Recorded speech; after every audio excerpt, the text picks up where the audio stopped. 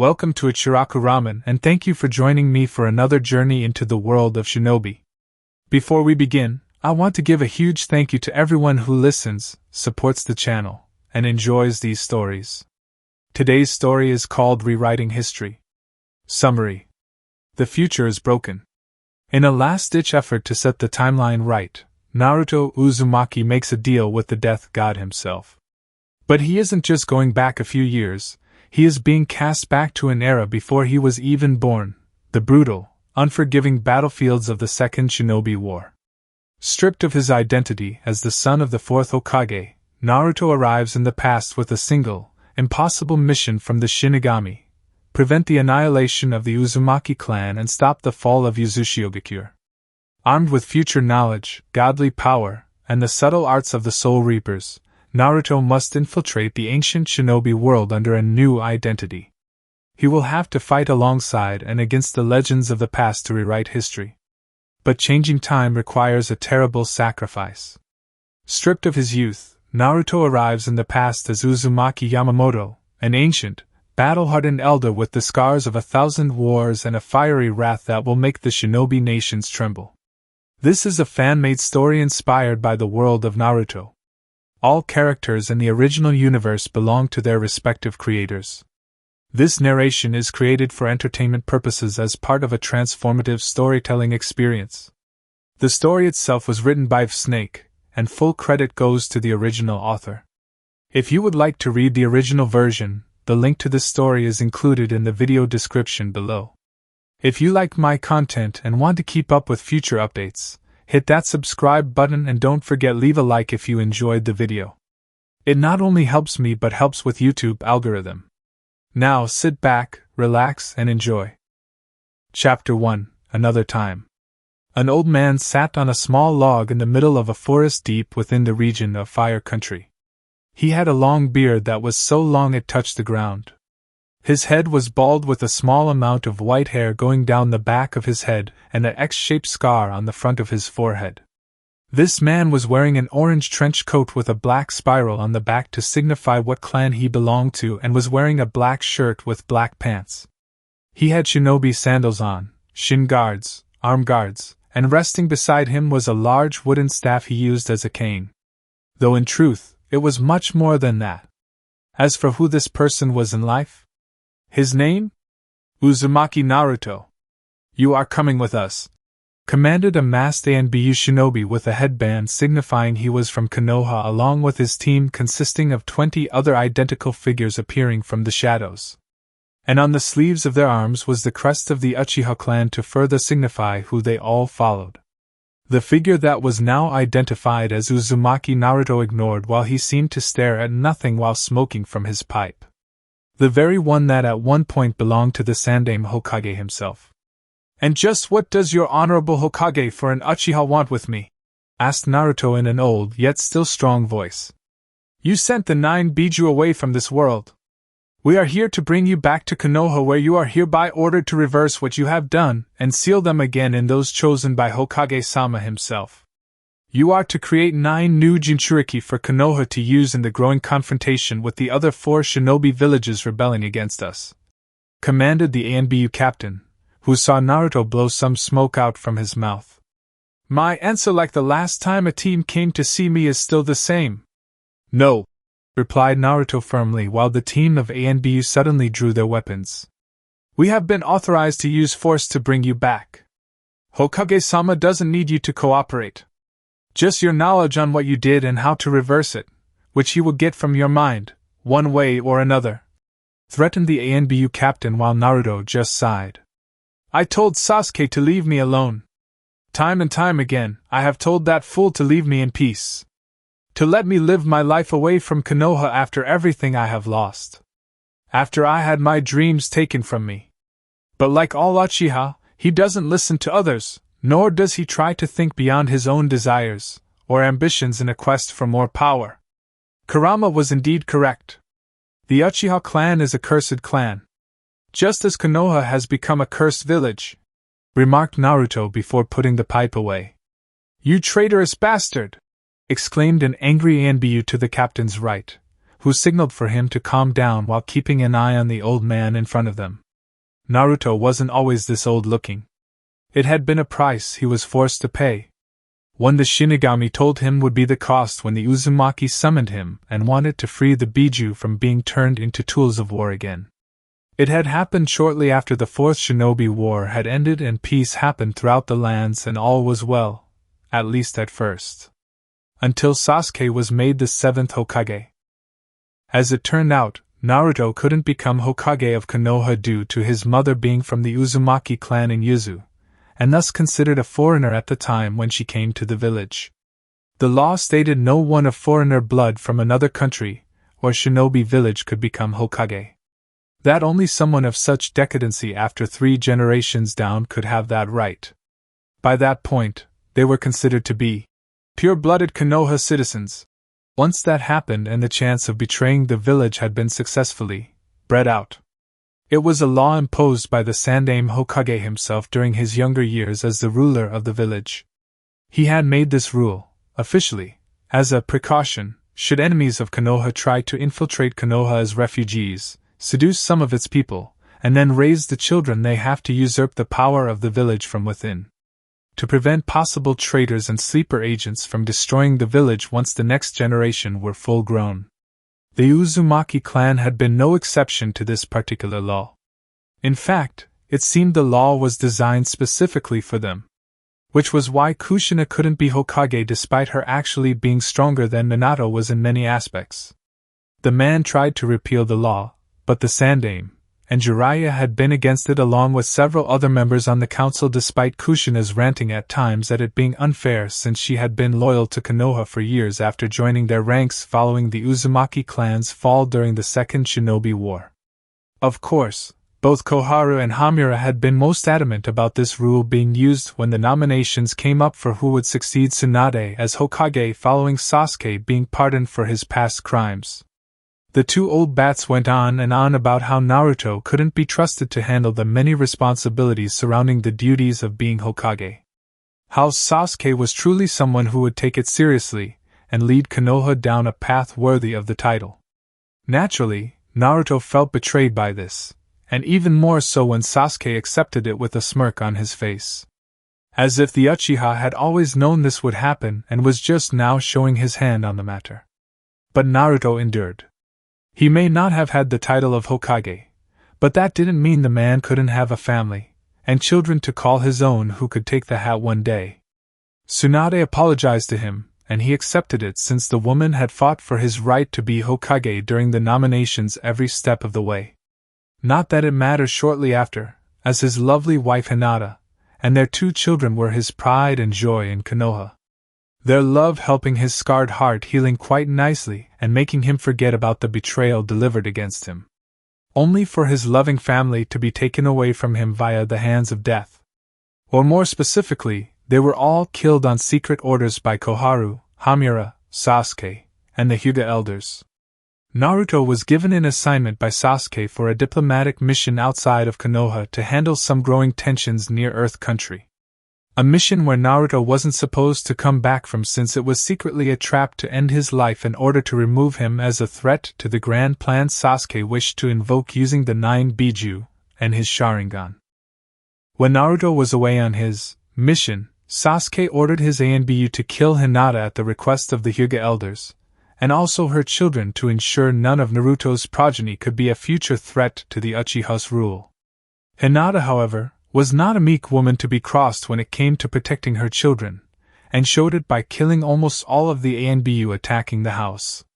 She would have prevailed against them had it not been for Sasuke showing up at the last moment, and moved to kill her children with his Chidori intent on being aimed for a 2-for-1 kill. Hinata used her body as a shield to take the hit to the heart, but with her last act of strength, she struck Sasuke in various points, took one of his eyes, and even made the man sterile so he would be denied having any progeny of his own to continue his legacy. Enraged by what Hinata had done since she told him, Sasuke used what strength he had left along with his remaining ANBU in the area, and burned the Uzumaki house down with the intended targets inside. Hinata had held her 2 scared children close while they wept, and she told them it was all right. That they would be going to a nice place where no one could hurt them ever again.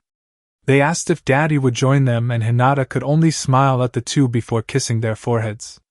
And soon after, the fire consumed them. When Naruto returned to Konoha, he was furious beyond belief, as his assassins sent to kill him on his mission, Konoha Nin all, were killed violently, and after torturing the leader of the group, slowly, he now knew who sent them. When he got back home, the blonde knew something was amiss, and found his house burned to the ground with the smoke still rising from the remains. Walking through it, Naruto saw the bodies of his wife and children holding each other close. At first, Naruto didn't understand how this could happen, but a burned message, written in charred blood, Hinata's blood, burned into the wood of the floor, and told him all he needed to know about who caused this. Uchiha Sasuke. Naruto wasted no time kicking down the door of the Hokage's office. He saw that Sasuke, the Hyuga elders, Hamura, and Koharu were shocked to see Naruto not only alive, but relatively unharmed. Stained in blood, yes, but it wasn't his blood. Many of the ninja in the tower tried to stop him from heading to Sasuke's office, but they were either killed or were badly injured by him. Before they could do or say anything, Naruto unleashed his fury on them, and the ANBU in the room. Hamura and Koharu were the first to die. They were old and weak, so they were of no consequence, same with the Hyuga elders being in the same boat, and too old to move to defend themselves. But Sasuke was a different matter, and deserved to suffer greatly at his hands. The Uchiha was weakened from what Hinata had done to him, and Naruto was not going to give Sasuke a chance to win their fight. Said fight spilled into the streets below, where Naruto proceeded to beat the living hell out of Sasuke, calling him a traitor, coward, backstabber, a power-hungry bastard, and the murderer of his family. Despite everything, Sasuke smirked when Naruto called him the last part, and the Uchiha called his former friend a fool for showing mercy and asking the daimyos to pardon him. How he had taken everything from Naruto, and now the loser could truly understand him in a way no one else could. How the darkness would now consume Naruto like it was always meant to, and the Uchiha would finally succeed in breaking the will of an Uzumaki. Naruto, however, was not one to break like Sasuke thought. Instead, Naruto decided to take something else from Sasuke to further even the playing field, and drew his sword he had acquired from his mother's homeland. Before Sasuke could do or say anything, Naruto took his remaining eye, and his bandaged arm meant to replace his real one during the Fourth Shinobi War. You're nothing to me now, Sasuke. You're not my brother or a friend. You are my enemy. All the shinobi who follow you are my enemy. It doesn't matter if they were my friends or not. Any shinobi who comes for me from this day forward in your name is my enemy. And I will kill them. You wanted me to break, Sasuke, but I'm not going to break. I'm going to do what you can't do. Endure. I'm going to live, and you are going to rot. The world will know just how rotten you are and leave you to your fate along with this rotting village. Those had been his final words to Sasuke before Naruto left with Kurama, so the Uchiha wouldn't use him for his own twisted purposes. Just because Sasuke lost his eyes didn't mean there weren't replacements he could use for the same purpose. Since then, Naruto had been a wanted man throughout Konoha and Fire Country despite what Sasuke had done. All Konoha Nin now had standing orders to find and kill Naruto should he be located by them. But that wasn't all. Apparently, the other Kages heard what the Uchiha had done and wanted no part of what the Hokage was planning to do. They closed off their borders and sent a message to Sasuke for his shinobi to enter at their own risk, for Konoha was now their enemy. Enraged, Sasuke, upon being healed, declared war on them all, calling each village traitors to Konoha, and declared his to be the one true shinobi village of the elemental countries. How he was the supreme Kage, who ruled over all the other Kages. He even went so far as to declare that all shinobi villages and their Kages should and would swear loyalty to him, or be destroyed by his power. That they would bend the knee or he would break their backs before ending their lives along with the lives of their progeny. Hence the beginning of the Fifth Shinobi War, or as the people of Konoha called it, the Rebellion of the Four Kages. Naruto stayed out of it for the most part. He needed time to mourn the loss of his wife and children. That all changed when the few remaining loyal spies from his network had gained were able to inform him of Sasuke's plan to win the war. To gather all of the 9 Biju via the use of his replacement Sharingan eyes. To force them into submission with the power of his dojutsu, and unleash enslaved Biju on the 4 Kages and their allied forces. Naturally, Naruto could not let this stand. The Biju had earned the right to live and be free from being sealed by humans. From being used by power-hungry humans for their wars. From being seen only as tools, slaves, or weapons to be used for personal gain in conquering the world. So Naruto decided to do the only thing he could do given the situation. He would gather the 9 Biju himself, and send them away to a realm where humans couldn't use them. Where they could be safe. Free. Happy. Everything they were denied in life shortly after the sage created them from the chakra of the Jubi sealed in his body. So Naruto went to each village. One by one. Speaking to the Biju about his plan. How he wanted to prevent Sasuke's plan from happening. How it was the only way that Sasuke or any other human in the future could be denied such ambitions. Reluctantly, each Biju agreed with him, and eventually joined Naruto in the ruins of Uzu to perform the means to take them to such a place. Of course, opening such a portal to a realm like that required a price be paid to a deity capable of cutting a hole to such a place. And the only one Naruto could think of who could be summoned for such an assignment had been the Shinigami. When the deity stood in front of him, Naruto told the Shinigami what he wanted, and was willing to pay the price if it meant Sasuke's plans would fail.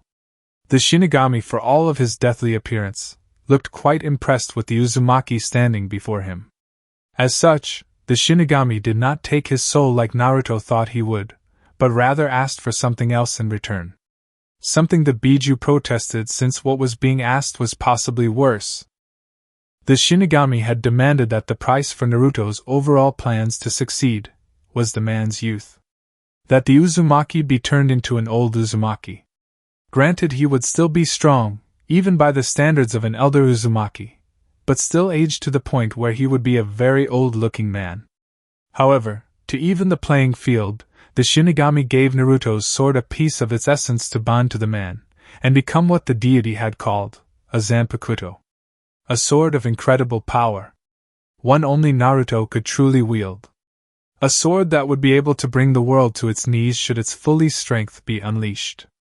And with this incredible power, the equally incredible knowledge on how to use it properly against his enemies.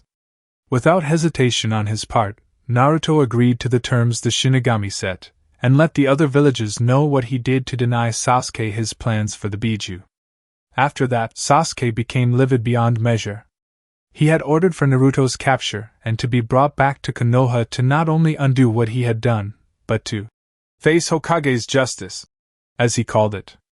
Since then, Naruto had been the most wanted man in Fire Country, but no one could pin him down in terms of location unless he wanted to be found.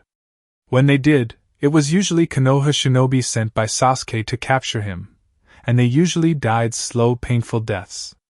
None of Naruto's true friends like the rookies, Guy's old team, or the Konohamaru Corps were among those sent. Tsunade and Shizen left too. So did Naruto's favorite ramen stand owners.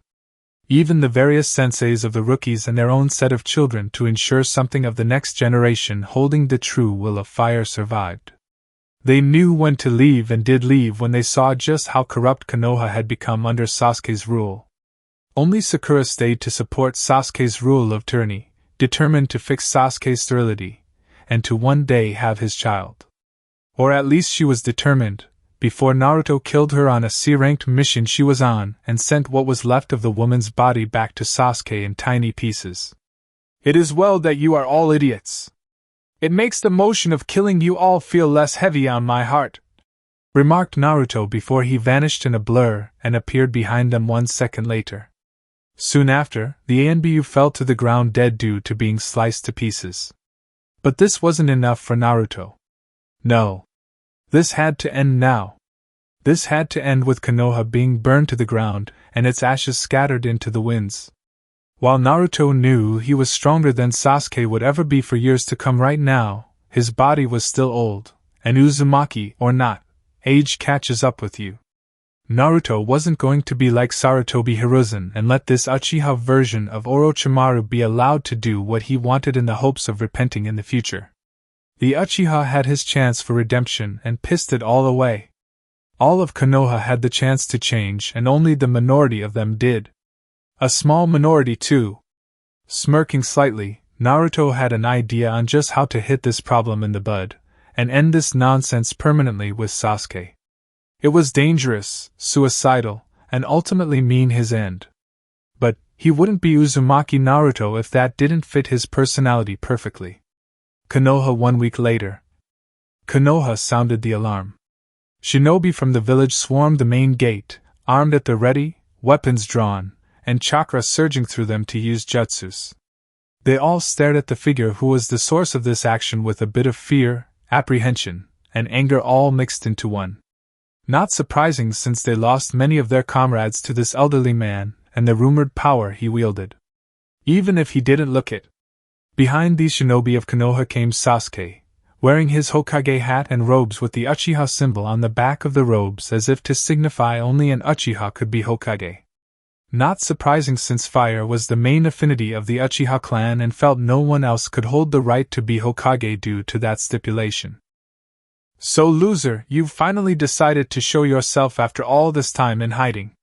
Did you come to acknowledge my greatness? Come to beg for forgiveness? To help me in this stupid rebellion by the other Kages? Remarked Sasuke with a smirk at seeing just how old his former friend looked. No, on all counts, Sasuke. You are not worthy of my help, much less acknowledgement of greatness. You are lower than trash, replied Naruto with Sasuke scowling at him. Says the weak old man currently standing before me, who looks like a mere gust of wind could easily knock him over with little to no effort. Countered Sasuke harshly while he saw Naruto now sporting a smirk and letting out a chuckle. Come now, Sasuke team. If there is one thing you should have learned by now after all this time, is that you should never ever underestimate a member of the Uzumaki clan. Especially when that Uzumaki just so happens to be me, stated Naruto with his eyes suddenly going from humorous to cold and icy. Restrain him, ordered Sasuke with his eyes active, and his shinobi moved in to take Naruto down. Only to be hit with an invisible weight of pressure, and see Naruto's hunched form now straightened with the look of a warrior replacing the friendly weak old man. Removing his coat, Naruto revealed his body was not one of a weak frail old man like he made others here believe, but a hardened warrior of battle, and with the scars to prove it. His eyes were one of fury, fire, and conviction that Sasuke had never seen before until now in Naruto. Fools! You follow a false Kage. Sasuke believes himself better than everyone around him, and all should fall at his feet as if he were a god. In truth, he would see you all burn in order to escape my wrath, but I will not allow it. This village has become corrupt. The will of fire has become one of darkness and hatred. It must be burned out and cleansed from this world, said Naruto before his crude-looking walking stick turned into a sword and he grabbed the hilt. Damn you, loser! I don't know what you are about to do, but I won't allow it to happen. You hear me? You are going to die here. This world is mine. Its people are mine. My vision of the world as I see it is law, yelled Sasuke in defiance while wishing he could move his body to stop Naruto. Wrong. Your vision of the world is about to be destroyed. Reduce all creation into ash, Ryujin Jaka, exclaimed Naruto before a seemingly unstoppable wave of fire exploded from his being and consumed all who stood in its path. Namely his enemies. None survived the onslaught. All of Konoha was consumed in the fire, the intense blade of it all destroying everything, and everyone in the village. Some tried to run, but they did not get very far, and the buildings themselves easily fell apart from the intensity of the blaze. And Naruto was just getting started. Calling forth all his power, he made the fire spin violently in a circle over the whole village before it split into four, and dived down into the earth below. Only to rise up in four different corners of, and shot up toward the heavens with the desire to leave nothing of the village being evident in his actions. This place was going to burn and everything around it for miles. Not even the Hokage monument would be spared. Not that it was much of a monument anymore. Sasuke had taken the other Hokage heads down and replaced them all with one giant head of himself to further enforce his greatness. To show everyone that he was the greatest Hokage that Konoha would ever had or needed in its lifetime. Naruto saw it as an insult and eyesore. Do not worry, Hinata. My children. I'm coming home, thought Naruto before closing his eyes and brought all his strength down on the village to cause a massive explosion. Deidara, the mad bomber of IWA, would have praised him as a god if he were alive to see the end result of Naruto's actions. As for Naruto, he embraced his oblivion without fear. Why should he? His enemies were no more. The war that Sasuke started was now at an end. Peace would return to the world once more. The remaining 4 Kages would endure in ruling their villages without him and hopefully wouldn't try to kill each other anytime soon. And even then, it was no longer his concern. I wouldn't be too sure of that, my boy, came the gravely voice of the Shinigami. I see. So you've come to take back the power you gave me, remarked Naruto with the Shinigami letting out a chuckle. No, I am not, replied the Shinigami. Then why are you here? Asked Naruto with the Shinigami looking almost tired. I need your help, dear boy. The world as you know is not what it should be or should have been for many years. In fact, the world as you have lived it up until now has been wrong, answered the Shinigami with Naruto looking surprised. So my life as I know was a mistake? Is that it? Questioned Naruto with the Shinigami shaking his head. No. Not a mistake. Just wrong. Your mother's clan for one, it should not have been destroyed, replied the Shinigami. And yet it was. By 4 of the 5 shinobi villages no less, remarked Naruto with the Shinigami shaking its head. Not 4. 5. All 5 shinobi villages had a hand in it. Konoha included, replied the Shinigami with Naruto looking at him shock and horror. What? Whispered Naruto while the Shinigami nodded. After Sarutobi Hiruzen became the Hokage, he feared for the future of Konoha. He knew the Uzumaki clan was growing in strength, in power. It would only be a matter of time before the clan allied with Konoha would become its own entity. And given how members of the Uzumaki clan are the only ones capable of holding Kyuubi, he felt they needed to be crippled to prevent them from ever having such strength, said the Shinigami while Naruto was furious. Who else was involved in that decision? Who else knew the truth? Asked Naruto, though he had a good idea on most if not all of them. Hiruzen's old teammates, of course.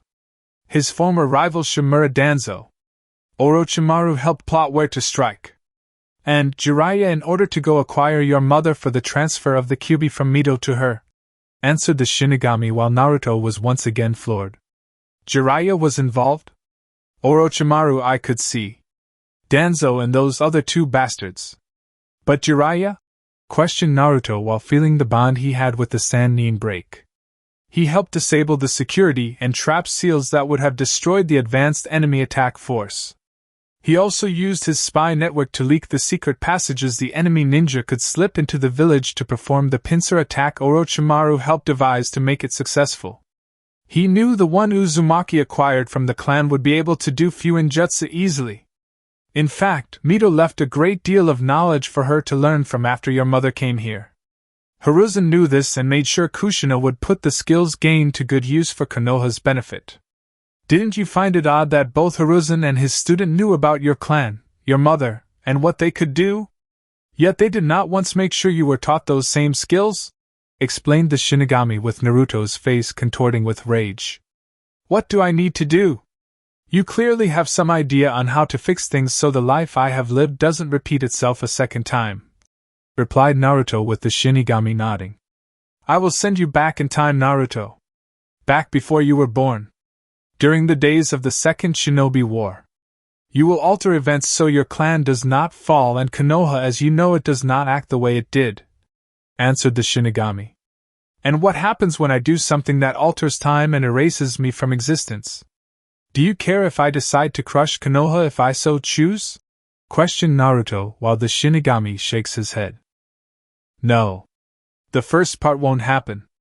You will be sent back, but not as Uzumaki Naruto. You will in truth be sent back as another member of the Uzumaki clan. As for the village that helped betray you, do as you see fit unless I tell you otherwise," answered the Shinigami with Naruto raising an eyebrow at the deity. "So I go back in time as myself, but not as myself, so I won't risk destroying myself in the distant future. Is that correct?" asked Naruto with the Shinigami nodding. "Yes. With the proper alterations to the timeline, your future self will grow up strong, well-educated, and more importantly, have a family who will love you no matter what," replied the Shinigami with Naruto nodding. "I don't suppose it's too much to ask for a much younger body, is it? While I am no slouch in this form, as you know, I would prefer to live long enough to at least see myself being born," replied Naruto with the Shinigami chuckled. "I can give you back your energy so you can live longer, but the current form you are in stays the same. After all, I think you would find it funny to see grown men barely a third of your current aged form being unable to win against you in a fight," remarked the Shinigami with Naruto thinking it over before nodding. Well, he's not wrong, thought Naruto before the deity gave him back his energy, and the old-looking Uzumaki felt stronger in the process. It is time. When you awaken in the world of the living, you will no longer be Uzumaki Naruto. He doesn't exist yet. You will be Uzumaki Yamamoto Genryusai Shigakuni, declared the Shinigami with Naruto's sweat dropping at the long-ass name. Can't you just call me Uzumaki Yamamoto for short? Asked Naruto with the Shinigami letting out a chuckle while showing his face did look a tad sheepish. Yes, I suppose it is a bit long, remarked the Shinigami while Naruto sighed a bit at the deity. I'm ready. Let's get this over with, said Naruto impatiently. Even after aging into an old man you still act impatient, commented the Shinigami. I'm an Uzumaki. What did you expect? Countered Naruto with a small huff. Indeed, said the Shinigami before he opened the necessary portal for old Uzumaki to enter. It was time to change the history of the world as he knew, and for the better. Quick pause, guys, I just want to take a second to say thank you. We actually hit 1,000 subscribers, and that is entirely because of you. I genuinely could not have done it without this community, and it means more than I can put into words. Now we're setting our sights on 2,000, and if you're not subscribed yet, this is your moment. It takes 1 second, and it truly makes a difference. Alright, let's get back to it. Naruto's not going to wait forever. Chapter 2, The Safety of Uzu. It was an interesting experience for him to see his mother's homeland at the height of its power during the Second Shinobi War. He saw his Uzumaki Clan walking around, being happy, healthy, full of life, and all around feeling good. A far cry from what would one day befall them and Uzu without his intervention in the months to come. The Second Shinobi War was escalating, IWA was on the march, and Kumo was beside them in that regard. Suna and Kiri were also showing signs of choosing targets, but the time-traveled Uzumaki knew they would all converge on Uzu at the last possible moment. The elderly man suspected Jiraiya and his Kami-Dan spy network had a hand in that if the revelation by the Shinigami on what the Sannin did in selling out the Uzumaki clan during this point in time as any indication. All of the misfortunate that befell the Uzumaki clan had shortly happened when Sarutobi Hiruzen became the Sandaime Hokage. That moment in time was actually several years ago, and shortly following his reign there were clear signs of tension between Uzu and Konoha. Not surprising. We did want Mito here for the resealing of Kurama into a new host, and they wouldn't allow it. Stating security risk this. Seal weakening that. Bah! If they were truly so concerned about such things, they would have let us take her right out of Konoha in secret, and misdirecting the other villages with Erosenen's spy network. Instead, they had demanded we send one of our clan to Konoha for the resealing. The only reason I even allowed this to happen was so my mother would be holding Kurama, and she would one day meet my father, thought one Uzumaki Yamamoto, who was also at one point in life from the future, and been called Uzumaki Naruto. But unlike before, this time he was a true full-blooded Uzumaki, and had all the skills one such as himself at his age possessed. As it turned out, there had actually been an Uzumaki clan member by the name of Uzumaki Yamamoto - insert super long-ass name here, and was presumed dead for years sometime between the First and Second Shinobi War. No one knew if it was from old age or some vengeful shinobi from rival villages. Of course, when Naruto, or rather Yamamoto, showed up on the clan doorstep, many were hesitant to believe he was the genuine article, and asked where he was all this time. The proclaimed Yamamoto easily explained how he had gone into isolation in order to go on a spiritual journey of enlightenment. The fact he didn't get in touch with them during this was due to him losing track of time, and the old Uzumaki humbly apologized for it. Much to the heavy sweat-dropping and face-planted reactions of his kin when he said, "I got lost on the road of spiritual life. My bad," before giving a hearty Uzumaki chuckle. Following that particular moment, Uzumaki Yamamoto was now part of the clan once more, and was considered a key advisor to the Uzumaki clan head. Many suggested he take over as clan head, seeing as he was the oldest if not strongest Uzumaki around, but Yamamoto told them that it wasn't for him, and trusted the current clan head to do things right. "Hey, old man!" exclaimed a red-haired girl running up to Yamamoto with a smile on her face. "Hello, Kushina-chan. How are you?" asked Yamamoto while finding it interesting to see his mother this way. Since the last time he saw her was in his mind, full-grown, and not afraid to hit him on the head for being what she considered rude. "I'm fine. Better than you, I bet, with your old bones," commented Kushina with a grin. Q-tick mark from Yamamoto and a punch to the girl's red-haired head. "My bones may be old, Kushina, but they have lost none of their strength," exclaimed an irritated Yamamoto before he realized just what he had done. He had just hit his former mother, on the head. For a moment, he feared what would happen if Kushina found out her future son, who traveled back in time, had hit her right on the head as a child, and all over calling him old. Fortunately, the moment was shrugged off since he doubted she would ever find out, and it's not like anyone alive would be able to tell her the truth, apart from himself, which he had no intention of doing. "Oh! Mean old Yama!" exclaimed Kushina with a glare. "Snippy little tomato head!" countered Yamamoto with Kushina's glare intensifying. "You take that back. I am not a tomato head," said Kushina while pointing at him. "No, I won't. Now if you will excuse me, I have to go." "Bye for now, Tomato-chan," replied Yamamoto before he left via Shunpa and ignoring the angry scream from the girl who would one day be Uzumaki Naruto's mother. And set in motion the reason why no one in Konoha dared call her a tomato after the first time an academy student there said it. Use a tower sometime later. Jiraiya from Konoha and a team of assigned ANBU are coming here tomorrow at the behest of the Hokage. They want to inspect the seals surrounding the key defensive sections of Uzu," said Uzumaki Garp, who felt Yamamoto should know about this, and hear what the older man felt about this. Not surprising since they both had a growing dislike for Konoha. When Hashirama and Tobirama had been alive with the Hokage hat on their heads, all was well. The bonds between the two had been good, and Mito sent letters back home about Konoha and how she loved it. But since Hiruzen had been in power, the letters came less frequently, and it was clear the elderly woman didn't care for the village like she used to when her husband was alive. When the issue of transferring Kyubi to another Uzumaki came up, Konoha had practically declared the Biju their property, and thus belonged to them regardless if the only one capable of holding the fox was an Uzumaki. Garp nearly came to blows with the young Hokage, and had to be restrained by 4 of his own ANBU. Hiruzen had an unreadable expression on his face, but the Uzumaki clan head could see through his stone-faced facade. In fact, Garp wondered why Mito wasn't at the meeting, and he had suspected it was due to the woman's sensory abilities detecting the true intentions of the Sandaime Hokage.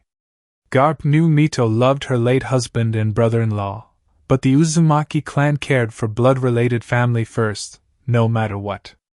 As such, Garp felt Mito would have the final say if she were there, and would have sided with her clan over Konoha if only to ensure things were done properly in Uzu by the most skilled Fuinjutsu masters. "They also want to take Kushina to Konoha for transferring the Kyubi from Mito into her," added Yamamoto with a frown. "While I dislike the idea of using Kushina like this, we have to sadly be realistic that it's necessary in order to keep the Biju out of the hands of those who would abuse such power," Though given how Konoha has the Uchiha clan, I'm inclined to fight them on this. Mito is in her twilight years. She deserves to be buried here following the transfer. Not there. I don't care if Senju Hashirama was her husband. She is an Uzumaki, damn it! When she dies, her body should be resting peacefully here with dignity and honor as a member of our clan, exclaimed Garp with Yamamoto nodding.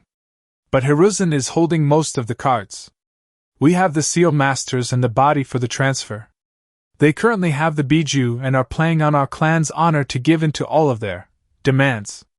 That we won't allow Mito to die and Konoha to perish while using our clan's beliefs against us, remarked Yamamoto while Garp frowning further since he had assumed the same thing. It's truly sickening.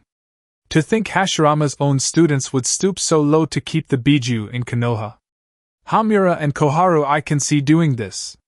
They both had a twinkle in their eyes at the idea of having a young Jinchuriki from our clan for them to mold to their own benefit.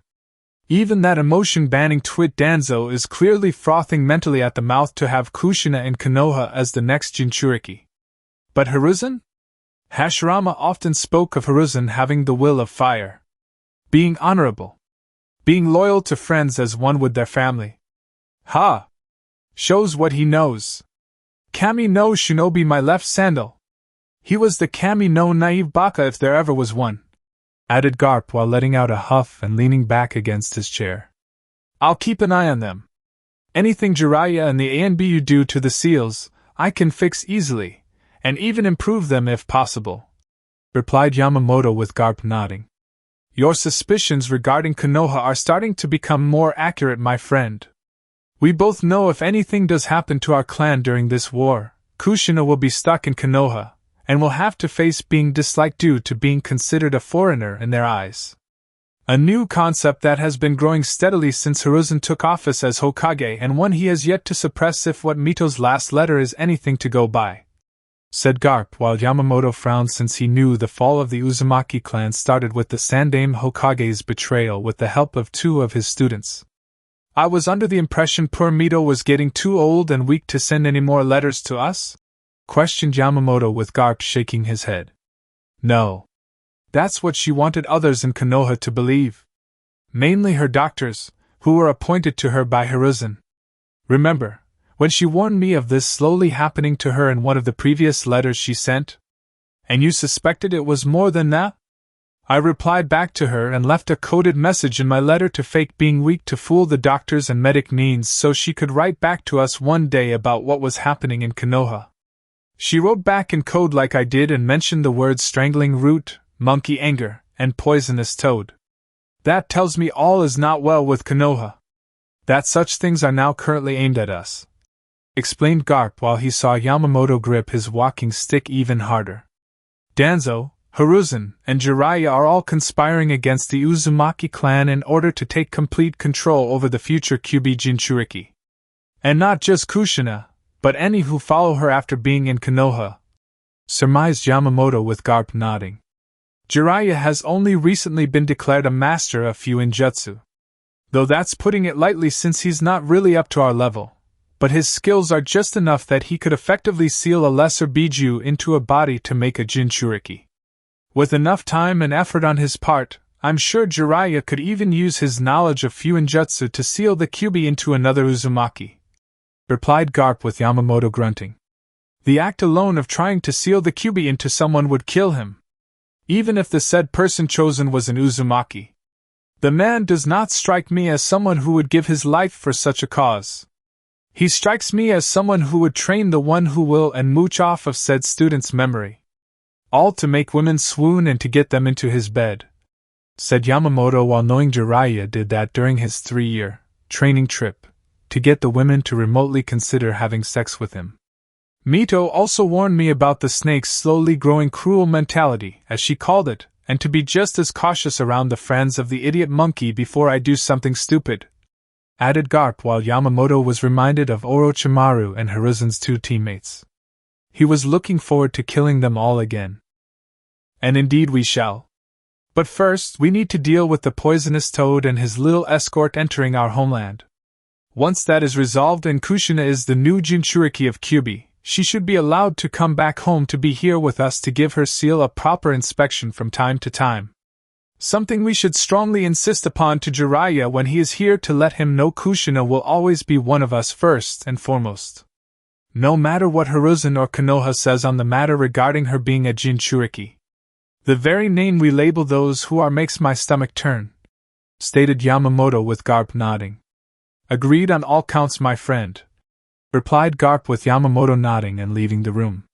He had work to do. Uzu the next day.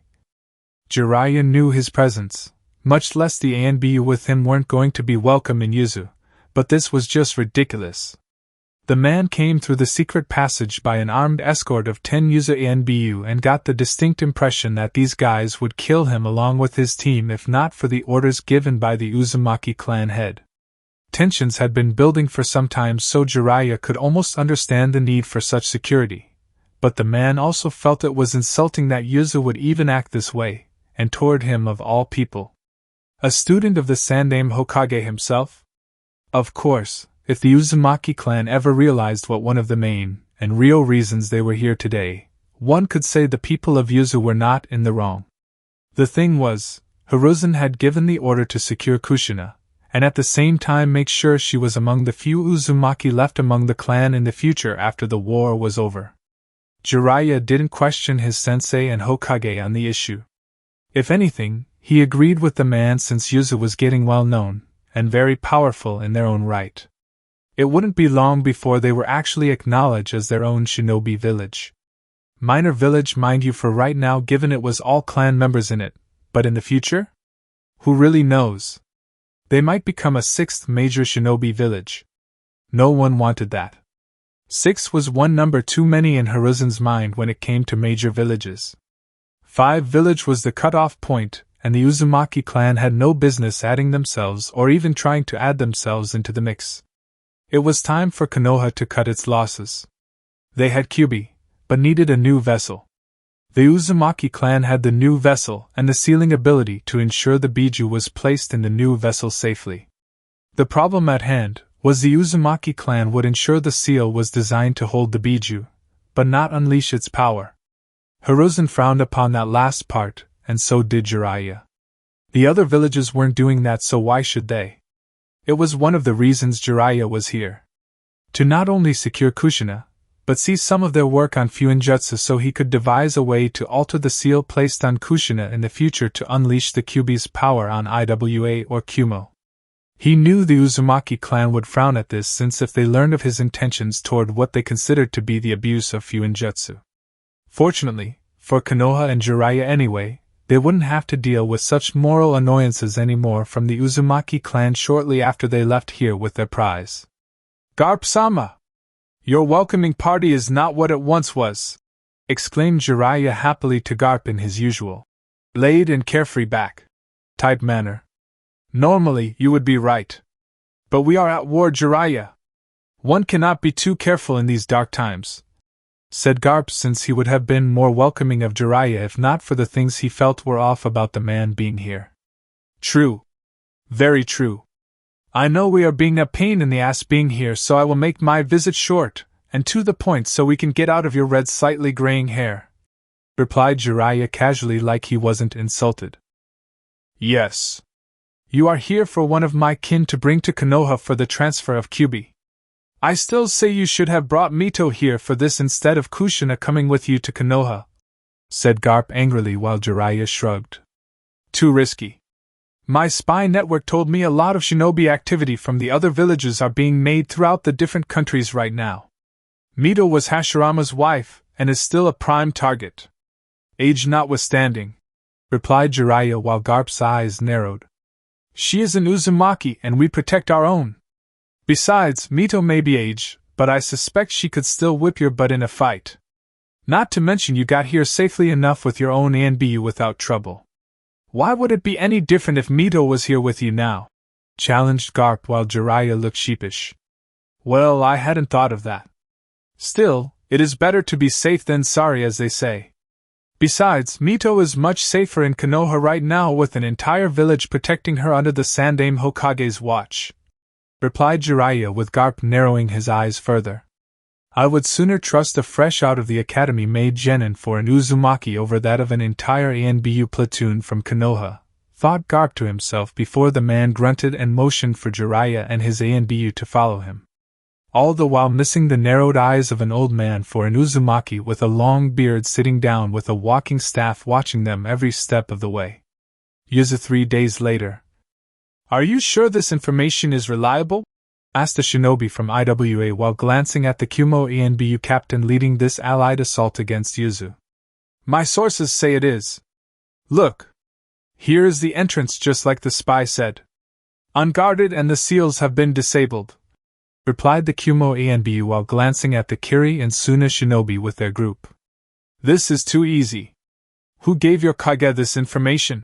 Asked the Kiri shinobi since he wasn't so sure this plan would go off without a hitch. You wouldn't believe me, even if I told you. In some ways, I don't think you even want to know, replied the Kumo ANBU since he didn't want to believe it either. I find it hard to believe the Uzumaki clan would be so lax in their security, or that one of their own would betray them, remarked a Suna shinobi with a scar running from his eye going down diagonally past his nose and to the lip. I never said it was Uzu, remarked the Kumo ANBU cryptically while he along with the others moved silently through the tunnel that would take them into the heart of Uzu while the main force attacked from the outside. Before they could have this silent conversation even further, the ground beneath them had suddenly begun glowing with seals before the entire allied ninja squad was impaled with earth spikes. Some managed to get out of the way in time by using chakra to press against the ceiling, but they were soon fried when seals appeared, and hit with an intense blast of lightning that turned the bodies to ashes. What remained of those who survived that were trying to retreat from where they entered, only to find the way blocked, and a new wall appeared at their back. Following that, more seals appeared all around them, and the now smaller area these allied shinobi were contained in began to quickly fill with water, with the water being filled with piranhas. Naturally, there were no survivors. Walls of Uzu at the moment. Bodies lay everywhere. A lot of bodies. Shinobi from Kiri, Suna, Kumo, and IWA were all on the ground. Dead? Well, dead or quickly dying. They had been told an infiltration team would help in a pincer movement that would allow them to take down Uzu on two fronts. How the seals on the walls connected to traps and early warning detection had been disabled a few days earlier without the Uzumaki clan noticing. How that happened, they didn't really know, or maybe deep down for the smarter-than-average shinobi of this allied force, they didn't want to know. The point was, they had basically been assured a guaranteed victory, and were eager to take it. Only to find their eagerness in believing in an assured thing, even from their own kages when given this assignment would ultimately be their undoing. How could this have happened? How could we have lost? Were we betrayed by our own kages? Did they really turn on us? Or did one of them betray the other to the Uzumaki clan without even realizing it? Thought a dying jounin from Suna while crawling away from the bodies around him and trying to escape in a futile attempt to report back to the Kazekage of their staggering loss. Only to get a sword go through his neck and out of his throat. Reduce all creation into ash, Ryujin Jaka, said a elderly voice before the body on the ground and those around him were consumed in flames. And only the person causing the flames was the one walking out of it unscathed. Konoha 1 week later. You assured me the seals were disabled, Jiraiya. You and your entire team I sent to get Kushina were ordered to disable the seals around Uzu without anyone knowing the truth. The mission was a success, sensei. Those were your words, Jiraiya, when I asked about it, stated Hiruzen angrily at Jiraiya while Orochimaru was in the room along with Hamura, Koharu, and Danzo with displeased looks on their faces. I did. I made sure of it. Besides, if you want to pass along blame here, why not blame the team? He was the one who suggested the secret tunnel I used to get into Uzu when I was there for the enemy to enter undetected when the allied army attacked, protested Jiraiya while pointing at Orochimaru, who frowned since he did come up with the idea, and the plan to perform the pincer movement accordingly. And it would have worked too, provided Jiraiya's end of things went smoothly. Which it didn't. My end would have worked had you done your job, Baka. Now the Uzumaki clan are getting suspicious of us. They sent a letter demanding how the enemy not only knew of the tunnel use, but why some of their seals were noticeably damaged if not disabled. Not to mention the damage they saw was fresh and looked like it was days old when they began repairing it. The fact you were on Uzu the day such a thing happened to their seals makes us all look like traitors to allies, replied Orochimaru with narrowed serpent eyes. Considering what we did or at least tried doing to the Uzumaki clan, isn't it true? Asked Jiraiya with Hiruzen and the others frowning at him. That's not the point, Jiraiya. With the Uzumaki clan scattered, no one would have been able to piece it all together on their end.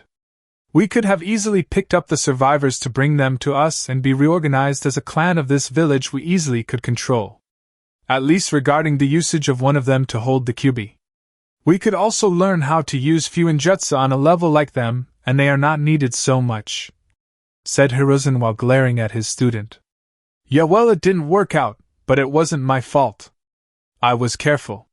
So was the ANBU team with me. Though maybe if the members of Root weren't part of it, the Uzumaki clan wouldn't have been none the wiser, commented Jiraiya with Danzo frowning. And what does Root have to do with your own incompetence? Asked Danzo with a frown. I don't know, maybe the fact those trained in your program have the emotional stability of a wet dishcloth. The Uzumaki clan have a lot of skilled sensors, who can sense the emotions of people. Mito was one of them, remember? The ones in Uzu no doubt sensed how emotionless some of the ANBU in my escort were with me and made it known to Uzumaki Garp. Chances are he had some members of the clan snoop around where they went and saw the damage done before repairing it, replied Jiraiya with Danzo frowning further. Emotions people possess are a weakness, Jiraiya. My Root shinobi did their job per the instructions given to them. I highly doubt they are the reasons for your failure, countered Danzo with Jiraiya frowning at him. One day you are going to die an old man. Old and alone, remarked Jiraiya with Danzo not even twitching at the supposed insult. Considering how you live or intend to live in the future, Jiraiya, I expect to outlive you, countered Danzo with Jiraiya smirking. Fine by me. The world by that point would probably suck anyway, Jiraiya shot back. Enough! Both of you! We need to figure out how to stop this from making us look like we betrayed our own allies. Thoughts? Questioned Hiruzen while the room went into silence once more for a time. They can't actually prove Jiraiya and his team damaged the seals after all the fighting that occurred, sensei. For all they know, the seals were damaged during the attempt to invade Uzu. Not Jiraiya, said Orochimaru while Hiruzen nodded. And the secret entrance? Asked Hiruzen since that was another issue. We say the enemy found it while searching for a way to get into Uzu from behind, while the main force obviously attacked from the front. They foolishly entered a well-hidden entrance made to be a secret trap and died because of it. Not our fault the enemy found the damn place and entered believing it was unguarded in some shape or form, added Jiraiya with Hiruzen nodding in agreement there. The fact the Uzumaki clan would make such claims of us betraying them is an insult to Konoha and to you, Hokage-sama, added Kohara while knowing they could spin this in a way where the Uzumaki clan were coming off paranoid. Even if the clan was actually correct. Even still, accusations still have a way of clinging to things. Not unlike a bad stench on clothing. You can scrub and clean the clothing all you want, but the bad stench will still remain. If only in memory, remarked Tamura while making sure they understood this accusation made by the Uzumaki clan would not go away so easily no matter how hard Konoha tried to spin it. I get it. We're going to look like the bad guys here for a while until this mess blows over. Big deal. We have Kushina, Mito will be ready to transfer the Kyuubi into her soon, and that will be the end of it. I'm already coming up with ideas for different seals we could create for future Jinchuriki beyond Kushina, so we have our future weapon once it's time for her to pass on the fox to another one. Hopefully an Uzumaki born here. That way we can have undisputed claim to the child should Uzu get involved again, replied Jiraiya since he felt his mission was an overall success with a minor bump in the road regarding the continued existence of the Uzumaki clan. It's not that simple, Jiraiya, replied Hiruzen while Jiraiya frowned. What do you mean it's not that simple?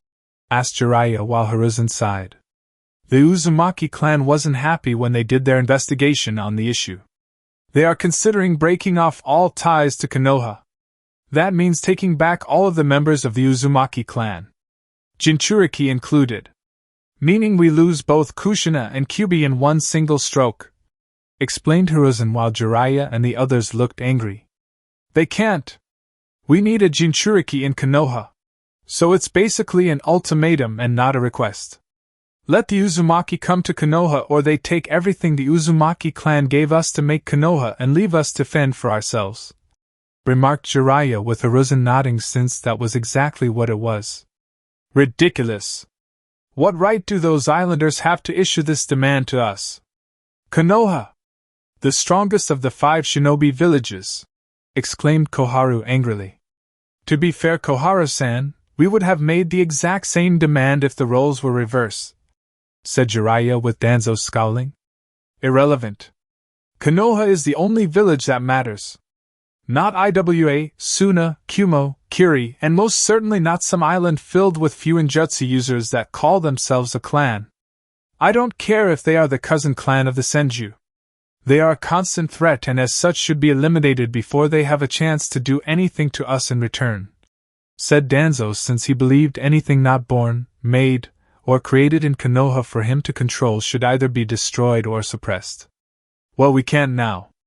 They are most likely going to strengthen their defenses and keep their guard up around anyone sent to Uzu for any reason, commented Hamura while the others were seething at how their plan was ruined. That aside, say we agree to let this Uzumaki clan member to join Konoha. What does he or she contribute to this, and what is his name? Asked Jiraiya curiously while the Hokage just side-rubbed his head. His name is Uzumaki Yamamoto. He is arguably the oldest Uzumaki clan member they have and also arguably the most powerful too, replied Hiruzen with Danzo, Orochimaru, Hamura, and Koharu stiffening in fear. Uzumaki Yamamoto? As in the Uzumaki Yamamoto? But he's supposed to be dead. Or rather, reported to be dead, exclaimed Koharu fearfully since she had seen the man in his younger years as a child and his power unleashed. Even Uchiha Madara's strength paled in comparison to that Uzumaki. In fact, Koharu suspected Madara and Hashirama working together couldn't have been enough to defeat that man. Yes. I thought so too. But apparently we were wrong to assume as much. Yamamoto is not only very much alive, but is considered stronger than before.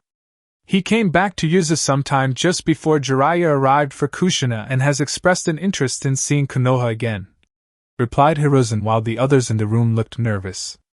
Wait. If this guy is the strongest Uzumaki in the clan right now, why isn't he the clan head instead of Garp? Asked Jiraiya since the strongest clan member should be ruling it.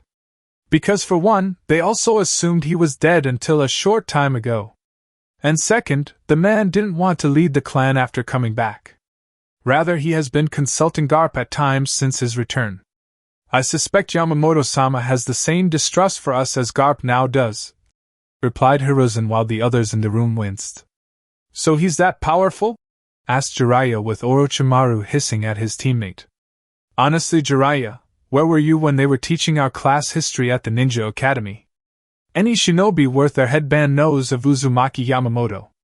It was said the man could literally personify the will of fire that Hashirama preached about. He was given the nickname Uzu's Fire, for a reason. Not even Madara or Hashirama could hope to match him in battle either separately or together, said Orochimaru while Jiraiya now looking a bit nervous when hearing this. Madara and Hashirama were considered the pride of Konoha despite how the former went insane and leaving. For anyone to remotely surpass either of them was truly a monstrous individual.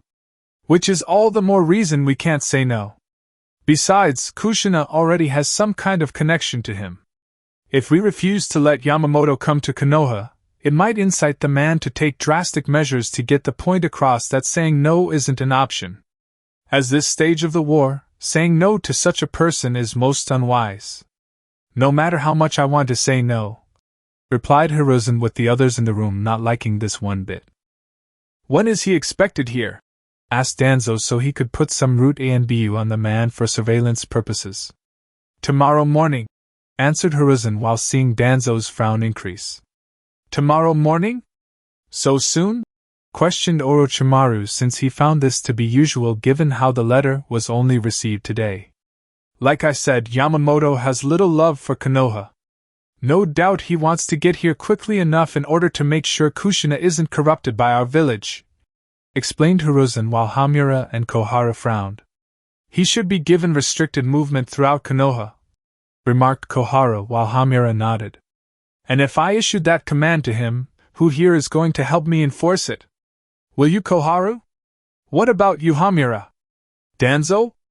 Orochimaru, are you interested in enforcing such a command and making Yamamoto see things our way through the use of force? Questioned Hiruzen while everyone in the room kept their mouths shut. So nice to know everyone in this room is a coward like me when it comes to this guy, thought Jiraiya while keeping his mouth shut on the matter. We will figure out how to deal with Yamamoto-sama when he arrives tomorrow. In the meantime, we need to focus on the academy, and where to place Kushina in it. Tsunade is currently with her right now and unknowingly helping us get the girl on our side like I originally hoped, said Hiruzen with Jiraiya running a hand against his chin. I have been keeping an eye on the academy for a while now. I think we should put her in the class with those of her age group. There are quite a few clan heirs in one of them if I am recalling this year's starting class correctly, right? Put Kushina in the same class with them, offered Jiraiya with Hamura and Kohara looking at him like he just said that all Jinchuriki should be loved if not respected for their burdens. What? With the clan heirs? With Kushina? Questioned Hamura, since he felt such a thing shouldn't happen simply because the girl was going to be Konoha's future Jinchuriki and weapon. Why not? We need Kushina to like Konoha in order to stay here in the future, right? Not to mention she is from a clan. Maybe not a clan heir, but still from an important clan in connection to the Senju. Plus, we need her to interact with the kids her age, so she wants to actually stay in Konoha because of them when they are all grow up. She enrolls in the academy, makes friends with those in the class, and grows up as a ninja of Konoha while we keep her status as a Jinchuriki under wraps. At least for the moment anyway. When the time is right, we let it slip out, or create a scenario where she unleashes a good chunk of the Bijuu's chakra despite the seal used to contain it. Even if Mito does give Kushina a similar seal to her own, I can always alter it in the future to change the purpose of the seal while under the pretenses of inspect and future research. By the time the village tries to isolate Kushina due to her status as a Jinchuriki, we make it seem like we care, and she will want to keep what few friends she has left here no matter what, explained Jiraiya with Hiruzen nodding at the idea. There is just one problem regarding the altering of the seal, Jiraiya. Yamamoto-sama is a master Fuinjutsu user. What makes you think he will even let you get within 3 feet of Kushina to inspect her seal? Much less alter it to your specifications? Questioned Danzo while Jiraiya just shrugged. Easy. Time. Sensei said it himself. He's an old man. Sure, Yamamoto is strong for his age, but he won't live forever. Chances are he'll die sometime within the next 5 years of old age. We just pretend to be on our best behavior until that time, and after the old geezer kicks the bucket, we lure Kushina into our confidence, and make up some reason for me to see her seal, replied Jiraiya while Hiruzen once again nodding at the idea. Good idea. I'll arrange for Kushina to be in the academy class pertaining to her age. She has some ninja training, so I imagine there is no real risk of her being behind them when starting out at the academy, added Hiruzen while knowing this would be a good chance to influence Kushina despite possible interference from Mito and Yamamoto. Konoha the next day. Uzumaki Yamamoto huffed at the sight of Konoha, his eyes gazing up at the site of the Hokage monument sporting the heads of Senju Hashirama and Tobirama. Both great in terms of being Hokage, but their personal choices in students and successor to being the Hokage left much to be desired. Sarutobi Hiruzen's own face was freshly placed on the monument not that long ago, but the sight of it made Yamamoto angry at what he learned in his past life as Uzumaki Naruto. To think he once admired that man for his courage and so-called honesty in doing what was right. Bah! The man was no more righteous than Danzo and barely more ethical than Orochimaru. At least he was honest about himself, and didn't really hide what he was or felt about his personality to the world. They would get their second punishment for past and future sins soon enough. Welcome to Konoha once more, Yamamoto-sama. Do you want to rest for a bit? Such a long walk from Uzu must have been draining, offered Hiruzen diplomatically when he went to personally greet the by far older-looking man, and got a fist to the top of his skull via the far older man with a tick mark on his bald and scarred forehead. Impudent whelp! No manners whatsoever. Implying I am too old to travel long distances and saying I should rest upon arriving in subtle words. Hashirama should have taught you better manners, brat! Exclaimed Yamamoto while finding the perks of being the elder and strong at the same time was you could smack around just about anyone who made such a remark about your age. Subtle wording or not. Many of the ANBU assigned to guard the Hokage, and seeing this sweat dropped at the sight of their Hokage on the ground with a massive lump on his head. The impact crater his body made thanks to the force of the punch was deep and showed Yamamoto was indeed strong for his old age. Damn Uzumaki Clan and their infamous temper. Now I see where Tsunade got hers from when growing up, thought Hiruzen while getting out of the crater and saw Yamamoto was looking at him with unimpressed eyes. I expected more from you, Hiruzen. Already as the Hokage, and it's clearly made you soft in terms of taking a light hit. And to think it's only been a short time since Tobirama died in this war prior to naming you his successor. Perhaps Mito should have taken over and we wouldn't have to worry about such things, commented Yamamoto, and was mentally happy to see Hiruzen was clearly seething at the idea of Mito sitting in the Hokage seat over himself. Or any Uzumaki for that matter. No Uzumaki trash is going to sit in the Hokage seat. Not while I can make certain of it, thought Hiruzen while getting up from the ground. Now if you would escort me to Kushina and Mito, I would very much like to see my two precious kin, who have to undergo future hardship for the good of all, said Yamamoto with Hiruzen fixing his robes and getting the dirt off of them. Yes, of course. But first, we need to go to the Hokage Tower to speak to councils and the clan heads about your position here in the village, replied Hiruzen while Yamamoto huffed in annoyance, but not nodded all the same. Very well. But this meeting is to be kept short. I always find longer than usual meetings are unnecessary, said Yamamoto before walking ahead of Hiruzen, who glared at the older man's back, and moved to catch up with him. Long or short, Hiruzen had a feeling this meeting wasn't going to be pleasant for him in the slightest like he first hoped. Hokage Tower? Welcome to Konoha after so many years, Yamamoto-sama, said Koharu in a polite tone while seeing the man in the flesh after so long. Even now she could sense the power running through him and shivered mentally in fear. Indeed. It has been many years. Not since near the end of the First Shinobi War, added Hamura while Yamamoto looked at the two with what could only be called discontent.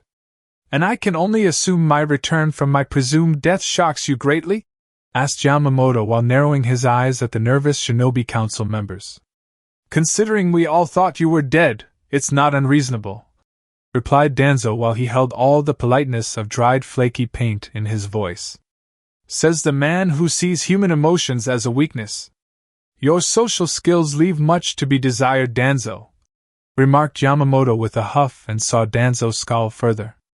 As do your own, it seems if you are going to insult someone of high standing like myself in Konoha. Danzo shot back. My apologizes. I simply find it hard to respect or be remotely polite to anyone who sees every person around him as an expendable tool to throw away when they are of no further use from a military standpoint.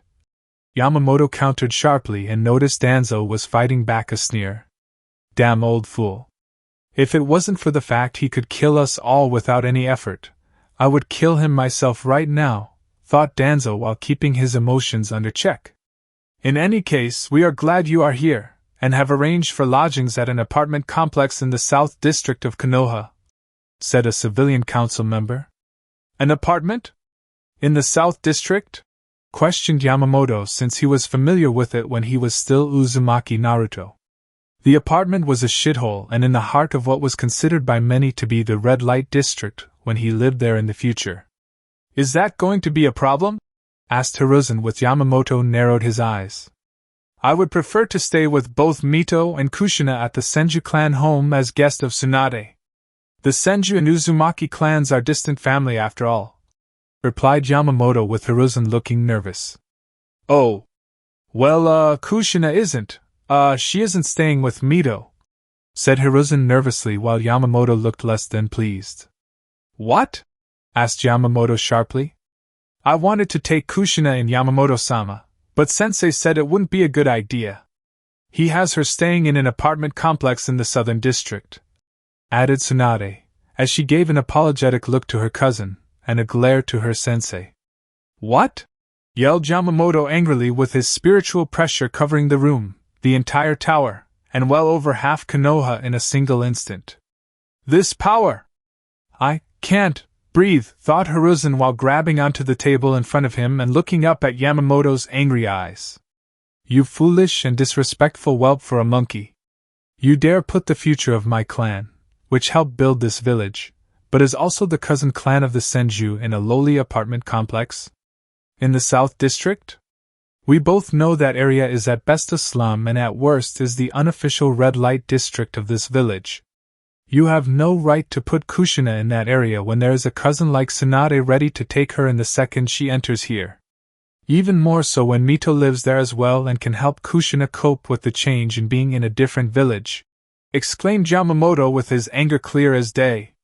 Their actions toward Kushina now was basically a prototype trial run on how to control her that they eventually perfected in terms of using on her son after she died. Please, Yamamoto-sama. This can be corrected, pleaded Hiruzen before he felt even more pressure and heard several things in the room break because of it. You're damn right this will be correct. Kushina is moving into the Senju clan home to be with Mito and Tsunade.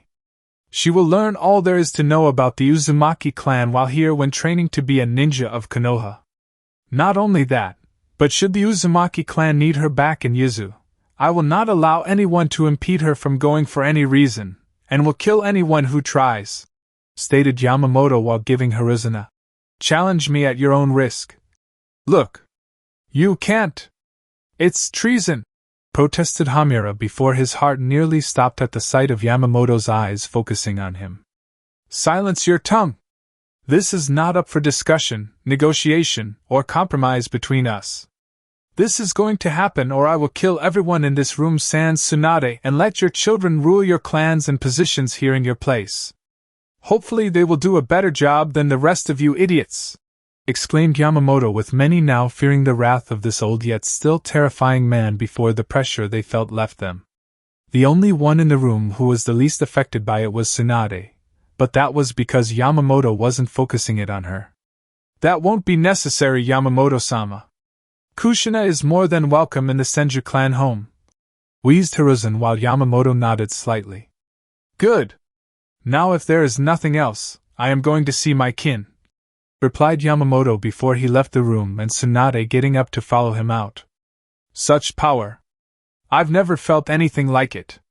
He is indeed just as strong if not stronger as the old tales my father told me, remarked Hyuga Hibachi, who was the father of both Hyuga Hayashi and Hyuga Hizashi of the Hyuga clan. Indeed. It is most unwise to anger such a man capable of such strength, added Aburame Shina, who was the father of Aburame Shibi, and would be the grandfather of Aburame Shino in the future. That is not a man. It's a monster! Exclaimed a civilian council member with a hysterical look in his eyes. A monster we have clearly provoked to the point where he is willing to kill us if we do not concede to his demands. Demands which are logically not unreasonable, said Shina calmly despite everything. The Uzumaki clan have always been one to flaunt their strength when they don't get their way. They should be wiped out from this world. We would have all been better off without them, stated the Uchiha clan head, who was Uchiha Fugaku's father. If you only knew, thought Hiruzen since that plan was now lost for the moment. Regardless, we will have to be careful around Yamamoto-sama. The last thing we need to do is provoke him into doing something violent, offered the Nara clan head, who was Nara Shikaku's father.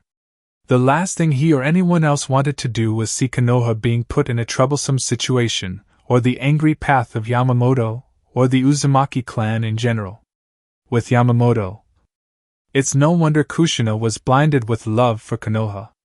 They practically force-fed her no alternative, thought Yamamoto while putting all the events so far through his mind. Giving Kushina nothing but the bare essentials to live in Konoha. Only seeing Mito on occasion, and was basically the only member of the Uzumaki clan left after those in Uzu scattered. When Mito died, Kushina would be all alone, with the exception being Tsunade herself, but the Senju could only do so much for her, and Yamamoto suspected Hiruzen had a hand in that. Claiming some form of favoritism among clans that couldn't be shown even if they were related in some manner. By leaving Kushina practically all alone within Konoha, Hiruzen was making sure that all of her friends and comrades were all for the village. Getting her to form bonds with people who were loyal to Konoha and get her to be loyal to the only place she believed was a good place to live. No doubt Hiruzen manipulated the events along with Danzo, Hamura, and Koharu to make the girl rely on Konoha on a subconscious level. Yamamoto was going to make sure that didn't happen. Starting with having a long private conversation with Uzumaki Mito about his concerns regarding Konoha after making sure Kushina was safe within the Senju clan home. Chapter 3: Ripples in Time. Yamamoto looked at Mito sitting on the cushy bed. She had indeed looked old, and her body showed as much with the wrinkles. Her sharp eyes also still showed the fight in her, so that was some comfort. The woman was happy to see him and little Kushina. The poor girl was surprised to see him, and would have made a crack about Yamamoto being old if not for the fact they were going to see Mito. In fact, Kushina was happy they were, since she didn't understand why she couldn't stay with Mito from the start. Not that it mattered anymore, since Yamamoto had taken care of the particular issue with the Hokage. "You are looking well, all things considered," remarked Yamamoto with Mito smiling at him. "I'm not too old to be completely bedridden, and I can still throw a means punch when required," replied Mito with Yamamoto smiled at her, and the fact she hadn't lost the infamous Uzumaki wit. Still, it was time to get serious. "How have things been since Hiruzen took over as Hokage?" asked Yamamoto with his smile gone, and frown now on his bearded face. "Bad. Konoha's showing a very ugly side of itself. I fear it will only grow and get worse long after I'm dead," answered Mito with Yamamoto nodding. "You have no idea, Mito. I wish I could tell you the truth, but I fear what it would do to your heart," thought Yamamoto to himself. "Friends of the Uzumaki clan are thinning among the populace. Civilian and shinobi alike who I have come to know since being here are dead, on long-term missions, or have left Konoha because they see what I do. It hurts to see this place become less friendly to my clan," added Mito with Yamamoto growling in anger and gripped his staff tightly. "You still have your clan in Uzu. You don't need to stay here for your twilight," offered Yamamoto with Mito smiling at him. "Thank you, but no thanks, Yamamoto-sama. My place is here. With Tsunade, Kushina, and with you in the house my husband built. The village we helped build," replied Mito, as she smiled slightly at the memory of Hashirama and his constant devotion to her. "When you die, I am having your body sent back to Uzu to be buried with honor." "You deserve that much," said Yamamoto with Mito looking slightly sad at hearing that. "Not with my husband," remarked Mito with her tone matching her face. "Under any other circumstances, I would agree that you should be buried here beside him, Mito. But in these dark times threatening our clan, I dare not think what would happen to your remains if left here with those with questionable ethics," replied Yamamoto with Mito flinching, since she had an idea of who he was talking about. "You know something. Something you're afraid to tell me. That you don't want Kushina or even Tsunade to hear just yet," deduced Mito with Yamamoto nodding. "Do you want to hear it?" asked Yamamoto with Mito slowly nodding. "I need to know," answered Mito with Yamamoto sighing. "Konoha tried to betray our clan not that long ago following taking Kushina here. We were attacked by enemy shinobi from the other 4 villages allied together against us. They used a pincer movement with the main force attacking from the front and another team using one of the secret tunnels to launch a surprise attack from behind. Seals and key places for detection and activating traps in certain areas were disabled or destroyed prior to the attacks. The secret entrance into Uzu was the same one Jiraiya used to gain access to Uzu, and few outside of our clan knew about it. In fact, the only ones in Konoha who do know of it are you, me, Kushina, Jiraiya, Orochimaru, Hiruzen, his teammates, Danzo, and the ANBU escort Jiraiya came with during his short stay, explained Yamamoto, with Mito looking worried and fearful of her clan losing members from such an attack. Any causalities? Asked Mito, with Yamamoto shaking his head. Not on our side. After I personally fixed, repaired, and enhanced all the seals myself, we used their arrogance against the enemy. We crushed them all in ruthless counterattack. No Uzumaki died that day, answered Yamamoto with conviction in his voice. I believe you. But still, Hiruzen wouldn't betray my husband. Or Tobirama. Not the two senseis who taught him about the will of fire, replied Mito, with Yamamoto shaking his head and disagreeing with her. Even fire can be corrupted if the desire for power at any cost is strong enough. Hiruzen wants one thing and one thing only from our clan, and not in a direct sense. You know what I speak of, replied Yamamoto, with Mito nodding. Kyubi. He wants the Biju sealed inside of me, said Mito, since she knew the strongest of all the Biju was something Konoha coveted greatly. And he planned to discreetly control Kushina not long after you died. Tsunade would be kept away from her, and he could manipulate things where she sees Konoha as her second home. Without the Uzumaki clan to come back to, she would have had no say in terms of leaving here, and even less when the Kyubi is sealed inside of her once fully transferred over from you, said Yamamoto, with Mito letting out a painful sigh. What does this mean for Konoha? For us? For the Uzumaki clan? Asked Mito, with Yamamoto looking at her now with gentle eyes. If you are referring to me unleashing my fury on the entire village and burning it to the ground, I have no intention doing such a drastic action, yet, replied Yamamoto, with Mito smiling at him. You aren't immortal, Yamamoto-sama. You can't live forever. You can't defend me, Kushina, or anyone else from our clan forever, countered Mito, with Yamamoto smiling at her. That may be true, but it doesn't mean I can't remove the various entities in Konoha that are a threat to our clan while I'm still alive. Yamamoto shot back, with Mito looking at him with knowing eyes. Many would consider your words treasonous against Konoha from what you are secretly implying, said Mito, with Yamamoto's eyes narrowing. Considering the betrayal done by Konoha toward our clan, it's more than justified. Turnabout is fair play, replied Yamamoto, since he knew it was only fair he counter Konoha's actions with his own. I don't want Konoha destroyed. I don't want my husband's village to be lost forever due to our desire for revenge, whispered Mito, with Yamamoto nodding to her request. The spirit of Konoha will remain intact. It's those who would corrupt Hashirama's beliefs for their own crude ends that will die, said Yamamoto, with Mito smiling at him again. You are not what you seem, Yamamoto-sama. I sensed as much from you when you let loose your power. There is a piece of the Shinigami inside of you, remarked Mito, while she had sensed as much from him with her sensory abilities. And what does that tell you about me? Asked Yamamoto, while keeping his eyes on her. That you are indeed Uzumaki Yamamoto and yet not Yamamoto at the same time.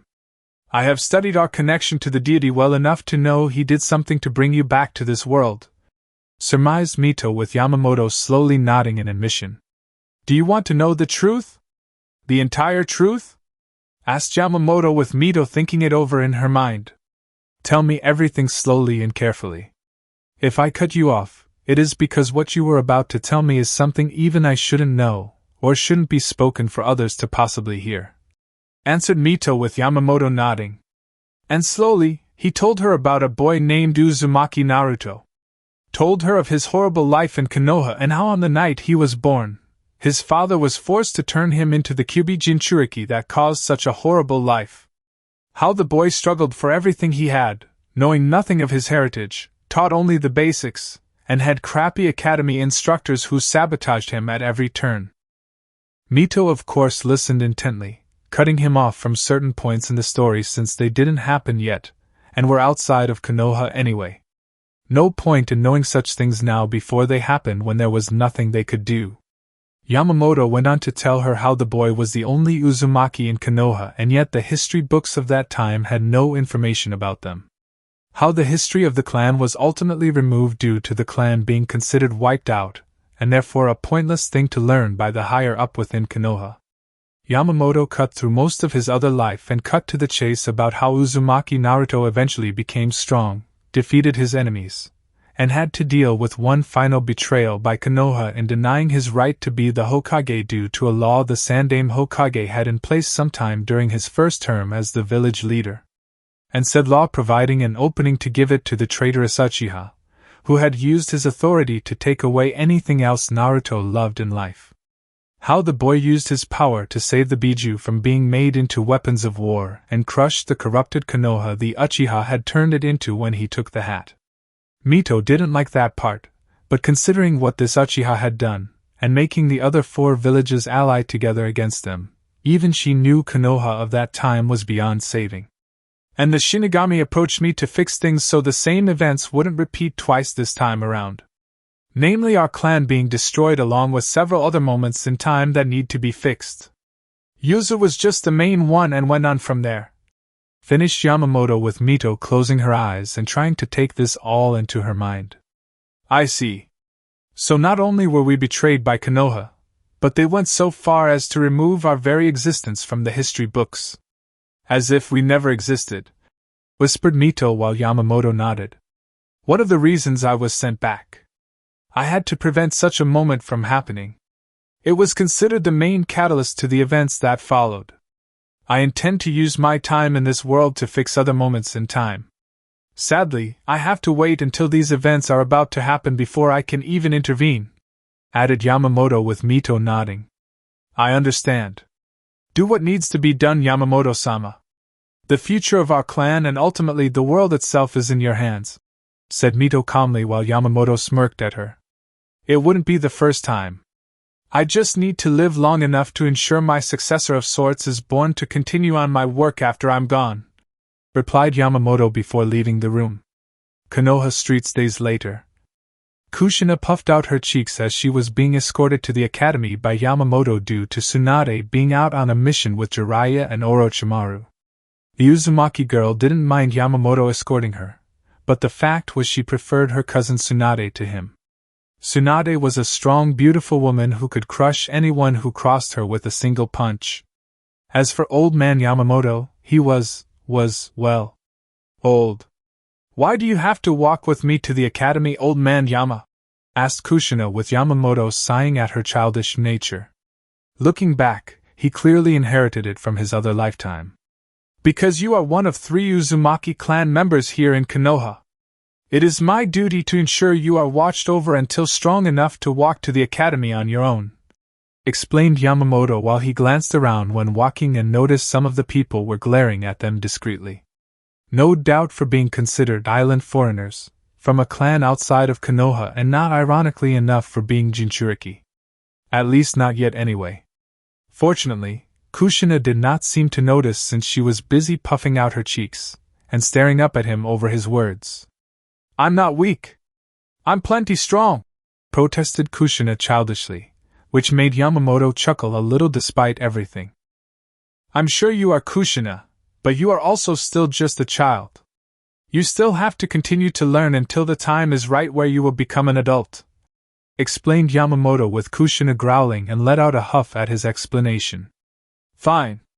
I just hope my class is filled with strong people. That way, when I beat them all up, I'll be considered the strongest in my class, declared Kushina passionately with fire in her eyes. I'm sure you will do just that, Kushina. Just be sure not to ostracize yourself when in the classroom. Making friends and comrades is crucial while learning at the academy, said Yamamoto with Kushina nodding. I know, old man Yama. But it won't be the same as back home, replied Kushina sadly with Yamamoto letting out another chuckle. Do not worry, Kushina. We can visit Uzu in the future when time permits. I have already spoken Mito and Tsunade about that. They also agree it would be beneficial to head back to Uzu so you can continue to learn from our clan and to keep the bonds there still alive, replied Yamamoto before stopping at the front of the academy gates and saw children were heading inside. It feels weird being here. It's so different from Uzu. I'm not sure I will ever get used to it, whispered Kushina with a hint of worry while Yamamoto kneeled and put a hand on her shoulder. I know what you mean, Kushina. Believe me when I say I do understand. You have left one home for another. You are unsure and afraid of this sudden change. It's natural. Just do not forget your heritage and where you come from. Do not forget your clan and the knowledge that we love you dearly. Mito, Garp, myself, and even Tsunade, since she has our blood running through her veins. We are family. The Uzumaki clan is your family now and forever. You are our pride and joy. This is your time to show everyone why that is the case," said Yamamoto, with Kushina crying a little and hugged him for his kind and caring words. Words she needed to hear. "See you after school, old man Yama," whispered Kushina before she kissed his cheek and ran off with a renewed fire in her eyes. "You did a wonderful thing for her, Yamamoto-sama," remarked a voice behind the old Uzumaki. "What are you doing here, Hiruzen? Shouldn't you be doing paperwork instead of spying on Kushina?" questioned Yamamoto in a cold tone. "I'm the Hokage of Konoha. I can go where I please in my village," countered Hiruzen calmly, though he was displeased Yamamoto spoke to Kushina, since his plan involved him doing that in a way to keep the girl loyal to Konoha. "Almost anywhere you please. Clan homes are their own sovereignty," said Yamamoto, with Hiruzen frowning, since he was right. "Only to a point. If the clan's actions are deemed a threat to the life of the village overall, I can intervene when needed, and make decisions which benefits everyone as a whole," replied Hiruzen, while Yamamoto frowned. "If that were true, the Hyuga clan wouldn't be a divided home," countered Yamamoto, and sensed Hiruzen's flinch. "That's a separate issue," replied Hiruzen, while Yamamoto scoffed. "And how is it a separate issue? If someone from the clan went rogue, they could easily overpower the branch family, or teach others how to disable the branch family of the clan using the caged bird seal on their foreheads. Don't bother denying it. You know what I am speaking about is true," said Yamamoto, with Hiruzen frowning, since he didn't know and didn't like others telling him what to do. "The Hyuga clan is loyal to Konoha. None of their members would dare betray it for any reason," countered Hiruzen, while Yamamoto turned to look at him with cold eyes. "So long as the Hokage doesn't try to remove the caged bird seal and propose a new one be made that everyone in the clan can wear with pride over that of shame," Yamamoto shot back. "Be careful what you say, Yamamoto-sama. You will make more enemies here in Konoha than you can put down," warned Hiruzen, while Yamamoto seemed completely unafraid by the hidden threat.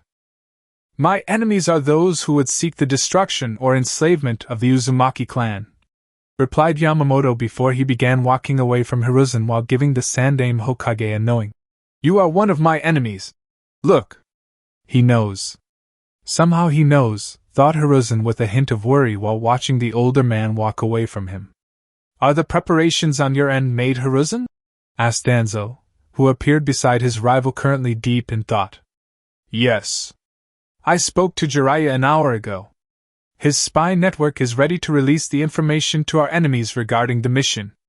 It can't be traced back to us," answered Hiruzen after a second to remember what Danzo was referring to about the one mission he was interested in. "Good. I have seen to it that Orochimaru will be in the village during that time for our given timetable. Provided our intended target is in place and all things are still kept on schedule," said Danzo in a cold tone. "He will be Danzo. Him and his entire team are going to killed. For the good of Konoha, naturally. Still, Tsunade will be upset over the loss," replied Hiruzen, while Danzo scoffed at him. "Senju or not, the boy is a tool just like Tsunade. All must be sacrificed for the good of Konoha," remarked Danzo, while mentally adding, "except myself," in that sentence. "Careful, Danzo. I might send you on an important mission where you don't come back," said Hiruzen, while Danzo scowled further. "Unlikely, Hiruzen. Like you, I am a tool handler. A weapon user. We are immune from such things. We use, mold, and break tools or weapons how we see fit. Everyone around us are expendable assets for the greater good. The only difference between us, my friend, is I can admit my feelings on the matter," countered Danzo, while Hiruzen turned to look at him. "Unlike you, Danzo, I at least tried to show some form of respect to those who I have sent to their deaths. You do not. That is why I am the Hokage and you are not," Hiruzen shot back with Danzo snarling a bit at him. I still say Tobirama chose poorly, remarked Danzo while Hiruzen smirked. Considering it was the three of us that day, I think your opinion on the matter is rather biased, countered Hiruzen before walking away. With Yamamoto 1 week later. Yamamoto was sitting in a local bar, drinking some soothing tea when he saw the boy enter with his team. He could actually see why Tsunade thought his old self looked like her little brother. The similarities were indeed so close you would think the boy and one Uzumaki Naruto were actually brothers if they were both together in the same room around the same age. Senju Nawaki had the same shapely face Uzumaki Naruto had at that age, and even the same personality when he was with his team from what Yamamoto saw during his observations of the boy. The old man actually thought for a moment his future self had actually been born ahead of schedule, but shut that thought down soon after. He also realized this was indeed a very rare and golden opportunity for him to stick it once more to Hiruzen along with the other higher-ups supporting the Hokage's less than favorable actions. It was clear to the old-looking Uzumaki ever since learning the truth about how his clan fell the first time around that the Sandaime had done other things following it that were morally unethical. The Uzumaki clan's demise was just the main one that started a long line of dominoes falling down one after the other that allowed Konoha and Konoha alone, or rather the higher up within it, to benefit from such actions while everyone else got the shaft. Over time, Hiruzen did things where he, Danzo, Koharu, and Hamura benefited while others lower got the shaft. Namely Jiraiya and Orochimaru, with the former being too damn loyal to fight back and the other going rogue to plot revenge under the disguise of his mentor, discovering the unethical experiments he, hypocritically, supported. At this moment, Yamamoto knew Senju Nawaki's death was the next domino Hiruzen was trying to knock down. Yamamoto had learned all about the boy's death when he was a full-grown Uzumaki Naruto, and how Nawaki was killed the day after his birthday. A birthday Yamamoto knew was yesterday because he had been there to give the boy a beginner's guide book on Fuinjutsu and saw Tsunade give the boy the cursed necklace. The very same one Tsunade believed was responsible in the future for the boy's death along with her future lover Dan after she had given it to the man. Yamamoto made a mental note to intervene when that happened too. I can't believe I have to go out on a mission later today. I just turned 12 yesterday, exclaimed Nawaki after his friends left and saw down in front of Yamamoto to air his own grievance on the issue. I know. It was the same for me too on several occasions when I was young lad. Still, it just shows you the responsibilities ninja like us must take on regardless of the special events of our lives. Your enemies will not care if your birthday was today, yesterday, or even tomorrow for that matter. They will only wish to see you dead and your loved ones suffer for it. Namely your sister and your grandmother, replied Yamamoto with Nawaki sighing. Yeah. I guess you are right, Yamamoto-sama. At least the mission is supposed to be easy from what the Hokage said. A quick snatch and grab of documents vital to Konoha and the war ending sooner, said Nawaki while having heard of Yamamoto in the past and seen how he acted with others in Konoha. The man was not one to be disrespected and Nawaki had no intention of doing that. Never assume anything, Nawaki. I had several easy missions assigned to me when I was a few years older than you. They turned out far more complicated and dangerous than my team thought. Always be aware of your surroundings and always treat a mission outside these walls seriously regardless of the rank. Your C-rank mission can easily turn into an A if not S-ranked mission.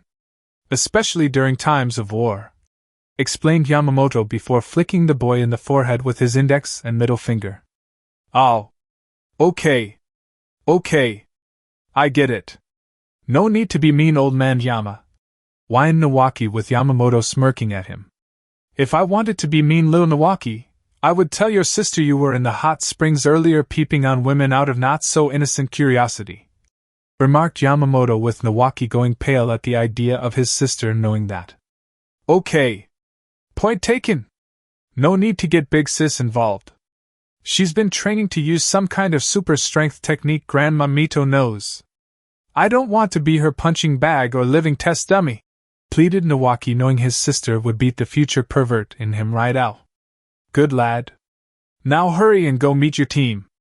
And be mindful of what I said about your surroundings. commanded Yamamoto, with Nawaki nodding and heading off to take care of his mission. After the boy left the bar, Yamamoto frowned, knowing simple words of wisdom would not be enough to ensure Nawaki would come back to Konoha alive, and in one piece. If he truly wanted to ensure the future of the Senju clan and mental stability of Tsunade staying Konoha, it was better for Konoha overall with her in Konoha instead of drinking and gambling for years on end outside of the village, with her skills lessening with each passing day. He would have to do something discreetly to prevent the boy's death, and the death of Tsunade's lover, to keep Shizen here as well. Nawaki sometime later. The boy was terrified. He had every right to be terrified. Senju Nawaki just had a near-death experience with a trap set to kill him and his team on this seemingly simple mission to retrieve documents.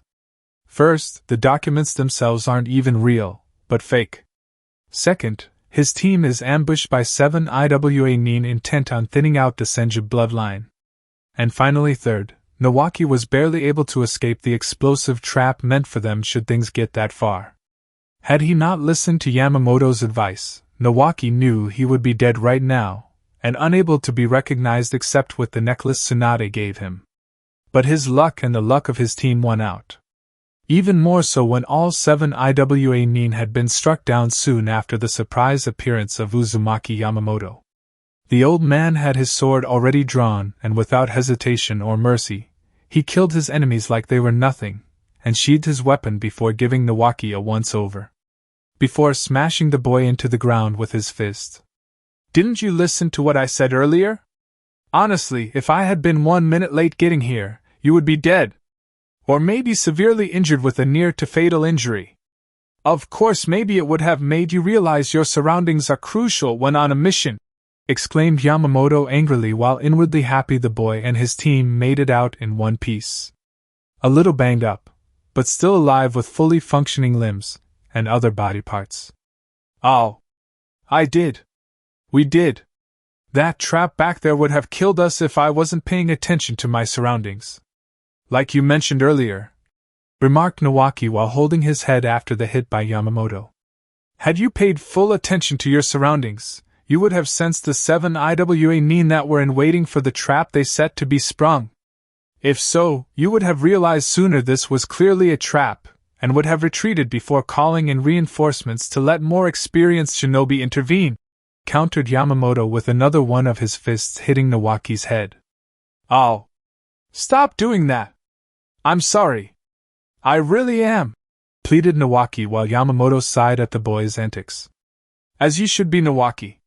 Few can ever say they survived near-death experiences as a shinobi. Even fewer from one so young as yourself during a time of war. Let's get you and your team home. The Hokage must be told and to double the patrols around Fire Country to ensure this doesn't happen so often," replied Yamamoto, with him escorting the young team back to Konoha, and away from the secret pile of 15 bodies consisting of Konoha's root Anbu, all of whom Danzo assigned to kill the 7 IWA Nin before bringing Nawaki's dead body back to Konoha for the genetic material extraction. Hokage Tower sometime later. "While I am glad young Nawaki is safe, you had no business being out of Konoha and interfering in this mission," exclaimed Hiruzen while glaring at Yamamoto, who looked like he didn't give a damn, and looked back at the Hokage with lazy eyes. "And you should screen your missions better, Hiruzen. The mission was clearly a trap of sorts made to kill the boy and his team if possible. The Senju clan bloodline cannot in any way afford to be thinned out any further in this time of war," replied Yamamoto in a semi-lecturing tone. "And how do you figure that?" asked Hiruzen, with his frown turning into a scowl. "The 7 IWA Nin who set it up made to strike Nawaki first. The use of the explosive trap was designed to kill the one among Nawaki's team who took point. Namely him. No one else was attacked by those IWA Nin more than Nawaki was during the ambush. The others were hit with disabling attacks and jutsus, but nothing truly lethal. The same could not be said for my distant cousin. Had I not intervened when I did, you would have lost a member of the Senju clan, and leaving Tsunade as the only one truly capable of bringing it back to its former glory," stated Yamamoto with his eyes narrowing at Hiruzen. "All the same, don't do it again, Yamamoto-sama. Tsunade and Mito maybe have your gratitude for such an act, but I don't. I will not have people in my village go out and do such things without going through proper channels. Namely me, stated Hiruzen while Yamamoto stood up from his chair and looked down at the Hokage. This may be your village now that you are its Hokage. But make no mistake, Hiruzen, I will do what I must to protect my clan, and my cousin clan from total annihilation. If you or anyone else stands in my way should something like this happen again, I will burn this village to the ground, and relocate the survivors worthy of being spared my wrath back to Uzu. Do not test me on this, Yamamoto shot back before leaving the man's office. The moment he did, the Sandaime Hokage slammed his fist on his desk. Damn him! He ruined everything. Orochimaru doesn't have the genetic material needed to begin his experiments in transferring strong bloodlines to others who don't have them. I suppose I could have one of the doctors at the hospital get some of it from him, or even Tsunade if we're that desperate. But they will need an excuse for such an extraction, and Orochimaru isn't one to be denied for long. Especially when something stands between him and his goals to further scientific progress, thought Hiruzen while hoping his former student would get the result they were all hoping for and thus pass on the Senju's ever-infamous as well as rare Mokuton bloodline. Namely to Hiruzen himself should the results show promise. It was no secret human beings can be envious and jealous of other human beings who wield incredible power. Even if that power was one of genetic design and not one forged from hard work. Such people made other people feel jealous. Hiruzen was no exception to this, as he was jealous of Hashirama, and even Tobirama to some extent in the mastery of their elements. More so with Hashirama than Tobirama since the former could do what no others even within the Senju clan were able to do. The Mokuton. The very ability to summon trees and wood-based jutsus, not to mention the subduing of the Biju with ease. Kami, it was practically screaming at Hiruzen to take, and call his own. The power to control other forms of power. To be like a god. Hiruzen wanted it. He really wanted it. Hence why Orochimaru was put in charge of this secret project. If anyone could figure it out and get results, it would be his prodigal student. Tsunade would never consent to such a thing due own her family being, secretly, used for it. Not to mention she was going into the medical field over the scientific one. And while the two occasionally intertwined on some level, Hiruzen knew that Tsunade would not go along with such an idea. Even from a medical standpoint due to the ethics involved with most people dying painfully from the body rejecting the bloodlines inserted into them. Jiraiya couldn't do it simply because that wasn't the man's field of expertise and Spy Master was more into peeping on beautiful women in the hot springs for his research, than finding ways to transfer bloodlines over to others. Not to mention the man had the attention span of a fish the moment a woman with a nice figure walked into the room and Hiruzen knew Jiraiya would practically demand an all-female staff to help him, if he was remotely interested in such things. My root team I sent to retrieve the Senju brat's body were killed, commented Danzo from the shadows with a frown on his face. He's onto us. I don't know how, but Yamamoto is onto us, replied Hiruzen with a frown on his face. We should remove him immediately. He's a threat to Konoha and our future prosperity, said Danzo firmly with conviction in his voice. Agreed. But not now. Not until after Kushina has the Kyuubi transferred into her.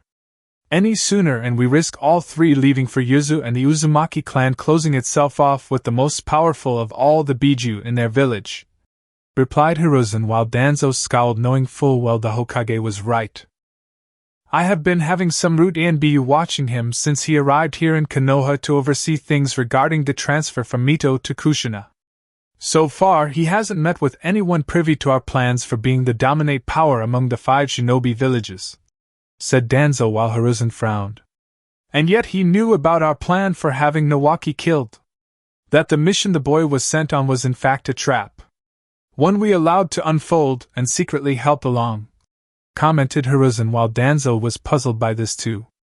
A puzzle to be sure, added Danzo with Hiruzen not liking this one bit. Just keep an eye on Yamamoto for the time being, Danzo.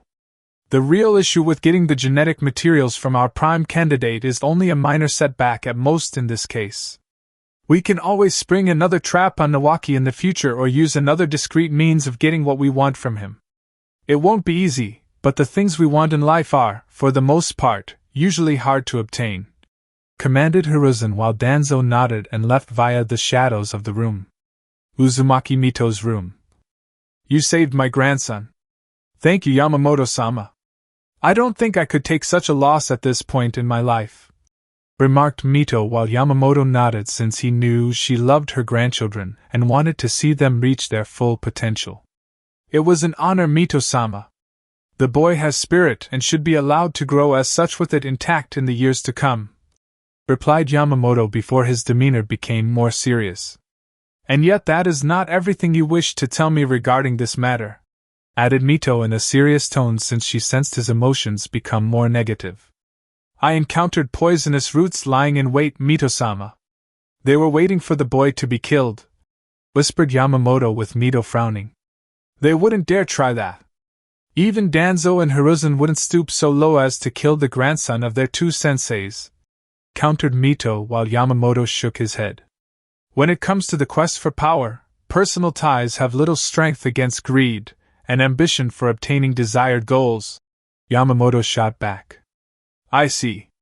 I'll speak to Nawaki and ensure his training regiment is increased. The same with Tsunade. I won't have this happen again while I'm still alive," remarked Mito while she saw Yamamoto looking at her with sad eyes. "I'm sorry to say this to you, Mito-sama, but given how I stopped this moment in time from happening, chances are, they will wait just that long before trying again. My only advice to you is to keep on living. The longer you live, the greater the chance of Nawaki and Tsunade getting strong enough to hold off against such an attempt in the future," said Yamamoto with Mito nodding. "I need you to do something for me after I die. It involves the Uzumaki shrine. The one holding the mask connected to the Shinigami," replied Mito before she told him what to do, and Yamamoto nodded since he could make the arrangements with Garp easily.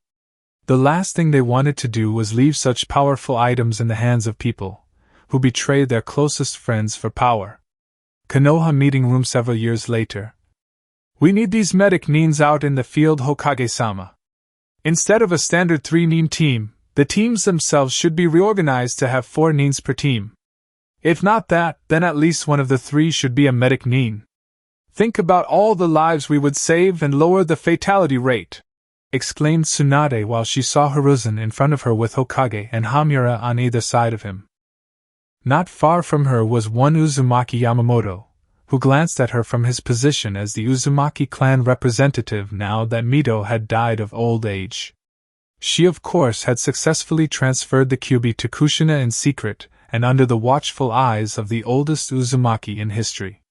Kushina was devastated in hearing what she would have to become since she heard the stories of how other Jinchuriki from the 4 shinobi villages were mistreated when they weren't being used like weapons. How they were all shunned by their villages and some of the people from within even tried to kill them for it. Yamamoto and Mito had been there to comfort the girl, telling her it was all right to be upset, and not to worry since she still had the Uzumaki clan in Uzu. Not to mention she still had Tsunade and Nawaki from their cousin clan. Thankfully, no one except a rare few outside of the clan know the truth. In fact, aside from myself, Tsunade, and Nawaki, only the 3 people in front of us, Danzo, and Jiraiya know the truth. Orochimaru might have been told by Hiruzen as premeditated warning should the snake get into a fight with her in the future. Of course that is me being optimistic here. Danzo more than likely told his most trusted of root nin about Kushina, and I wouldn't put it past Hamura or Koharu to blurt it out to some people they knew would keep it a secret yet still hate Kushina all the same. Slowly planting seeds of distrust and dislike among the higher-ups to make things difficult for the Uzumaki clan when we asked for Kushina to come back to Uzu for visits, thought Yamamoto while he gave Tsunade a supportive nod to her idea. "We can't right now, Tsunade. We are still fighting a war with IWA and Kumo. Kiri may have backed off for now and Suna is considering a ceasefire altogether in light of the political climate within Wind Country changing. But the fact remains we don't have the time or financial means to fund such a project. We have no way to properly train medic nins for the field or configure them into deployment after we did. When the war is over, then the option to fund the project will be considered reopened, and we'll proceed with it when the time is right. Not beforehand, replied Hiruzen while Tsunade looked angry and shocked the Hokage that was her sensei would say no to this idea. I support her motion, Hokage-sama. With such medic needs in the field, we can easily keep the fatality rates down. As for funding, I'm sure if we asked for donations from the people, and the clans living here, they would donate the funds, added Kato-dan, who was sitting next to Tsunade before giving her a smile. The two had met 2 months ago thanks to Yamamoto. They had hit it off well when they both learned of the other's passion medicine, and wanting to use such knowledge to further benefit the village. To bring fatality rates down while doing the opposite for the vitality rate of shinobi during the war or on high-ranked missions. Dan had lost his sister and Tsunade almost lost Nawaki, so their talks about past moments surrounding death or near-death experiences were surprisingly good icebreakers. In fact, the two were now greatly considering seeing each other on a romantic level. And man, was it slowly pissing Jiraiya off something fierce. The Hokage's answer is no. Funding aside, this war is not giving us time to train medic needs for the field, and an attempt now would risk losing such skilled shinobi at the hands of the enemy, said Hamura in a stern authoritative tone. Furthermore, the medic needs are meant to be kept behind enemy lines, and away from the battlefield. If they were caught or captured, the enemy village could ultimately try to get key pieces of information out of them by torture and interrogation. They will become the weak link in the team, and thus the plan itself to involve them in shinobi teams is a flawed one, stated Koharu while Tsunade grit her teeth in anger while the meeting soon ended and everyone was leaving. Bastards! They see this more in terms of face value in the short term over the long one. If medic needs are well trained, they wouldn't be the weak link. They just don't want to take the time and effort to make this program a reality, stated Tsunade angrily while the man beside her known as Kato-dan smiled at the woman. I agree with you, Tsunade. It is unfair that the Hokage and his advisors shot down your idea for adding a medic need to shinobi teams. I bet Kumo and Iwa would be throwing a small party if they found out about the Hokage's foolishness, said Dan while joking at the end. I'll petition my idea again and again until Sensei finally sees things my way, whispered Tsunade while Yamamoto walked over to them. Your former sensei is a stubborn man, Tsunade. Do not be surprised if he keeps saying no even after the end of the war. To him and the others, such an idea requires a great deal of time and money, all of which Konoha does not want to waste on what they consider to be wasteful ideas, remarked Yamamoto with Tsunade grumbling.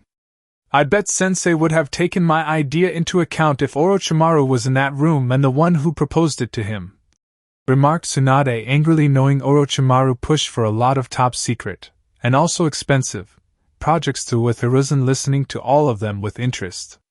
Regardless, I am sure your medic need program you want can find itself useful in other places outside of Konoha, replied Yamamoto with a knowing smile. You mean, in Uzu? Sure it would. But wait! Wouldn't your offer to have it be used by the Uzumaki clan be considered treason? Asked Tsunade with uncertainty. No.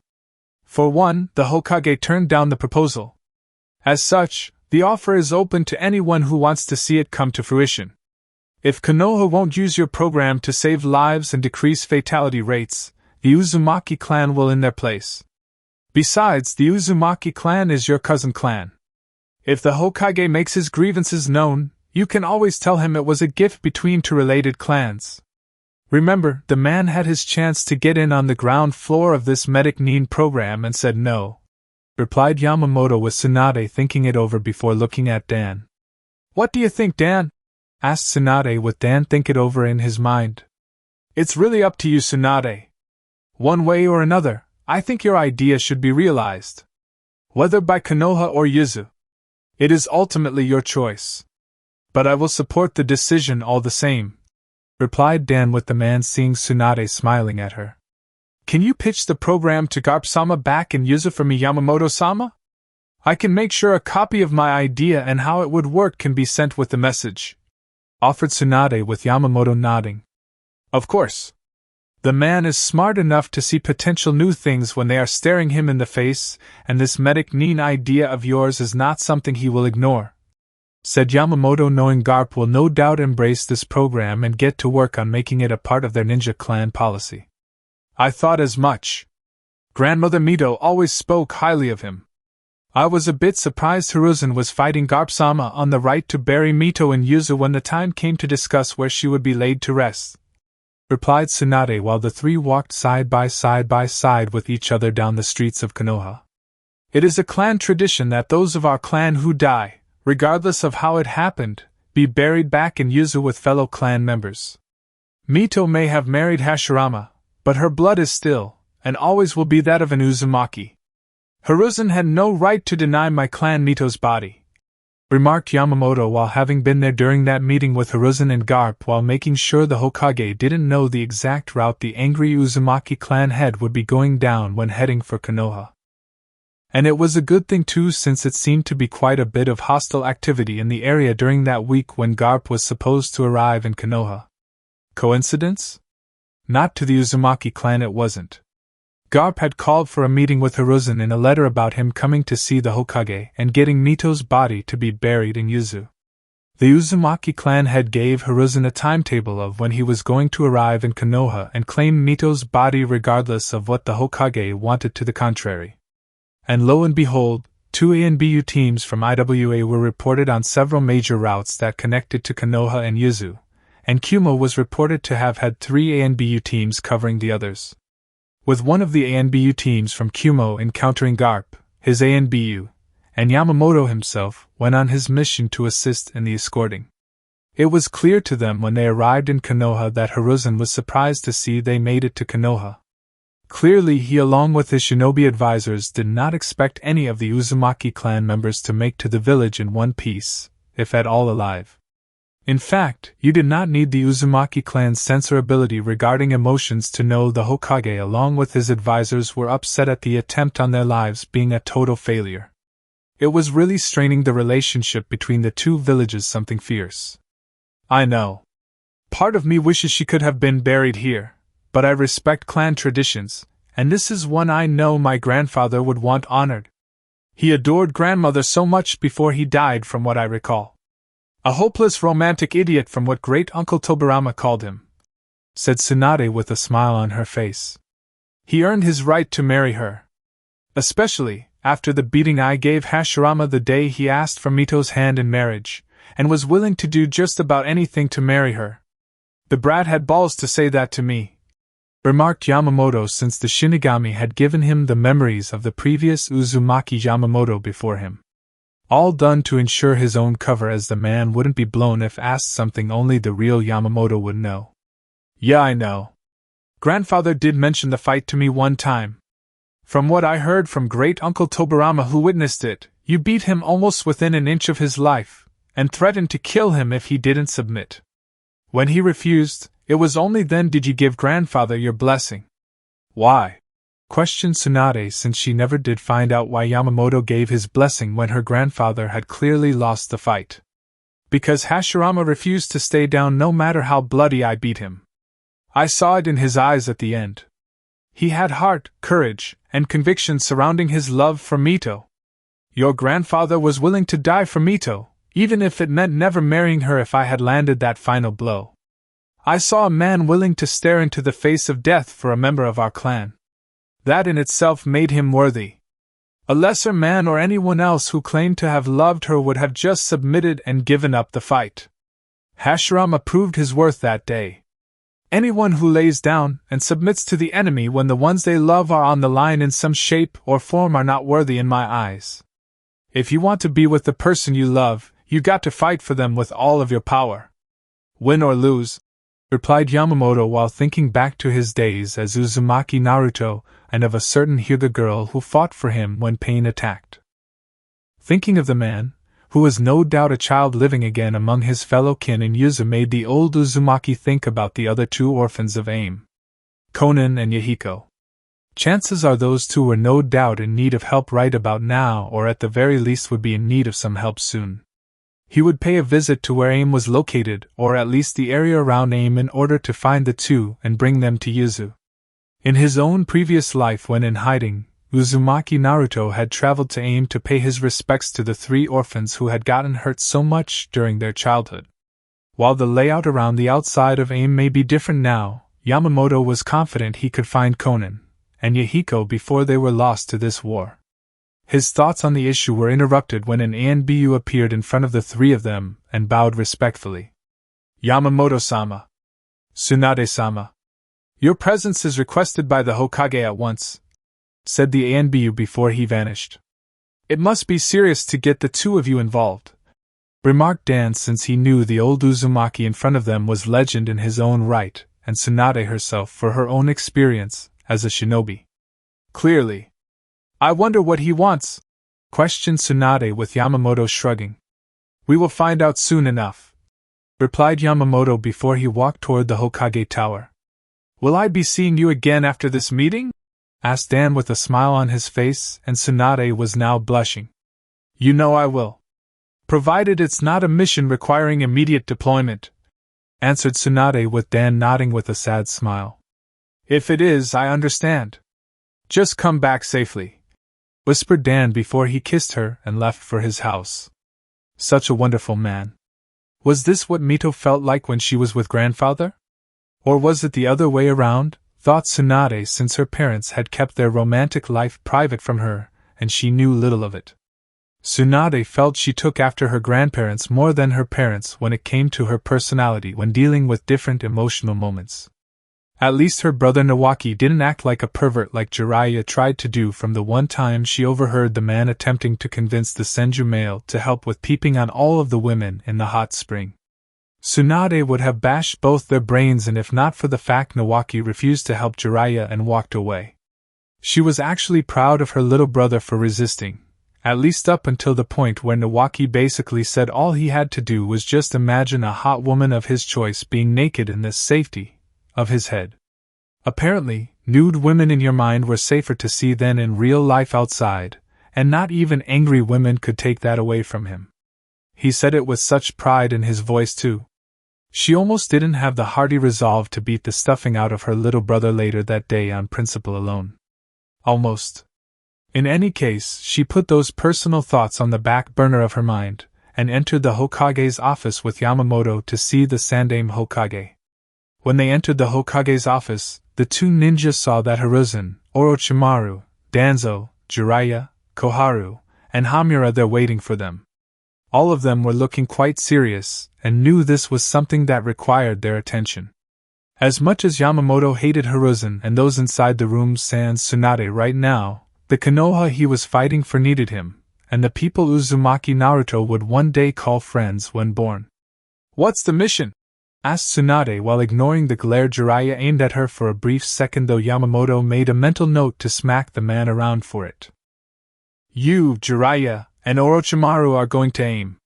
There was small contingent of both IWA and Kumo-nin have been spotted in the area thanks to Jiraiya's spy network. I suspect our enemies are trying to acquire favor with its leader Hanzo, the salamander of AIM. No doubt to have him aid in their cause to attack us from our rear flank. We need an alliance with AIM in order to cause the opposite for our enemies. You 3 will go there to show Hanzo why you 3 are my students and Konoha's strength. If you impress him enough with your skills, I am confident he will side with us over Kumo, or IWA for that matter, said Hiruzen while Yamamoto narrowed his eyes. And why am I here, Hiruzen? Your ANBU said you requested me as well as Tsunade for this meeting, remarked Yamamoto while seeing the Hokage nod to Danzo, who gave the old Uzumaki a mission scroll. The man also ignored how Hamura and Koharu wanted to scold the Uzumaki for his lack of respect toward their teammate. You are going to AIM as well, Yamamoto-sama, but for a mission far more dangerous in its design. In the event my students fail to meet Hanzo's expectations and he decides to side with our enemies, you are going to kill Hanzo and his supports, answered Hiruzen, with Yamamoto scowled slightly since this mission given to him was extremely fishy for his tastes. Why send me? Why not send Danzo? Or a team of highly trained ANBU? questioned Yamamoto, since he knew Hiruzen well enough to know that sending someone of his level was overkill. It was like sending a fully trained Jinchuriki with control over the Biju's power to fight an infant barely able to walk. Are you questioning Hokage-sama's orders surrounding this mission, Yamamoto-sama? Questioned Hamura in a disapproving tone.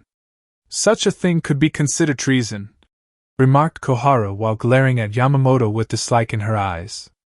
I question the reason to send me, not the mission itself. It's overkill. Not only that, but what will happen in the off chance I failed my mission after they failed theirs?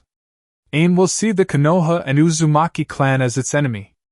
AIM is closer to Uzu than any of the other shinobi villages, and thus make things problematic for my clan. I have no intention of making my family a bigger target during this war, countered Yamamoto while giving Hiruzen's teammates a glare. Are you not up to this mission, Yamamoto-sama? Given your age, no one would think any less of you, challenged Hiruzen while Yamamoto's eyes narrowed in on him. Do not speak to me about age when compared to your weak monkey ass. Even now, I could take on everyone in this room, and still have more than enough strength to flatten this village into nothingness, said Yamamoto while flexing his spiritual pressure on the people in the room and made to remind them all that he was far from weak. I stand corrected, replied Hiruzen with great reluctance, since he was sadly outclassed by Yamamoto's power and hated it. He hated anything and anyone stronger than himself. I will take the mission, Hiruzen. But I highly doubt you will even need me there to fight Hanzo. Especially if all three of your students here are as capable as you seem to claim, remarked Yamamoto before walking out of the room with Tsunade right beside him. That old man is a pain in my ass, remarked Jiraiya bitterly, since he had been watching the old man for a while now and was furious with Yamamoto for getting Tsunade interested in that sissy-looking Kato Dan. Enough, Jiraiya. We don't need you being distracted now of all times from the mission due to your own personal reasons regarding the imaginary romance between yourself and Tsunade, said Orochimaru offhand while Jiraiya bristled in anger. Hey! No one loves Tsunade more than me! Not you, Sarutobi-sensei, and certainly not that sissy boy Dan! Yamamoto team got those two interested in each other over their stupid concerns about the medical field. My field is spying, Fuinjutsu, my research I do in the hot springs. Only one interests Tsunade, and not in the way I can get her to swoon like she does with Kato Dan. How am I supposed to compete with that? Protested Jiraiya, as he saw Orochimaru roll his eyes. Enough, Jiraiya. I will help you with this Dan person at a later time. Right now, I need you to focus on the task at hand with Hanzo and AIM, commanded Hiruzen while Jiraiya just grumbled, but agreed with him. Territory around AIM. The two orphans of AIM looked up at Yamamoto in fear. They could easily tell this man was strong. He hit it well, but they had seen enough in their short lives to know this old Uzumaki was nothing to mock or sneeze at. He could crush them like bugs. Yet he gave them both a gentle smile. Who are you? Asked the boy on guard against the stranger in this rainy land. A friend, replied Yamamoto calmly. Many have said that to us, said the girl with caution in her voice. And? Questioned Yamamoto curiously. They were all liars, answered the boy. I am not them, replied Yamamoto with the boy and girl looking him over. Why are you here? Asked the boy. I am here for you too, answered Yamamoto with the boy and girl now being put on edge by his words. To hurt us? Asked the girl while the boy moved into a crude fighting stance. No. To help you, answered Yamamoto with the two children looking at him with looks of disbelief. Why would you help us? We are mere orphans. No one wants us, said the girl. It is because you are orphans that I wish to help you, countered Yamamoto with both children looking at him in confusion. That doesn't make any sense, said the girl while Yamamoto let out a huff of annoyance. The reason you are orphans is due to the war between several shinobi villages. The war has finally spilled into AIM, and you have suffered greatly in the process. I am here to help ensure you do not have to suffer anymore, replied Yamamoto with both children unsure if he was lying or telling the truth. And how do you intend to do that? Asked the boy. By taking you both with me back to the Uzumaki clan in Uzu. To become members of our clan, replied Yamamoto with the boy and girl looking unsure. To Uzu? Asked the girl. Yes. I assure you both this is a genuine offer. If you say no, I will understand, and will leave you two alone to your own devices here in AIM, replied Yamamoto with both children looking at each other. Why are you doing this for us? Why not the other orphans roaming around AIM at this point? What makes us so special? Asked the boy, since he figured there was more to this moment than they were led to believe. You both have amazing potential to do something with your lives. For good or ill. I wish to see you both reach that potential for the good of all the world, said Yamamoto with the two children looking at him with cautious yet hopeful eyes. I heard if a member of a clan swears on their family honor, they have to follow through with it no matter what. Is that right? Asked the boy. Yes. And the Uzumaki Clan, which I am a part of, takes such honor very seriously, said Yamamoto with both the girl and boy looking at each other again. Do you swear on the honor of the Uzumaki Clan that your intentions in taking us away from AIM are for the right reasons? That this isn't some kind of cruel trap for some sick, twisted, and perverse enjoyment in seeing us be abused in some manner? Questioned the boy with Yamamoto nodding. I swear it on my honor as a member of the Uzumaki Clan and on the souls of my clan's ancestors dating back to the time of the Sage of Six Paths himself, replied Yamamoto without hesitation, and saw the two children lower their guard. My name is Yahiko, said the boy, now identified as Yahiko. I'm Conan, said the girl, now identified as Conan. And I am Uzumaki Yamamoto. Actually, my full name is super long, so I decided to just keep it short at Yamamoto, replied Yamamoto offhandedly at the end. How far away is Uzu?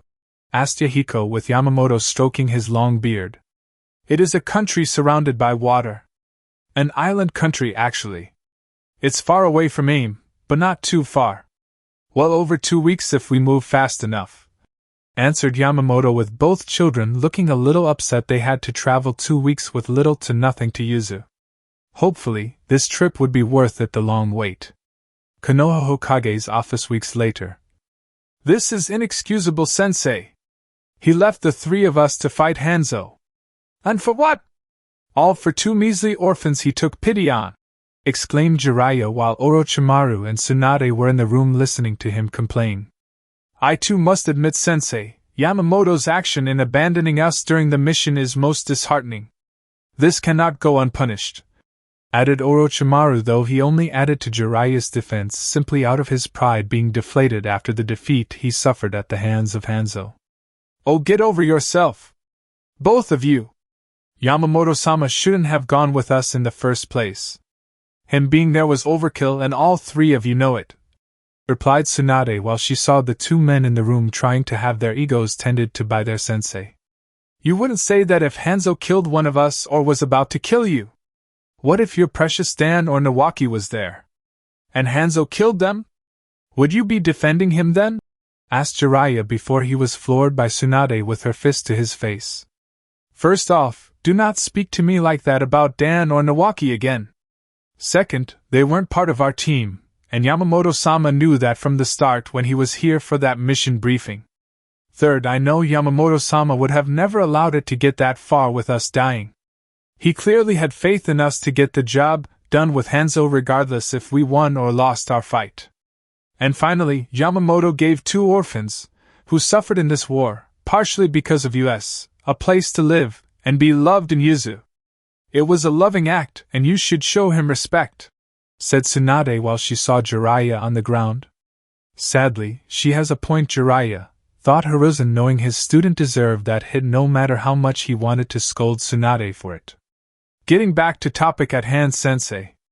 Are you going to punish Yamamoto-sama for his abandoning of his mission in AIM? Questioned Orochimaru curiously.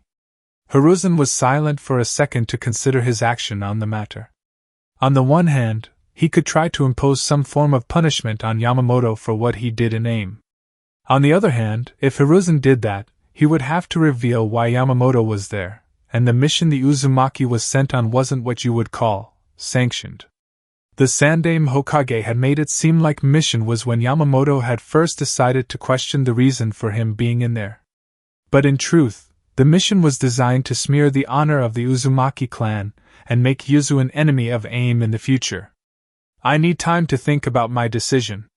The Uzumaki clan will no doubt fight me on this since they know what Yamamoto did when bringing the orphans to Uzu. With things strained between us as it is, I don't know if punishing Yamamoto would be good for us right now, said Hiruzen while needing to discuss this with Danzo, Hamura, and Koharu before reaching a decision. Seeing Tsunade nod and leave, Hiruzen saw Orochimaru do the same while giving the Hokage a knowing look before leaving the office. This of course left Jiraiya, who was not done yet after getting off the ground. I want that sissy boy Kato Dan dead, said Jiraiya tactlessly while Hiruzen raised an eyebrow at him. The one you keep saying Tsunade is seeing romantically? Questioned Hiruzen while Jiraiya nodded. I know she is. Or soon will be anyway. She's getting all lovey-dovey with the guy and it's not fair. I loved Tsunade since we were kids. Yet she rejects me for this skinny, bleeding heart, idiot. He'll ruin her. We need to remove him from the village and Tsunade's heart before he has that chance, stated Jiraiya angrily at his former sensei. Tsunade will clearly be devastated if Dan dies, Jiraiya. What about her feelings on this matter? She will not be so emotionally vulnerable that your advances will be accepted like you think, Jiraiya, questioned Hiruzen while Jiraiya scoffed. Tsunade doesn't know what she wants. She doesn't need some wimp like Dan in her life. She needs a guy like me. A manly man like me. Someone who can take care of her every need. I just have to show her the cold, hard, painful truth, and I can't do that unless Dan is removed from the picture, countered Jiraiya while Hiruzen sighed. And what if the two getting together helps produce children to further carry the Senju clan line? Questioned Hiruzen before Jiraiya surprisingly glared at him with surprising anger. No one is allowed to get Tsunade pregnant but me. Understand, sensei? Not Dan.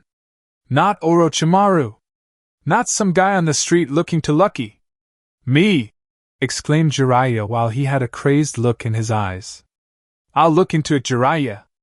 There are some missions we might be able to use for what you have in mind. I'll have to look at them to find the most promising solution to the little problem surrounding your love life, replied Hiruzen while Jiraiya just nodded before leaving via the window. Tsunade is mine and mine alone. No one will stop me from swooping down and laying claim to my Heim. Not Dan and certainly not that old geezer Yamamoto. He was the one to get Tsunade and Dan together. I have to make sure he doesn't interfere in my plans to rip them apart, thought Jiraiya angrily at the idea of Dan being with Tsunade and having a happy life together. Jiraiya would ensure his Heim loved him, and no one else. Even if he had to kill everyone Tsunade loved around her. Chapter 4 More Ripples.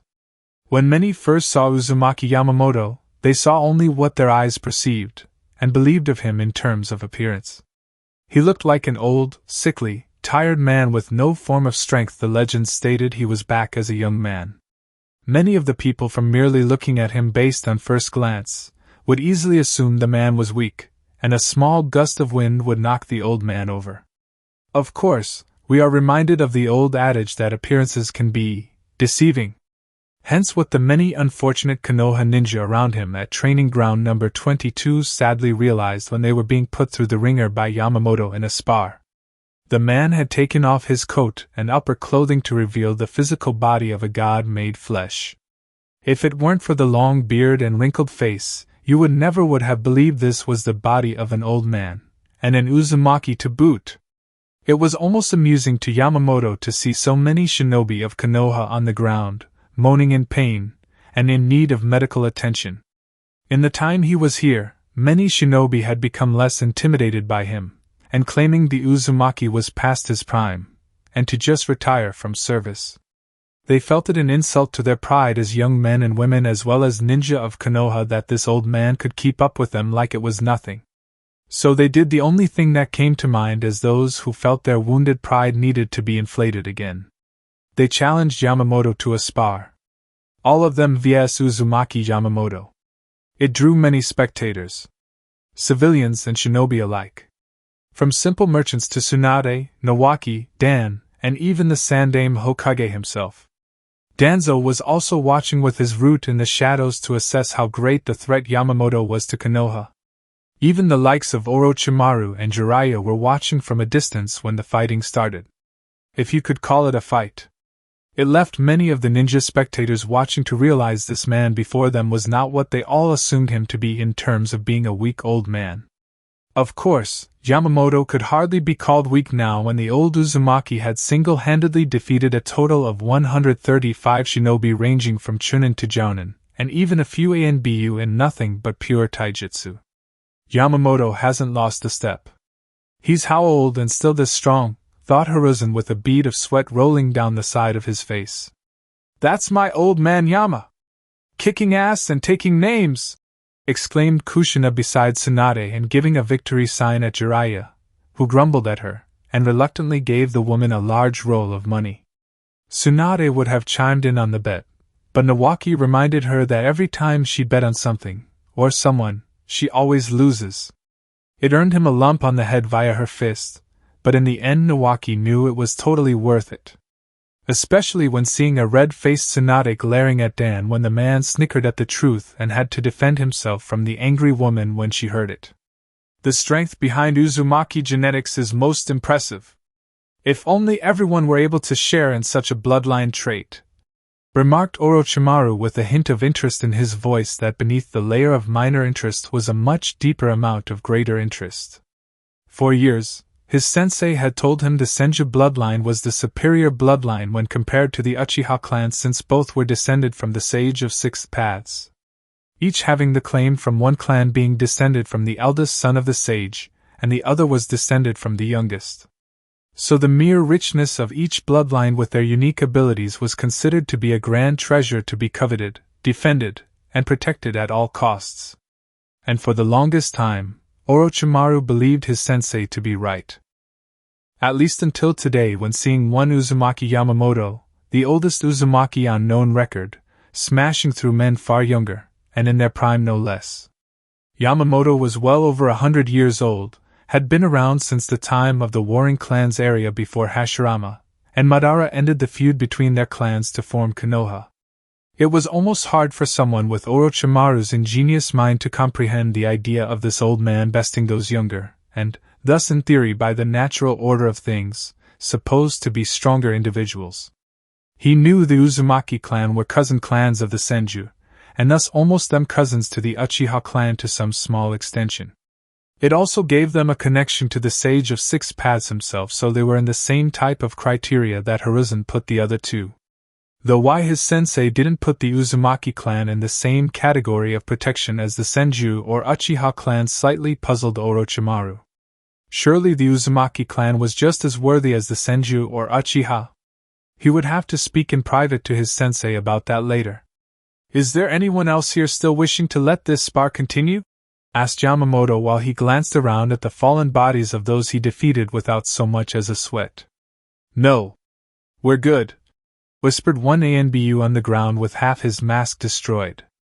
Letting out a huff, Yamamoto grabbed his upper clothing, and put it on before grabbing his staff/sword with the appearance of being an old man once more making itself seen. Though no one was fooled by it in the slightest and many gave Yamamoto a wide space to walk by with respect for the old man's prowess showing in their eyes. Well, most of the eyes there watching him. You were awesome as always, old man Yama! Exclaimed Nawaki excitedly, which he was always like after seeing the old-looking man beat the snot out of all the other elites in the ninja force Konoha possessed. He was sure a few Uchiha and Hyuga were in that pile of beaten bodies back there. Nawaki! Be more respectful! Scolded Tsunade, while Yamamoto smirked. It's all right, Tsunade-chan. The boy is just being supportive of me.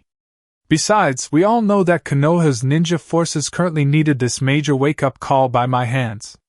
There has been a growing sense of arrogance among their ranks as of late, replied Yamamoto while frowning while thinking about all the Konoha shinobi walking around with a hint of superiority in their step. You have to admit it yourself, Tsunade-chan, it has been feeling like that for a while. We are currently winning the war against Kumo and IWA. But it's making some people in the village believe we are invincible. I think we can both agree from a medical standpoint that arrogance is its own kind of poison. remarked Dan, since he had overheard some of the drunk shinobi at the bar boast how the other villages were weak and everyone from Konoha were the most superior breed of shinobi in the world. He's right, sis. Konoha needs a kick in the ass to keep it humble. Otherwise, we'll have a whole generation of arrogant jerks for ninja, replied Nawaki while Tsunade sighed. She's not wrong, cousin, added Kushina while Tsunade raised her hands in surrender. All right. You made your point, exclaimed Tsunade while Kushina, Dan, and Kushina laughed at Tsunade's expense. So, on a different topic, when I asked the wedding between you two lovebirds, remarked Nawaki, knowing it would make Tsunade blush and Dan sputter. And he wasn't disappointed. I don't know. I mean, that is to say, with the war, replied Dan while looking for Tsunade for help, but the woman was glaring at Nawaki and growling in anger. If I were you, Nawaki, I would run right now before your sister punches you out of the village, remarked Yamamoto, with Nawaki doing just that and Tsunade giving chase. You know Tsunade's mood well, remarked Dan while seeing his future wife chasing Nawaki.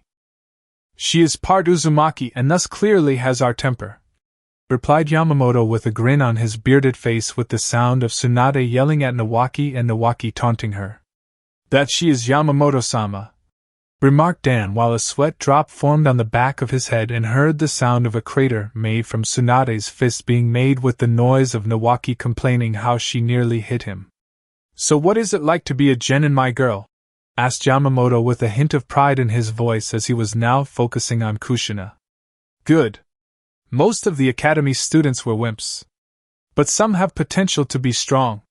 Except for that girly and thinly looking Minato, replied Kushina with a huff at the end. Don't sell the boy short. He has amazing potential for one his age, replied Yamamoto while Kushina shrugged. If you say so, old man Yama, said Kushina while trying to act like she didn't care and Yamamoto himself was thinking of other matters. The mission that will cause her to be kidnapped is going to happen soon. As much as I want to interfere and save the girl myself, I need those two kids to get together so they can have a child that would be Uzumaki Naruto in the future. The only thing that bothers me about this situation is how did Kumo know how to target her in the other timeline of things? Surely Hiruzen or Jiraiya didn't try to orchestrate it to get Kushina to fall in love with Minato and form a strong, almost unbreakable bond with Konoha in the process? Then again, they probably did, with Uzu falling in that timeline, and Kushina never really being able to bond with anyone when arriving in Konoha following that event. But with Uzu alive and functioning, not to mention myself helping her along before and after Mito died, Kushina now has bonds in both places. Though it's more to the people in it rather than the village as a whole, thought Yamamoto with the man glancing at Kushina for a second. Oh, I almost forgot, I never did get a chance to thank you for saving me during that one mission a few months ago. Thank you, Yamamoto-sama, for that intervention, said Dan, as he saw Yamamoto turn to look at him, and gave the man a gentle smile. Yamamoto had waited patiently until Dan's assigned mission by Hiruzen and Jiraiya was given to the man. The old Uzumaki knew the story from his previous life behind Dan's death, from the ambush to the sacrifice made to defeat the enemy in battle to win. How Tsunade had been utterly broken by his loss after Dan had successfully healed her heart following Nawaki's death. Not only that, but the end result had made Tsunade bitter in her belief toward life, made Shizen submissive to her commands, and overall shy while hesitant to do almost anything without the older woman's approval. Which was all the more reason for Yamamoto to step in and change the outcome. When the ambush came, Yamamoto did some ambushing of his own, and with backup in the form of some Uzu ANBU, he requested Garp Sen to further provide support. It also gave Yamamoto an excuse to have Garp send his newly reformed ANBU squads complete with medic needs, via Tsunade's medic program, capable of fighting when necessary. Not only did the ANBU from Uzu decimate the ambush aimed at Dan and his team, but they also showed what their squad was capable of with medic needs, due to the ambush team severely injuring several of Dan's comrades prior to being rescued. In fact, it was because of the medic needs from Uzu that 2 members of Dan's squad were not only alive, but still had all of their limbs intact. Naturally, the Hokage was not pleased at all by this development, but not in the way most people thought he was upset. Most thought he was upset because Uzu now had the very reformed medic Nin program that Tsunade had wanted Konoha to have at one point for the village. When Tsunade was brought before the Hokage for answers, she told Hiruzen that Yamamoto talked to Uzumaki Garp, the clan head of the Uzumaki clan, about the idea of having the program in Uzu since Konoha didn't want it when they were given the offer. How Garp said yes was sent a copy of the information Tsunade had on the project, and began to implement on their end. She actually questioned him on why he was upset it. Why should Konoha be upset it went to Uzu since the Uzumaki clan was a long-time ally of Konoha and her cousin clan with her having blood ties to both. Hiruzen told her to be more careful since even clans with cousin-based relations to other clans can be betrayed for power. Yamamoto, who had been there for that meeting, let out a huff, and mentally called Hiruzen a hypocrite due to him trying to betray Uzu since his taking of the Hokage hat. Still, there was nothing Hiruzen could do on the matter since Konoha had its shot, and failed to get in on the ground floor of this medic Nin program. The Shinobi Advisory Council demanded the Uzumaki clan send instructors to Konoha and Tsunade provide notes for their own shinobi to train in, but Tsunade told them no, and so did Yamamoto since it was now considered a clan matter between the cousins. Naturally, it pissed off the higher-ups in Konoha something fierce. Tsunade and Yamamoto reminded them that the village had its chance, but threw it away due to the war, the supposed time, the effort, and of course financial restrictions Konoha claimed to have on itself. All of which got proven to be total bullshit, since the Uzumaki clan took all the information Tsunade gave them, and created the medic Nin program without those issues being a factor. All in all, it had made Konoha's higher-ups now look like a bunch of spineless idiots, with the Hokage looking like the biggest idiot of all. A nice little, yet noticeable blemish on the man's record as Hokage if there ever was one. No problem at all. Tsunade-chan loves you very much. Your death would have hurt her deeply. And little Shizen is a little sister to her too. I wasn't about to have my cousin lose the man she loved before they could marry. I still have to give you the customary Uzumaki beat down like the one I gave Hashirama for Mito's hand in marriage. She may have the Senju name attached, but Tsunade is an Uzumaki as well, and I will be damned if I don't try and see if you have the endurance capabilities to handle what comes with the territory," remarked Yamamoto with a hearty laugh and got a nervous one from Dan in return. "I'm going to die by his hands before I get married. I just know it," thought Dan while he hoped Tsunade could convince Yamamoto to give him a break. "You should try and visit Uzu sometime. You and Tsunade would love it," commented Yamamoto with Dan nodding. "Yes, I hear Uzu is truly thriving. I also hear those 2 orphans you rescued in AIM are doing quite well," replied Dan with Yamamoto nodding. "Yes. They are part of a genin team now with another member of my clan. An Uzumaki Nagato, I believe. They are really hitting it off. Calling themselves Team Akatsuki of all things," remarked Yamamoto since he went back and forth between Konoha and Uzu from time to time. "And you suggesting the idea had nothing to do with it?" questioned Dan since he was sure Yamamoto had a hand in it like he usually did things that gained his attention. "I don't know what you are talking about," commented Yamamoto innocently enough. "Right. And I'm sure you had nothing to do with Jiraiya being strung up naked on the female side of the hot springs after he was caught peeping so all the women could beat the snot out of him," thought Dan while making a mental note to always be faithful to Tsunade no matter what. He didn't need this old man for an Uzumaki doing something horrible to him now or from beyond the grave. And Dan was quite certain the man would most definitely do the latter. Hokage Tower at the moment. "You assured me that the little shit would die, sensei!" exclaimed Jiraiya angrily while he saw Hiruzen sighed at his former student. "And he would have died, Jiraiya, if not for the Uzumaki clan sending A and BU there to help step in at the last moment," replied Hiruzen bitterly after the pause in his response. "Damn Uzumaki clan! They always meddle when they get involved in something," said Jiraiya angrily while Hiruzen nodded in agreement.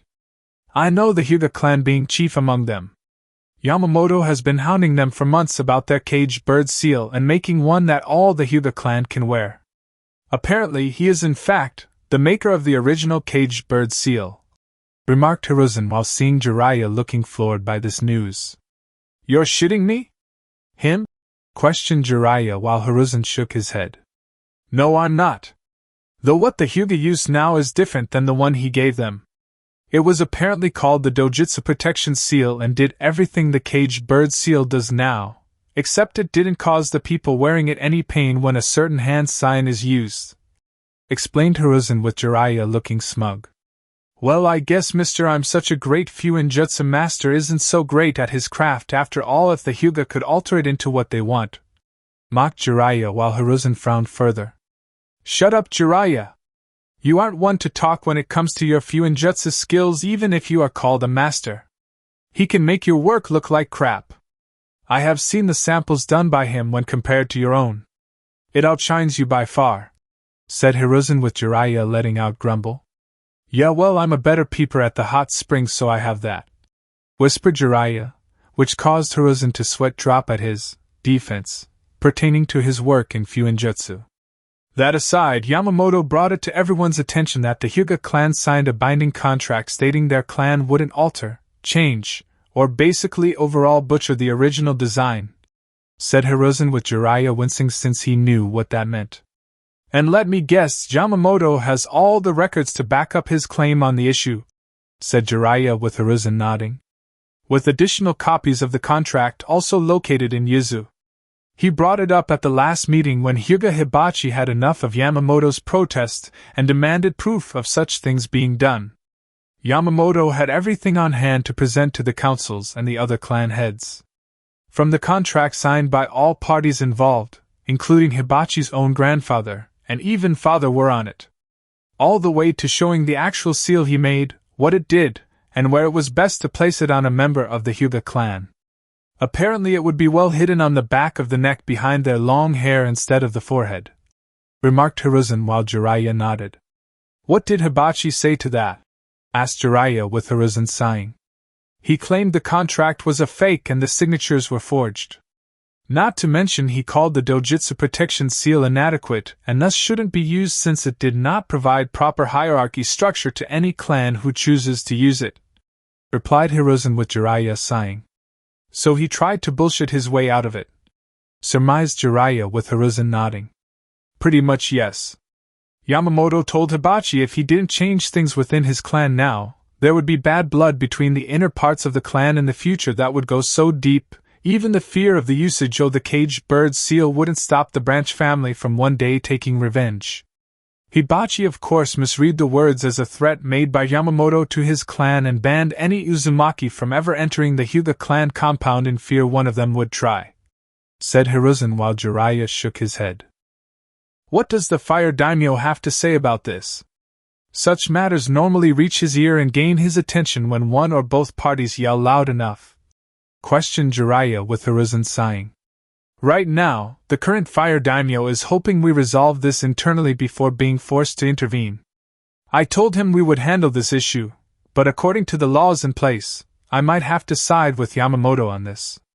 I don't want to for obvious reasons, but if I go against him, I risk the old man revealing other matters both of us can't afford to see brought into the light, replied Hiruzen with Jiraiya scowling. Meaning what we did in terms of secretly betraying Uzu. I still say they can't prove it, said Jiraiya with Hiruzen shaking his head. Among other things. Namely our actions pertaining to the near death of Senjin Owaki and our more recent attempt to get rid of Tsunade's future husband Dan. He made it quite clear that our hidden actions could be proven if we challenge him further, added Hiruzen while Jiraiya snarled at that last part. I'll kill the bastard myself if he marries Tsunade. I don't care if I become a missing nin for it. I'll kill him, go into hiding for years on end, and you can pardon me as your last act as Hokage before your successor takes over so no one can lay a hand on me, commented Jiraiya with Hiruzen giving him a hard look. You will do not such thing, Jiraiya. I need you and your spy network. I can't have either one if you're a missing nin on the run. I can't protect you. I can't cover for you. And I certainly can't stop Tsunade from hunting you down to do unspeakable acts of vengeance upon your person after you're tried, said Hiruzen while Jiraiya looked like he wanted to punch something. So that's it, huh? Just let that sissy boy marry Tsunadeheim? My Tsunadeheim? To let him pollute her bloodline with his own?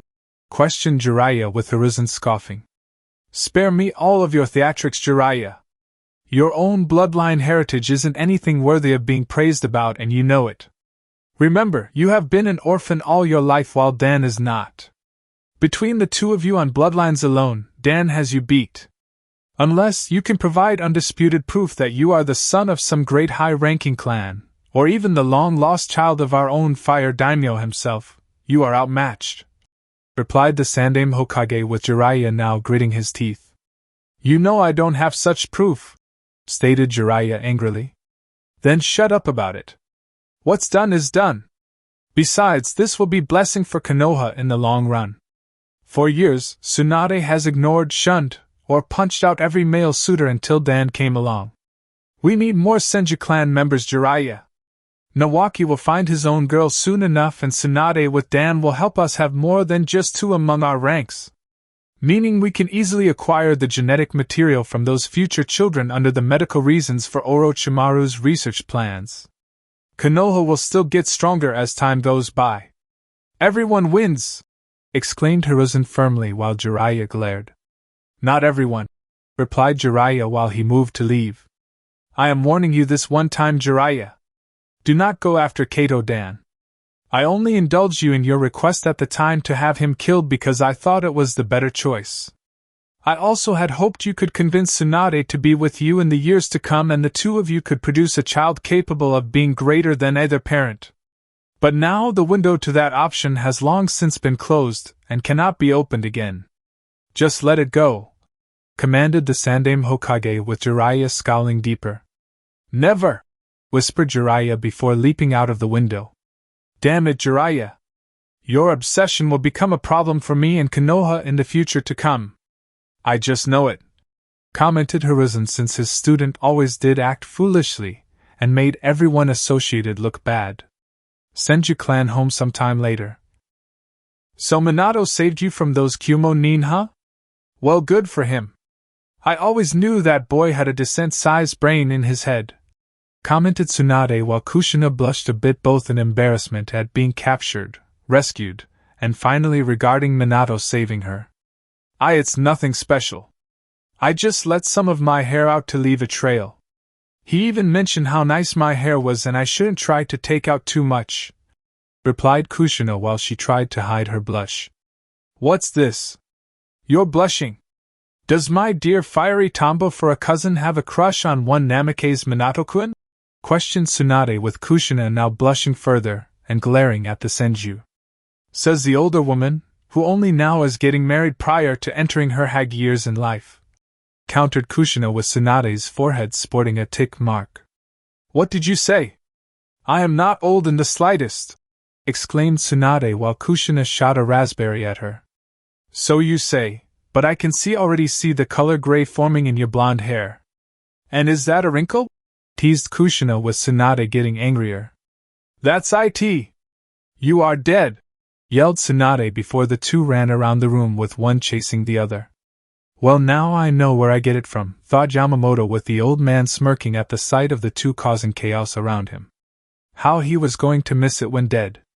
The Shinigami had appeared before him just last night in a dream and told Yamamoto his time was almost up. The Second Shinobi War was coming to an end soon. Dan was alive, Nawaki was alive, the Uzumaki clan was alive, and most of the dark things that led to more dark things in the future were no longer possible. Yamamoto knew Madara was still alive, and hiding in his little lair, waiting for his opportunity to find someone to carry on his legacy, and the will that was in fact Kagaya's own.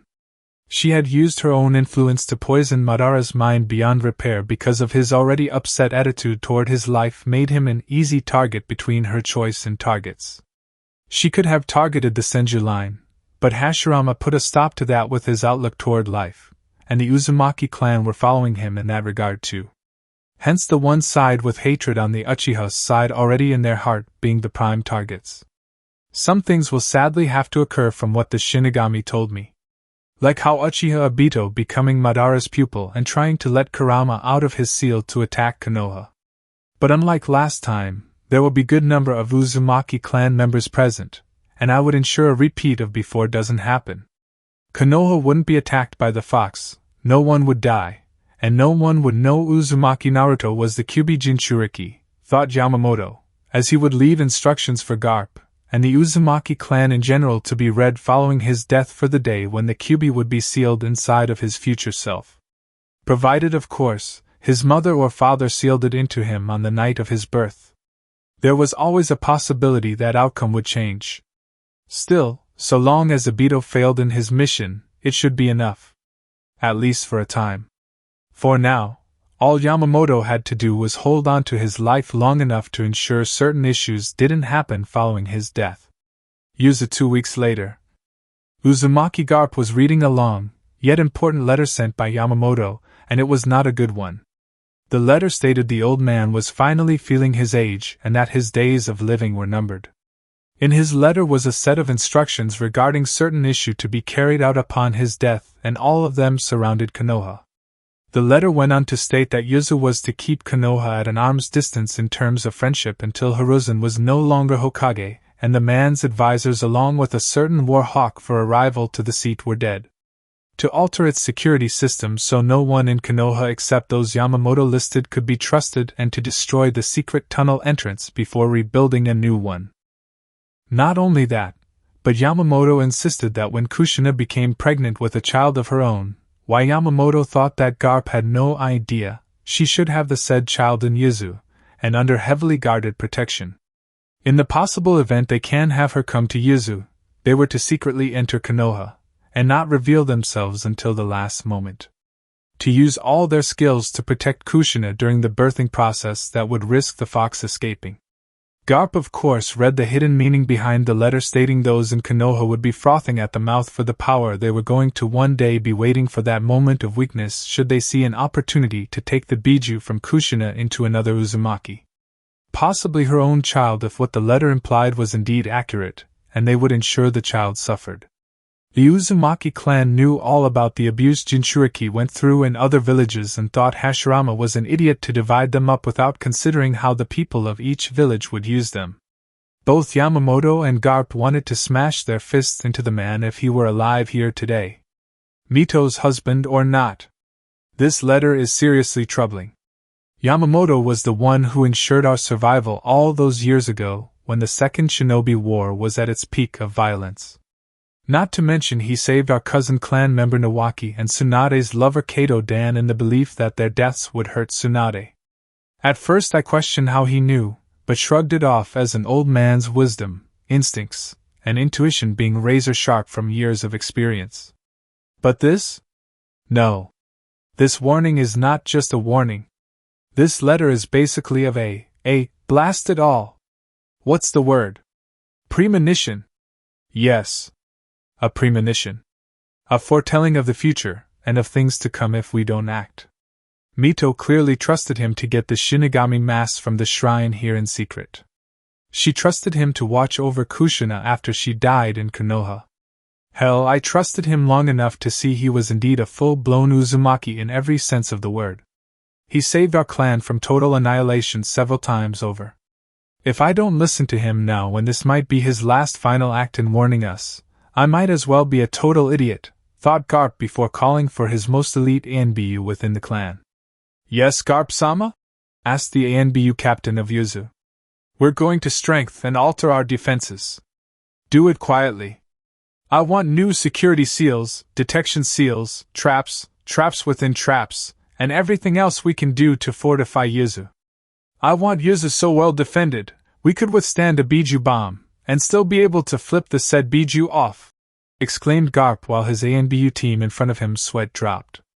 Garp-sama, you're being overly dramatic again, commented one of the ANBU before being punched in the back of his head by Garp. I am not. Now get to it. I have a letter here from Yamamoto-sama himself. From what the message he sent to me states, the man foresees trouble ahead if we don't do something about this, and fast, stated Garp angrily while shaking his fists at the now scared group. Yes, Garp-sama. Right away, said the ANBU captain before his team left after picking up their fellow ANBU who was on the ground. Yamamoto-sama made it clear that Konoha might try something like they did before in the future. Was he referring to another shinobi war? And if so, when will that happen? No matter. I have to put things in place before that happens, thought Garp before he was back at his desk making additional preparations for the future. Konoha 4 months later. Uzumaki Yamamoto was dead. Confirmed by Tsunade herself. She cried, of course, like all those that knew him. Cause of death? Natural. The man died in his sleep. Peacefully. Happy. It was clear to the woman that the old man had faith in the future being bright with a few cloudy spots, but nothing those he knew couldn't endure. The man had done so much for Uzu, his cousin clan, and Konoha to a slightly lesser extent. It was a blow to the Uzumaki clan to know such a great man had left this world, and only after the Second Shinobi War ended just 1 month ago. He even left Kushina a nice large home to call her own right near the Senju clan compound after secretly purchasing the plot of land before constructing it. The old Uzumaki informed her of it in his will, and where it was located so she could dispel the genjutsu for herself. Yamamoto explained in his will the house was big because you will need it one day when having a family of your own, one day with that special man in your life. Which caused Kushina to blush when read out loud, since she had a good idea on what he meant and who he was referring to in terms of that special man. When Tsunade presented the report to Hiruzen, the Sandaime Hokage hid the happiness he felt knowing the old Uzumaki was dead. The man had been a pain in the Sandaime's side for so long, it was almost hard to imagine Yamamoto had died and could not longer influence things in Konoha. The Hyuga clan had been on the defensive for so long due to the push for a reform regarding the division of their house. Now with Yamamoto dead, the issue would hopefully stay buried again, and the Hokage was sure he could keep any further complaints made by Kushina at bay. Oh, if only that were true. I need to get access to that man's body. Or get Orochimaru to gain access to it before the body starts to rot. Once he has enough Uzumaki genetic material, I'm sure he can use it to find a way to extend our lives beyond the normal expectations. Once we mix it with the material I can gather from the Senju clan, the means of being truly immortal with godlike powers will be in our grasp, thought Hiruzen while smirking at the idea of living for so long and using the various powers given by such bloodline splicing to control unfathomable power. I take it you've heard? Asked Danzo while appearing from the shadows. Naturally. Tsunade just left to mourn his death in private. I take it you feel some form of emotion known as happiness in that emotionless husk you call a body, Danzo? Perhaps a small smile? Questioned Hiruzen with Danzo staying emotionless the whole time. Emotions are for the weak, Hiruzen. I feel nothing for Yamamoto in terms of reaction to his death. I didn't care for him when he was alive, and his death is no different. I take it Orochimaru will be informed shortly so he can acquire some genetic samples from the corpse for testing? Countered Danzo with Hiruzen smirking at the predicted answer. Yes. Though my student might already know and doing it right now. Currently, the body of Yamamoto is currently in the morgue. Easy enough to sneak in, take what is needed, and sneak back out without anyone knowing, replied Hiruzen while Danzo nodded. The Uzumaki clan will come to claim his body. We should destroy it and claim some kind of accident caused such an outcome, offered Danzo, since it would be so easy to do that.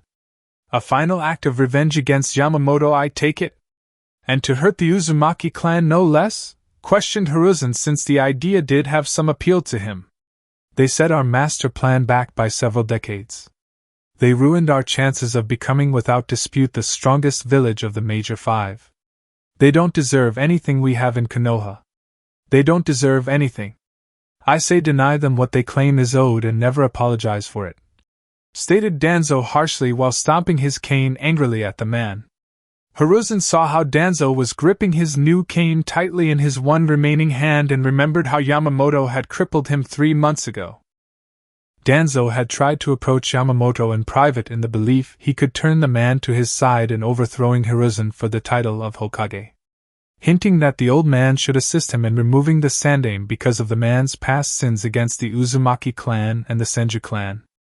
Danzo was not innocent in the schemes concocted either, but he was sure Yamamoto did not know that, and decided to press onward in the belief that he could effectively manipulate the Uzumaki into unknowingly be his weapon.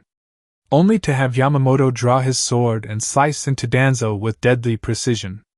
The old Uzumaki took Danzo's right arm and eye and used the fire manifesting ability of his Zanpakuto to cauterize the wound instantly. The platoon of Rootinin in hiding rushed to their master's defense, but were instantly burned alive, and turned into ash before Danzo's remaining horrified eye. The man couldn't even go to the Second Hokage since Root shouldn't even exist now due to Hiruzen having, officially, ordered Root be disbanded now that the Second Shinobi War was over and would only be brought back out should another one manifest itself. Do not test me, Shimura Danzo, or you will find that there are worse things to fear than death. Even now the sting to his pride, dignity, body, and soul still stung Danzo fiercely since he was unable to recover from such injuries, thus forcing him to retire from being an active shinobi, and Hiruzen had put him on as a third shinobi advisor.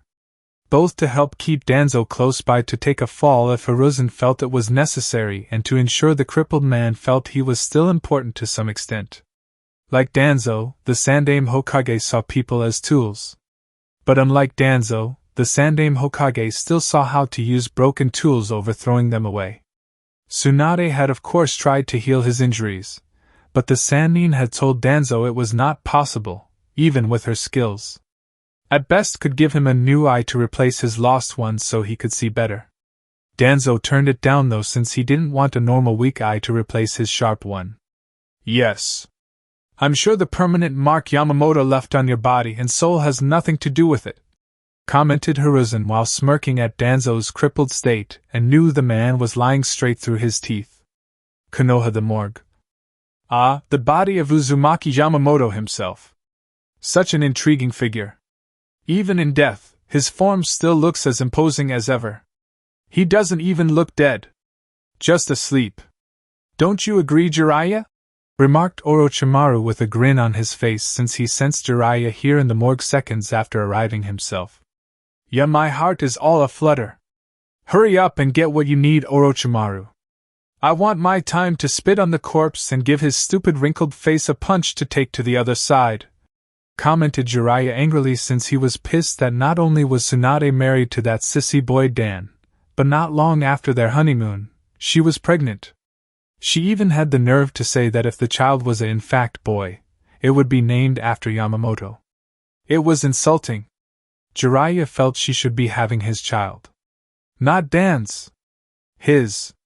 Jiraiya of the Sannin. It was not fair. Oh, stop complaining, Jiraiya. Besides, Tsunade made it clear to you a long time ago that she was not interested in you on such a romantic level. Go write a book or something. It just might help you clear your head of the useless junk swimming within it, commented Orochimaru while Jiraiya bristled at the insult to his mind. Shut up, team! Exclaimed Jiraiya angrily before he saw Orochimaru frowning. Interesting.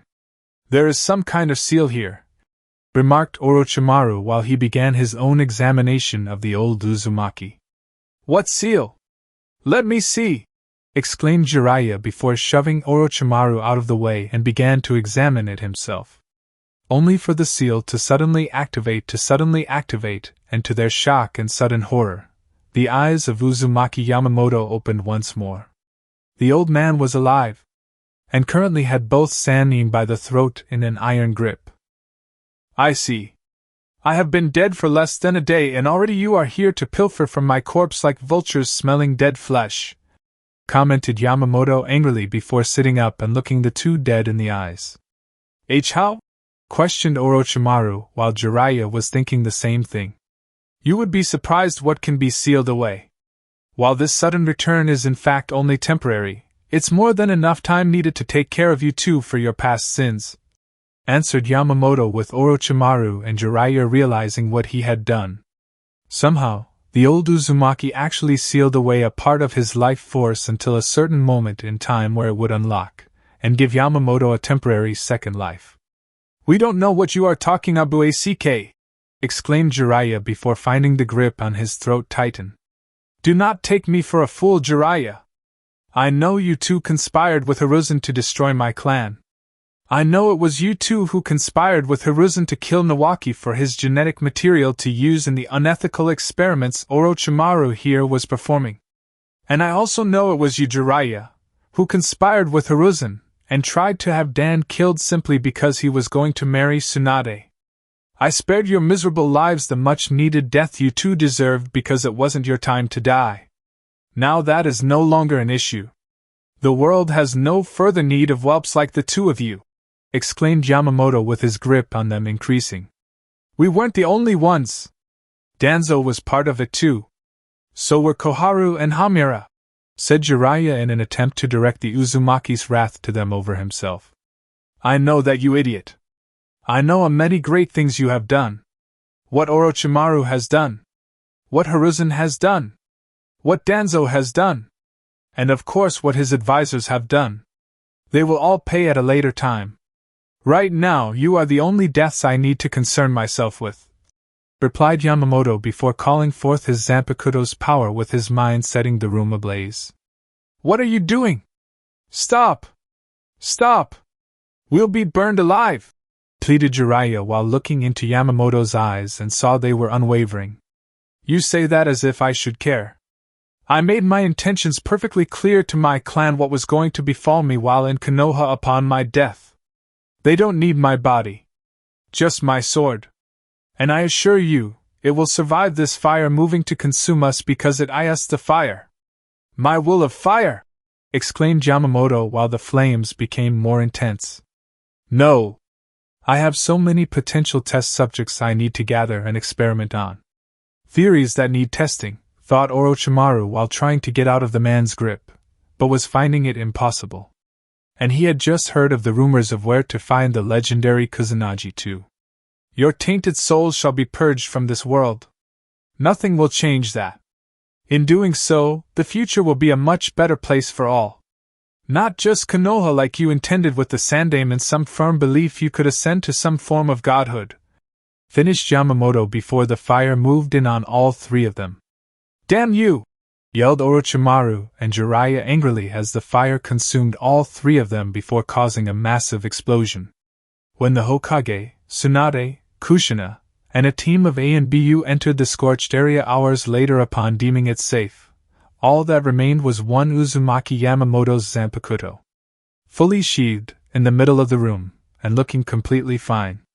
As if it had not just been in an enraging inferno and explosion earlier that day. Hiruzen scowled angrily at the sight. He knew both his students had been here when this unexplained explosion and fire happened earlier. He knew Yamamoto was involved. He knew that this sword was the source of the fire that consumed his two students. That this sword caused the explosion to bring about the figuratively placed icing on the cake. If it weren't for the fact Tsunade and Kushina were here, he would use all his strength and his power to break the damn thing into multiple pieces. Sadly, Tsunade along with Kushina were in front of the sword before he could even give the order to his ANBU to get the sword.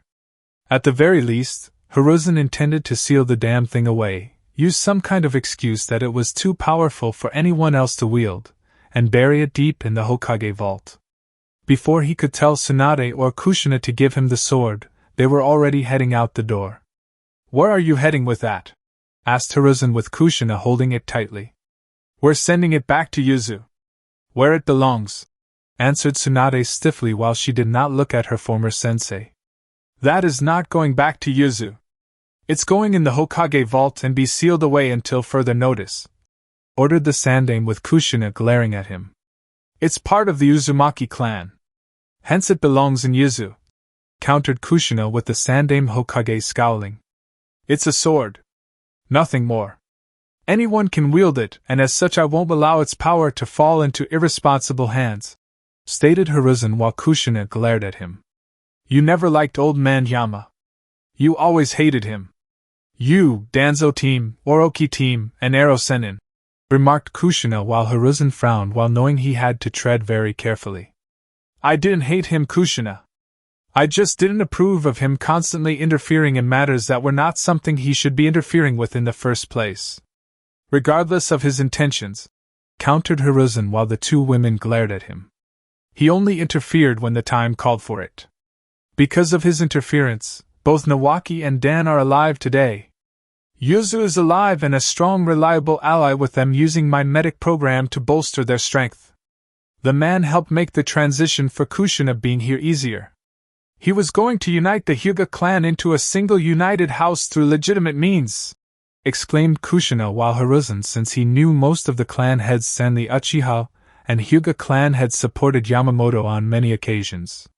Regardless, his sword is still too dangerous for anyone to wield. Look what it did here in this room, Tsunade. Kushina. Because of his weapon, Jiraiya and Orochimaru are now dead. The village is now weaker because of him, stated Hiruzen while Tsunade glared at him. And just why were those two here in the first place? Neither of them had the right to be here. Much less to see him, said Tsunade while Hiruzen bit back a curse at the slip-up of mentioning those two being here. I don't know. But I'm sure it was to pay their respects to such a great man, lied Hiruzen while Kushina and Tsunade glanced at each other. You didn't need to be an Uzumaki censor to know the Hokage was lying about that. I doubt it, sensei. Regardless, I'm not surrendering Yamamoto-sama's sword to you or to Konoha. I have already spoken to Garp-sama about this prior to now. He's claiming the sword as a clan relic and thus will not allow Konoha to have the sword in the village's possession. Something about Konoha's tainted fire in the letter when reading his reply, said Tsunade while Hiruzen glared at her. And I'm saying the sword is not theirs to claim. I don't care what clan Yamamoto was born from. That sword is not leaving Konoha or the vault. It is my command as Hokage and it will obey, replied Hiruzen while the ANBU moved to take it from Kushina. Try and Uzu will end the alliance with Konoha.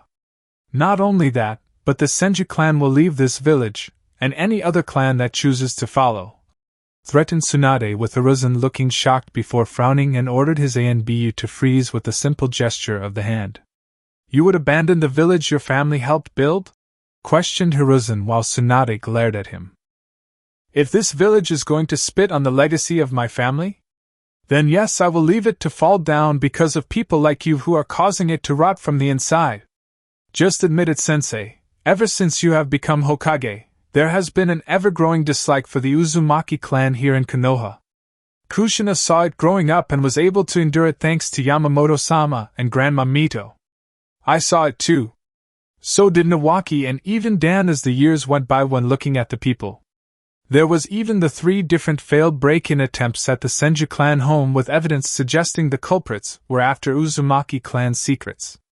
The fact someone tried to enter using means only a friend could get into the home in secret suggests someone inside Konoha was responsible. At first, I thought the people were hating the Uzumaki clan because Kushina herself wasn't from here originally. But now I realize they are doing it due to them being stupid and arrogant, while someone high up has been secretly urging them on, replied Tsunade while her former sensei just stared back at her, and she knew he knew about them. What she didn't know was Jiraiya was the one behind them. But the Uzumaki seals when it came to security were second to none. Jiraiya had barely managed to make it out of the house all 3 times barely alive. He was, officially, on a long-term mission during each attempt so no one would question if the man suddenly came back to Konoha with a new understanding of Fuinjutsu. Jiraiya also had to lay low following these events due to his injuries requiring time to heal, and it was only due to his false alibi that no one suspected it was him. Though Hiruzen was now wondering if perhaps Yamamoto knew, but chose not to reveal anything because he decided it was better used as optional leverage in the future. Hiruzen also wondered if perhaps Tsunade and Kushina knew due to Yamamoto telling them so they would keep their guard up around Jiraiya. That's a heavy accusation to be made by you, Tsunade. One close to being called treason if the implication in your voice behind it being me is any indication, remarked Hiruzen while Tsunade just looked at him. Is it true, sensei? Swear on the life of your wife and children that you had nothing to do with any of it. Or the law you tried to pass stating those born of foreign nationality can never become Hokage? Even if the person proves they are not only qualified, but loyal to a fault, and have served Konoha faithfully? You know, the one you tried to push through when neither Nawaki nor myself were around to vote against due to missions when the time came to decide on the issue. questioned Tsunade while Hiruzen glaring at her. That law is to protect us from foreign people from becoming the leader of this village and destroying us from within. Who is to say a ninja from another village like Iwa or Kumo leaves under the pretense of defecting, becomes Hokage years later, and then uses his or her position to weaken us to the point where our enemies can crush us with ease? Challenged Hiruzen while Tsunade and Kushina stayed silent for a second before Tsunade smirked. You didn't deny being a part of the past crimes I mentioned earlier, remarked Tsunade while Hiruzen's eyes narrowed. I am the Hokage. You don't have the right to judge me on my decisions whether they are possibly ethical or not. In this case, every action I have done is beyond reproach. Now give my ANBU that damn sword or you two will be thrown in jail for treason and kept there until the next Hokage is appointed, threatened Hiruzen while Kushina's eyes were now narrowing before she felt a faint pulse of assurance from the sword.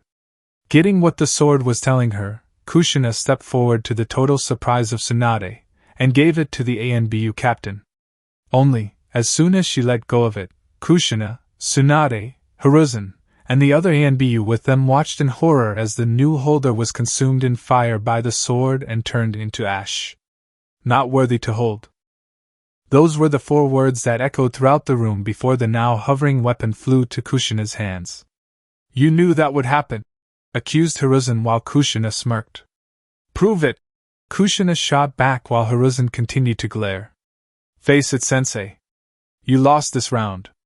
Orochimaru and Jiraiya were here to see Yamamoto-sama's body unlawfully. They paid the price for whatever reason they were down here with their lives. So did that ANBU just now in trying to take Yamamoto-sama's sword from Kushina. How many more people have to die until you get the message? Remarked Tsunade with her former sensei saying nothing. Let's go. Garp-sama will want this back in Uzu immediately, commented Kushina with Tsunade nodding. Damn it.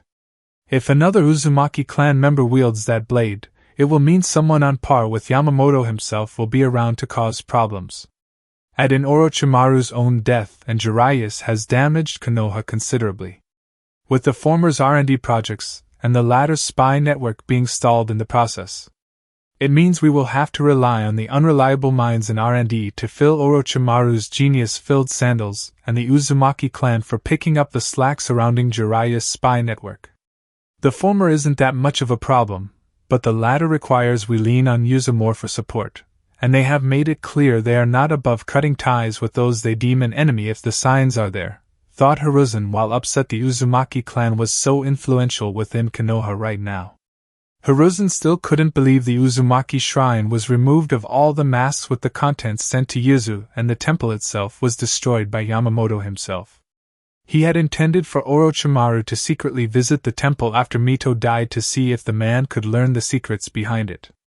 Kushina wouldn't have been an issue since Hiruzen would have kept her away from it, but Yamamoto, Mito, and the Uzumaki clan had all meddled in his schemes. Preventing the near annihilation of the Uzumaki clan or order to monopolize the right to having the Kyuubi in Konoha. The Senju clan having a second chance to rise up again after their own moment of near extinction, and thus prevented Hiruzen from monopolizing their power for his own gains. Taking of the Shinigami masks from the Uzumaki clan shrine. Those could be used to free any soul from the Shinigami, and thus could possibly be used to cheat the deity of any soul in its possession. Namely himself. Hiruzen wanted to live forever to wield the power of a god and crush his enemies underfoot without anyone knowing the truth until it was too late to stop him. Many would tell Hiruzen that his children were his true legacy and true means of immortality, but the Sandaime Hokage thought those people telling him such things were idiots.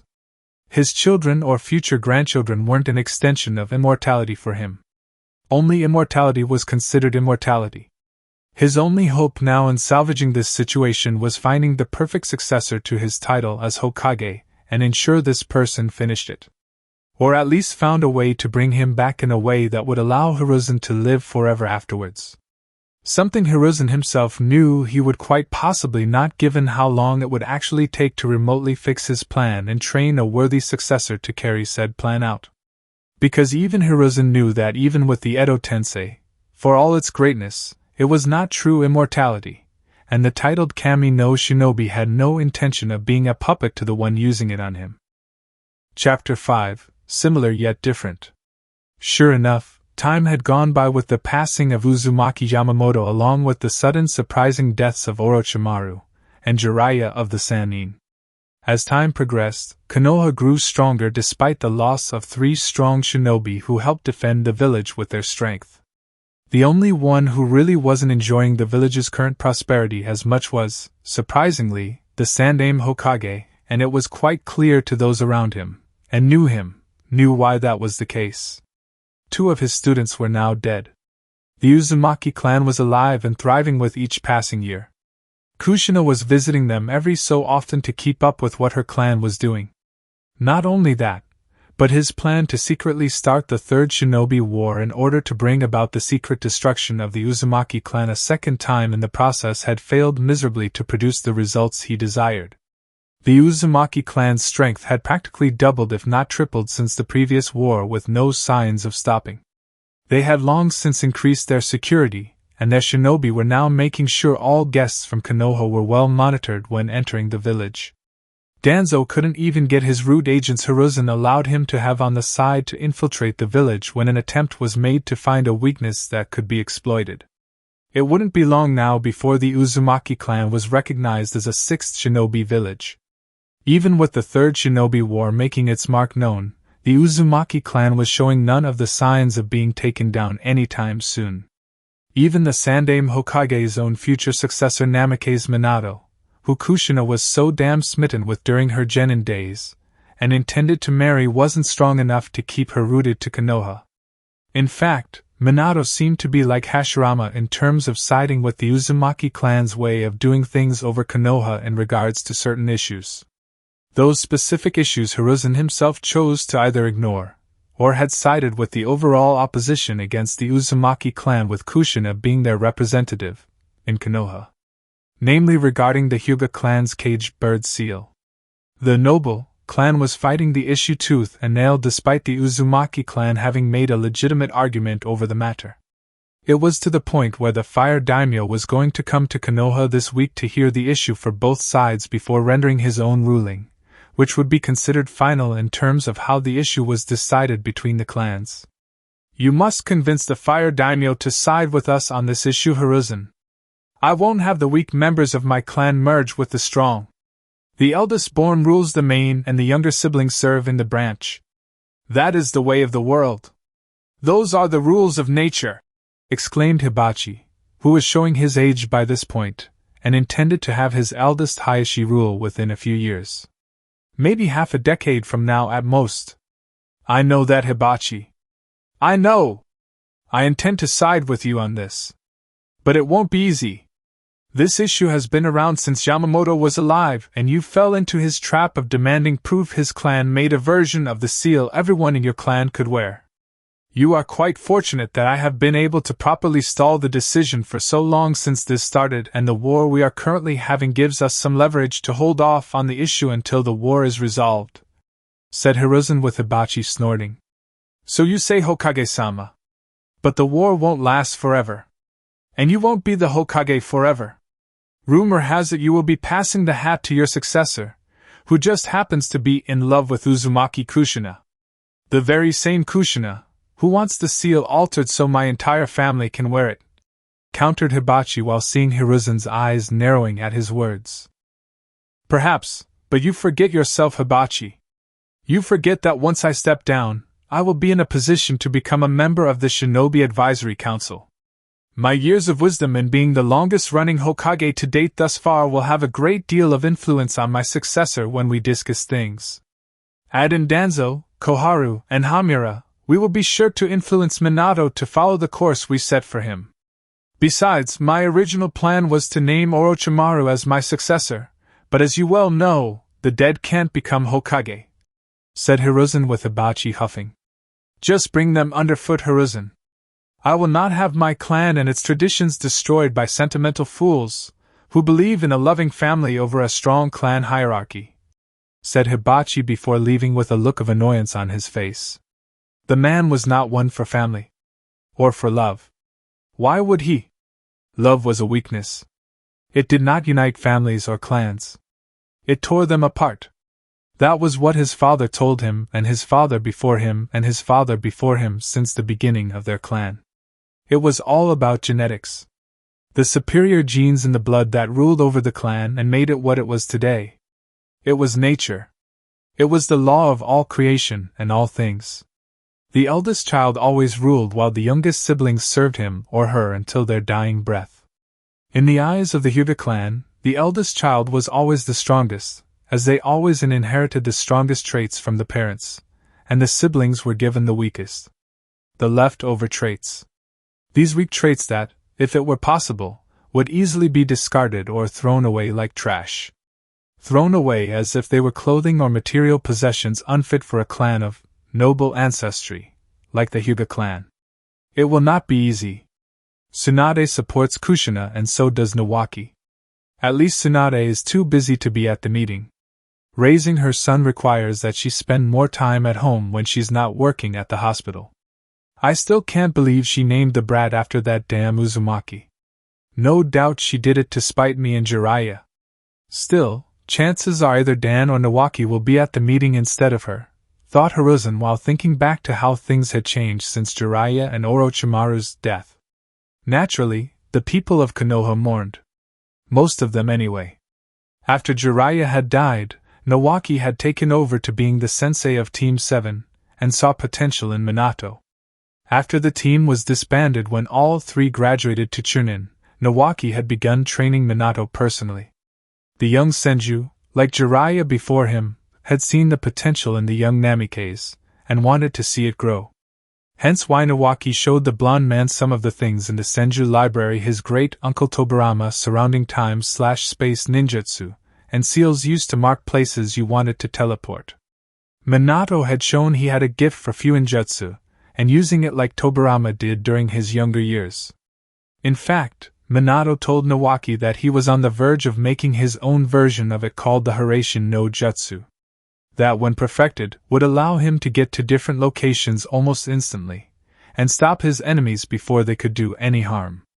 The Senju encouraged Minato's talents, and even convinced Kushina to help him with the sealing formula since such a thing was going to be extremely complex. Even for an Uzumaki. Minato's growing strength made him a prominent candidate to become Hokage, but there were a few other contenders in the wing. Like Hatake Tsukumo for one. The man was also shown talent as a shinobi, and considered by man as a rival of Minato's in the same way that Danzo had been Hiruzen's rival for the seat. Given how Minato was with Kushina, the Sandaime was tempted to change his nomination from the Namikes to Hatake, and even try pitting the two against each other. And he was tempted to try that option. And why not? The two were very much alike in many aspects. Just like Hiruzen and Danzo were in their younger years. Hiruzen could easily pit these two shinobi from Konoha against each other, manipulate them both, and create a bitter feud between them in order to keep the two on their toes. Never to trust the other completely and harden their hearts and minds in the belief absolute power is the only friend one should have in this world. Not your friends, family, wives, children, or anyone for that matter. Only power and ambition. But the years were showing on the Sandaime Hokage. His hair was lighter. Strands of gray and white were among the colors in the strands. His face was not so young anymore, but wrinkled in certain parts. His age had required he narrow and squint his eyes when reading something. His bones creaked and ached more with each passing day. Chakra or no chakra, Hiruzen knew he was getting old now. His body was not what it once was 10 or even 5 years ago. It wouldn't be long before time demanded a qualified successor be named to one day become Hokage in his place. Danzo had been silently fuming for a few years now at that prospect. Not surprising since he knew Hiruzen would never allow his old rival to take over in his place, and the rumored chosen successor was not one for the old war hawk ways Danzo embraced. Not only that, but Danzo's age, and his past injuries thanks to Yamamoto were catching up to the man too. Every day was agony for the war hawk no matter how much he tried to keep his emotions in check. You could see Danzo was in pain even when you didn't see it on his face due to the limp when walking with his cane. See the subtle muscle in his one remaining hand twitch, or his face struggling to maintain a stoic facade. Konoha Uzumaki Clan home. He's up to something, remarked Kushina while she was looking out the window and pouting slightly with a scowl on her face. Who? Asked Minato since he was visiting his lover and future wife. The old monkey. I can see it in his eyes. I can practically see the smoke coming out of his head from burning his brain with ideas, remarked Kushina while Minato let out a chuckle. I'm sure that is just him smoking that pipe of his so damn much. I hear his son Asuma does the same thing with cigs now these days. Strong pair of lungs in that family, said Minato with Kushina scowling further. I mean it, Minato-kun. Hiruzen won't side with us when this debate with the Hyuga clan over their caged bird seal is decided by the Fire Daimyo. He never has sided with us. Not even when Yamamoto-sama was alive, replied Kushina with her eyes going sad at the mention of the elder Uzumaki. I know. I miss Yamamoto-sama too. Remember, I met him on several occasions before he died. Such a nice, wise, and kind old man, replied Minato with Kushina letting out a huff. Nice? Bah! He once hit me right on the head simply for calling him an old man. Which he was, stated Kushina defensively at the end. Oh really? I seem to recall someone in this room with red hair getting violent when they called you a tomato head. Wouldn't you just as easily hit someone if they had called you an old woman? Questioned Minato while Kushina narrowed her eyes dangerously at her husband. Oh, but no one in their right mind would dare call me an old woman, my dear Minato-kun. They know better to say that, and my loving future husband knows better to bring up the old insult aimed at me, replied Kushina in a sweet and loving tone that made Minato sweat a little since he knew that tone of voice well. It was the tone of a woman who would break his balls if he said one word that she felt was out of line. Of course they wouldn't dare call you that. What was I thinking? Asked Minato while laughing nervously at her. All jokes aside, the idea of Hiruzen siding with the Hyuga clan upsets me dearly. Are you sure the Fire Daimyo won't just simply listen to Hiruzen and ignore what we have to say on the issue? Asked Kushina with Minato smiling at her. The Fire Daimyo is a reasonable man. Always has been. Just like his father. It's his son who we should be happy isn't on the throne yet. He's not what you call a strong in the mind type of person. He's easy to flatter and in some extreme cases, even fool. The exact opposite is his younger brother, but due to the rules of succession, the eldest will become the new daimyo. Which is actually a shame since the youngest is more like the father than the eldest, commented Minato with Kushina frowning. Then it is a good thing we are nipping this issue in the bud now instead of later. If the Fire Daimyo's baka for an eldest took over before now, I fear our efforts, and old man Yama's own prior to his death would be for nothing, said Kushina with Minato hugging her from behind. Calm down, Kushina. Trust me when I say this issue will be resolved soon, said Minato calmly while Kushina huffed. It better. And just so we are clear, if we don't get our way in this meeting, there will be no special make-out time with me for a whole month, stated Kushina while pointing at Minato's chest, and the man looked at her in horror. And oh, yelled Minato inside his head, and his libido yelling at the intellectual part of his brain to do everything in its power to win this debate. The man's future sex life with Kushina depended upon it. Hokage Tower days later. Thank you for coming, Daimyo-sama. Especially during this time of war between the 5 shinobi villages, said Hiruzen while bowing to the man in his office. Yes. I'm hoping I can resolve this particular issue being generated between the Hyuga clan and Uzumaki clan over this issue surrounding this caged bird seal? Questioned the Fire Daimyo while sitting in his designated chair with a few of his advisors and his samurai bodyguards standing at attention behind him. Yes. This issue has been going on for a while now. Since the previous Shinobi War when Uzumaki Yamamoto was still alive, replied Hiruzen while the Fire Daimyo nodded. Ah yes. Yamamoto-sama. A great man. Strong and brave. I will truly miss him, said the Fire Daimyo while Hyuga Hibachi, who was in the room waiting for his opponents, gave the Hokage a knowing look. Indeed. He was the one who kept hounding the Hyuga clan over this issue. I have tried to get them to resolve this peacefully, but Yamamoto has, or rather had been, well, quite angry over the issue. He refused to compromise with the Hyuga clan, said Hiruzen, as he saw the fire daimyo frown, and turn his head when seeing Kushina enter the room with Minato, Dan, Tsunade with little Yamamoto held in her arms, and of course Nawaki there too for supporting the Kushina. It was a little intimidating for Hibachi, though he hid it well. Daimyo-sama, I, Uzumaki Kushina, am here to petition for the removal of the caged bird seal from the Hyuga clan, said Kushina politely while keeping herself composed with a regal look not unlike Mito had done when addressing others. She mentally thanked old man Yama for beating such things figuratively and literally into her skull as a child. The man knew his stuff and knew how to get the message across to others. Kushina just wished he didn't have to hit so hard to make his points get across with every lesson. And I am here to fight it, commented Hibachi while mentally frowning at the elders not supporting this here with him. While he knew they had faith in his diplomacy skills, Hibachi also would have liked them here to further prove they supported him in fighting the opposition. I will hear both sides. Kushina-san, you may start first, said the fire daimyo, since he knew the woman wouldn't want to go second. She was clearly fired up and ready to go. Why delay her passion on the matter from being heard? Thank you, Daimyo-sama. As you may or may not know regarding this issue, the caged bird seal is a seal used by the main family of the Hyuga clan. It is used by them on the branch family of the clan itself. Designed to seal the dojutsu their clan possesses upon their death, explained Kushina in a polite tone. And for good reason. People have been trying to steal the secrets behind our dojutsu for years, exclaimed Hibachi while glaring at her from his position.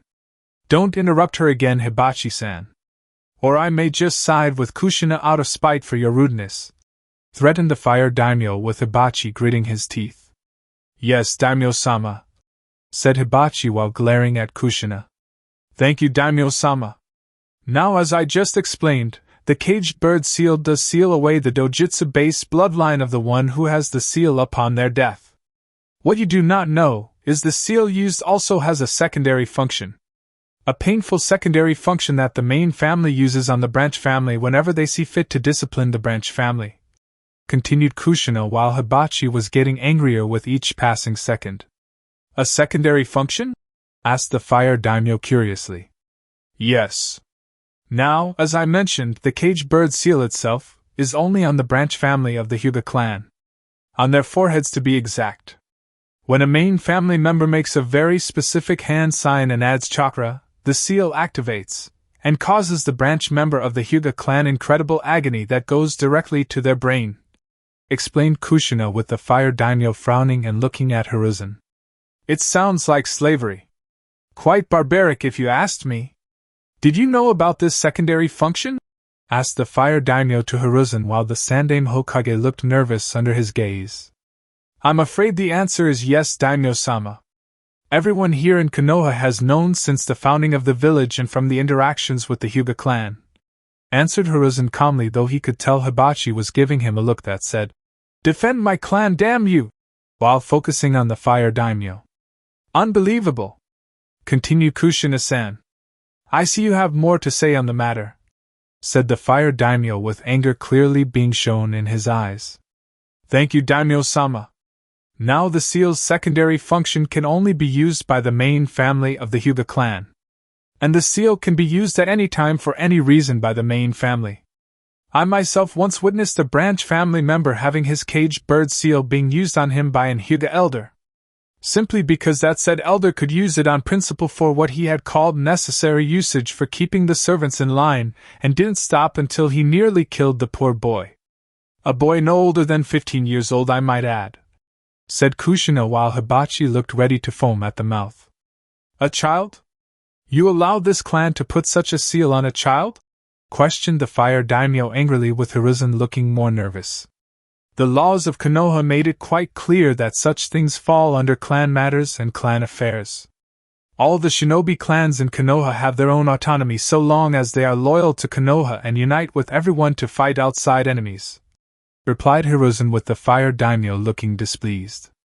Continue, Kushina-san, commanded the fire daimyo. Yes, daimyo-sama. The caged bird seal is in short barbaric.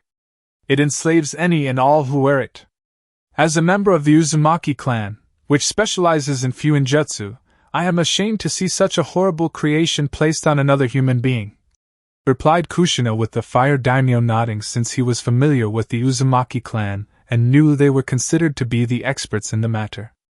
"If that were the case, your own clansman, Uzumaki Yamamoto himself, shouldn't have made it for us all those years ago," exclaimed Hibachi, with his temper reaching its limits. No, you idiot," thought Hiruzen with wide eyes at Hibachi's words. "Is this true, Kushina-san? Did Uzumaki Yamamoto himself make the caged bird seal used by the Hyuga clan?" asked the fire daimyo, while seeing Hibachi was looking smug and Kushina glaring at the Hyuga clan. "Yes and no, daimyo-sama. Uzumaki Yamamoto did in fact make a seal for the Hyuga clan on this matter. However, what Hibachi-san failed to say when interrupting me was the seal Yamamoto-sama made was in fact the original design from what the Hyuga use now," replied Kushina, with the fire daimyo raising an eyebrow. "Original design?" asked the fire daimyo with a frown, and saw Hibachi starting to panic over his words, opening the means to look into this further. "Yes. Yamamoto-sama originally created the Dojutsu Protection Seal, which I have a copy of the design right here for you to see. I also have a copy of the caged bird seal for you to see as well, in order to compare them both in terms of design," said Kushina, as she had all the necessary documents for this battle with the Hyuga clan over this seal, and saw Hibachi looking just about ready to explode with rage. "Yes. The two are clearly different," remarked the fire daimyo while looking between the two seals. "Not only that, but Yamamoto-sama recommended the seal he created be put on the back of the neck, where it would be hidden by the Hyuga's traditionally long hair. That way, no one could ever tell the Hyuga clan even had a seal on them unless the person's hair was short enough to see it," added Kushina, with the fire daimyo nodding, while each drawing of the two seals were marked with what each section did, so the feudal lord could understand exactly what it was he had been staring at for the last few minutes. "The Hyuga clan required a seal with hierarchical requirements. The seal given to us did not give our clan what we wanted," protested Hibachi, with Kushina glaring. "So? You still took the seal he made anyway. Your clan had no right to take the Dojutsu Protection Seal and then alter it to your own specifications. Especially when your clan signed a legal binding contract stating you wouldn't alter it in any shape or form," stated Kushina, while Hibachi growled. "Lies! The contract was a forgery," protested Hibachi, while the fire daimyo looked at the two before focusing on Kushina. "You have a copy of this contract?" asked the fire daimyo, with Kushina nodding. "Yes. As you can see, the signatures below are those of both parties and both clans, who agreed to the terms of the contract. It was even signed by Hibachi's family, namely his father and grandfather, in terms of being a witness and agreeing to the deal itself," said Kushina, with the fire daimyo nodding. "It's a fake," protested Hibachi angrily and fearfully. "Silence, Hibachi. One more word and I will throw you out of here. Besides, this is clearly a legitimate copy of the document. The seals of both clans are on this copy too, meaning it is not a fake in the slightest. If you wish to challenge this, produce handwriting samples from previous documents from your clan signed by your family, Hibachi," replied the fire daimyo, with Hibachi bit back a hate-filled remark he would normally say to a lowly poor commoner on the street. "As you can see from the contract signed by both clans, the various alterations made to the Dojutsu Protection Seal into the Caged Bird Seal were breach of the contract. They had no business making the alterations in the first place, much less using the Caged Bird Seal on their own family members. It is a seal that enslaves people to another's will. And as I recall correctly, slavery in any shape or form is still illegal in all of Fire Country," said Kushina, with Hibachi wanting to lash out at the woman with his gentle fist, but couldn't due to her being so well protected by her support in this matter. "That it is, Kushina-san. Slavery is indeed illegal, and this caged bird seal clearly enslaves the wearer," remarked the fire daimyo, while looking from the evidence in front of him to Kushina and finally Hibachi. "Daimyo-sama, I wish to speak up in the name of the Hyuga clan for its right to defend its practices of our traditions," said Hibachi with the fire daimyo frowning. I fail to see how you can defend these traditions of yours, Hibachi-san. Considering they are unethical and illegal to practice in MY country and in MY Shinobi village, countered the fire daimyo while Hibachi looked upset and flustered. The Hyuga clan has practiced this tradition of using the caged bird seal for years for the security of our bloodline. It has allowed those wearing it to protect those who do not wear it in humane family, replied Hibachi while the fire daimyo frowned. And why do the main family not wear the seal? If you truly wish for proper security of your clan's dojutsu, why not have a seal in which all from within your clan can wear? And who in your clan decides who wears the caged bird seal and who does not? Asked the fire daimyo with Hibachi trying to mentally prepare himself. The seal is to keep a hierarchical structure within the clan, where the servants of the branch family serve the main, the weak serve the strong. The caged bird seal supplies that and prevents the servants from possibly revolting against us since their numbers are larger than ours. Hyuga females are very fertile and produce children more often than not with twins if not triplets. As such, the eldest child stays in the main while the other children sired from there on out become part of the branch family. Only the strongest of our genetics live in the main family while the weak become the branch to serve us as the labor force in any way we demand it, stated Hibachi while the fire daimyo stroked his white beard in thought to his words. And just how exactly do you know the eldest child is the strongest? Questioned the fire daimyo with Hibachi pausing for a second in confusion. It's only natural. The eldest is always the strongest. The younger siblings are tested, of course, but by the time we have the siblings spar with each other to test this, it's clear the eldest is always comes out on top as the victor, replied Hibachi with the fire daimyo frowning. But such matches are unfair due to the conditions they are both raised in. The eldest is given the best food, clothing, teachers for how to use your gentle fist, and to use your bloodline to its fullest potential. The younger sibling or siblings do not have that because they are already sent to the branch family where they are conditioned to always submit outright to the main family, as you just said earlier. Who is to say the younger sibling is not the stronger of the two, yet is forced to have the caged bird seal on them, and unable to reach their full potential? Even more so if the siblings happen to be twins, countered the fire daimyo with Hibachi frowning. With all due respect, daimyo-sama, but not even you can challenge years upon years of conditioning, breeding, and traditions the Hyuga clan has perfected since the warring clan's era. Hibachi shot back with Hiruzen letting out a groan. Idiot, thought Hiruzen, knowing the pride of this Hyuga in front of him was going to be a pain in the ass. Can't I? You underestimate my reach, Hibachi-san. I understand you yourself have twins in your family, correct? Questioned the fire daimyo with Hibachi nodding with a frown. I do, answered Hibachi with the fire daimyo nodding. Good. Then we can easily test your belief on the eldest being the strongest. Depending on what I see will determine my overall decision regarding this issue. From what I have already heard so far, the caged bird seal is a barbaric thing that should never have existed in the first place, and the fault of its existence lies only with the Hyuga clan. You had a perfectly good seal to use thanks to the Uzumaki clan and decided to change it despite a binding contract stating otherwise, replied the fire daimyo with Hibachi looking very confused, and so did the others around him. With all due respect, daimyo-sama, but are you going to ban the use of the caged bird seal? Just so I am understanding you correctly, stated Kushina with the fire daimyo nodding. Officially? Yes, I am. I find it too horrible and too barbaric to be allowed as a continued practice. However, Hibachi's claim of the eldest being superior to the younger sibling of a family has my interest for other reasons entirely. I want to put what this man believes to the test by having his twin children fight each other, answered the fire daimyo while seeing Hibachi go pale in the face and sputtering. Daimyo-sama! Surely you can't, protested Hibachi before looking at Hiruzen for some form of help. Only to get none.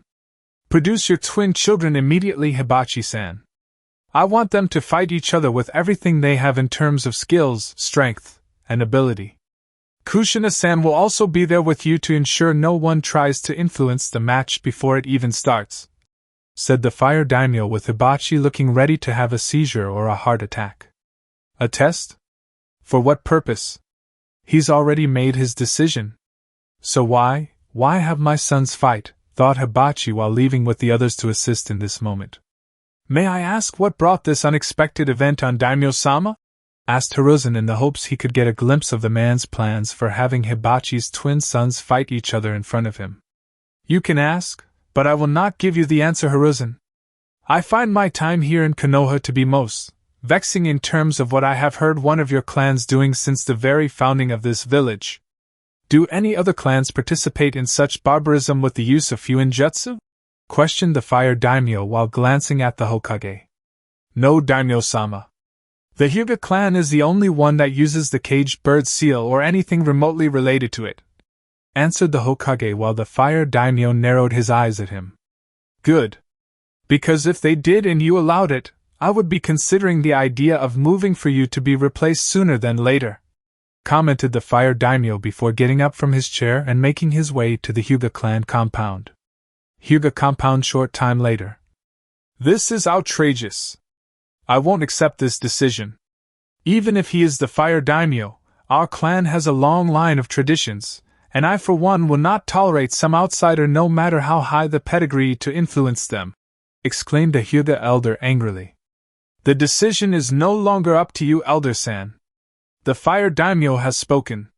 The caged bird seal is to be stopped in its use from here on out, said Kushina with a frown on her face despite the fact she was happy with the decision. Foreign whore! You and your clan of island foreigners just couldn't leave well enough alone, exclaimed the Hyuga elder before being super punched by Kushina through the wall. You're so lucky Yamamoto-sama isn't here or he would have burned your clan home to the ground until only ashes remained, exclaimed Kushina angrily. I am so glad she's not angry at me right now, thought Minato while seeing the woman he loved was ready for a fight in her pissed-off state. Let's just get this over with, said Hibachi while giving Hisashi a look saying, lose the match or you die, before looking at Hayashi with a dominate and don't hold back glare. Don't even think about taking a dive. You fight with everything you've got, whispered Kushina to Hisashi while the man had mixed feelings about it. On one hand, if he did win, chances are the Hyuga elders of the main family would use the caged bird seal on him regardless of the fire daimyo's decree.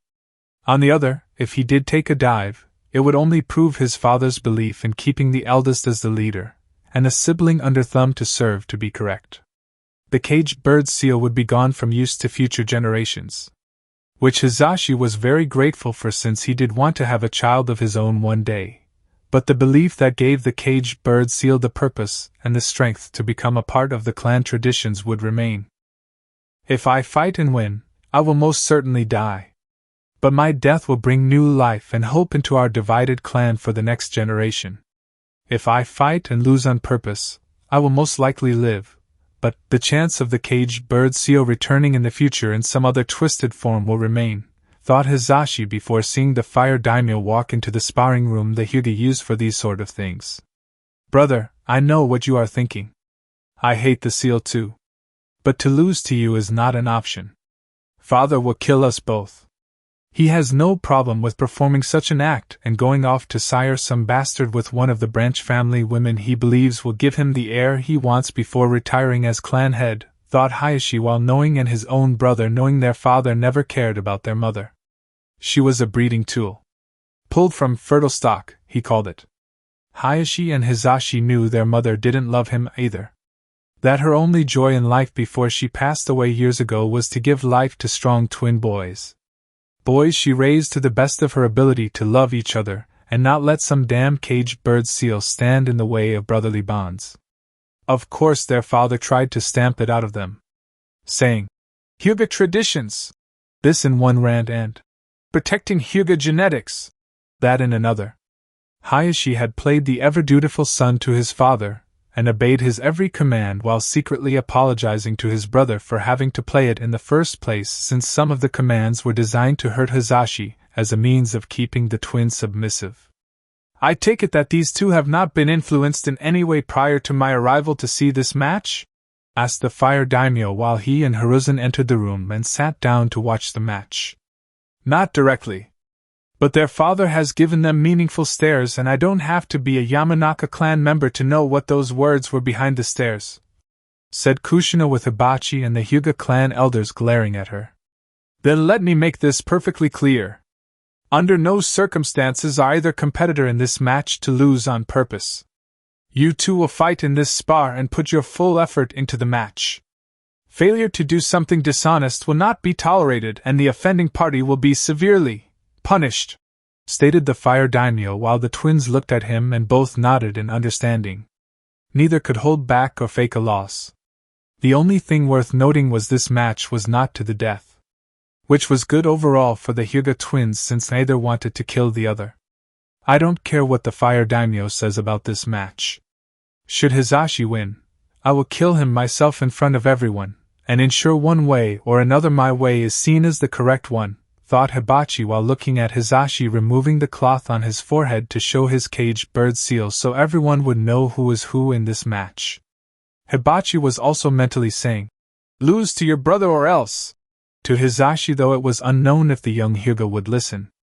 "Ready? Begin!" commanded the fire daimyo with the two twins of the Hyuga clan getting into their fighting stances and attacked each other. "I still don't see the point in this, daimyo-sama. You have already made your decision regarding the caged bird seal," remarked Hiruzen while seeing Hisashi surprisingly hold his own against Hayashi. "Just call it simple curiosity of a personal nature," replied the fire daimyo while Hayashi landed a few hits on Hisashi, but the younger of the twins stayed strong. "Why isn't Hisashi losing? He's actually holding his own against Hayashi. Damn it, boy! I will not be made a fool out of by your sudden hope for the future. You are fated to be a branch family member and serve your betters," thought Hibachi angrily while seeing his youngest son pushing Hayashi back. Such strength. Such purpose in Hisashi now. "Brother, am I the weaker one between us? Or is it because you are more motivated to win?" thought Hayashi while seeing his brother was moving faster and more deadly than he had in their previous spars together. Was Hisashi holding back this whole time? And for what purpose? It would seem Hisashi isn't as weak as his father would make him out to be in terms of strength and skill, remarked Kushina while slowly, but surely seeing the fight going in Hisashi's favor. Indeed. Hisashi is doing very well. Though I think the motivation behind winning the match is definitely a deciding factor here. He clearly wants it more, said Dan while he saw Hayashi trying to force Hisashi on the defensive now with more determination in his eyes and both brothers trying to outdo the other.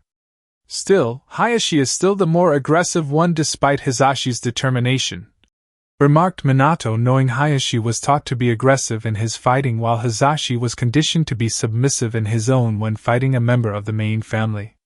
It was difficult not to follow that kind of instinct-induced training after doing it for so many years. Hisashi is going to win. Just look at him. Even with Hayashi getting more aggressive, Hisashi is showing he's not the weak submissive thing his father claimed in the meeting room. Eldest being the strongest, my right foot.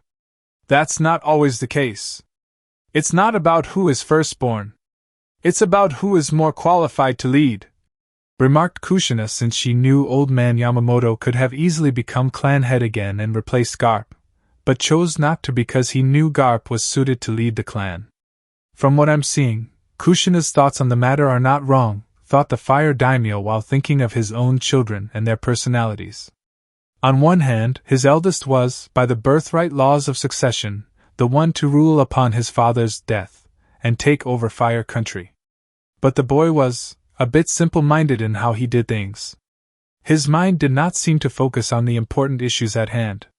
He seemed to always let others make opinionated decisions for him based on their desires and their interests rather than think things over properly.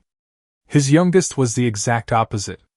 The fire daimyo's youngest had focused on studying, learning, training himself even with the samurai should the time come to fight for what was his own, and understanding the needs of how to run the country. Some of his advisors implored him to have his youngest take the throne since he clearly wanted to make the country's future become strong. The more traditional advisors claimed the eldest should rule simply because he was the eldest, and was his right to rule on birthright alone. I must win this match. Not just for the future of the branch family, Not even for my own future child or children I will one day have in the years to come. But also for myself. To prove that I can be just as strong if not stronger than my brother. To prove that my father is wrong. I must win to break the cycle. This is my one chance to bring about change. A chance to break the chains of fate that bind our clan down amongst the changing of the times, thought Hisashi before saw his chance in his brother's weakened stance, and struck with deadly precision. "Ahhh!" screamed Hayashi, as he was hit by Hisashi's attack, and sent flying back with his body staying on the ground, defeated. Hyuga Hisashi had won. Hyuga Hisashi is the winner. Congratulations, dear boy, on your victory, said the fire daimyo with Hisashi bowing to the man before moving to help his twin brother up. Only to stumble and fall to the ground while screaming out in pain with his seal active for all to see.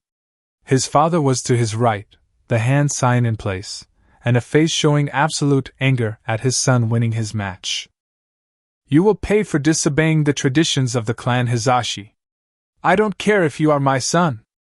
You are a disgrace to the Hyuga clan and my blood, stated Hibachi while seeing his youngest son crying out in pain. Hibachi! Stop this at once! I command it! Exclaimed the fire daimyo angrily. I don't care if you are the fire daimyo. I don't care about your rulings on the caged bird seal or what you decree following this farce of a match. I will not allow my weakest son to have delusions of grandeur and believing he is anything but what I say he is in life, and in this clan.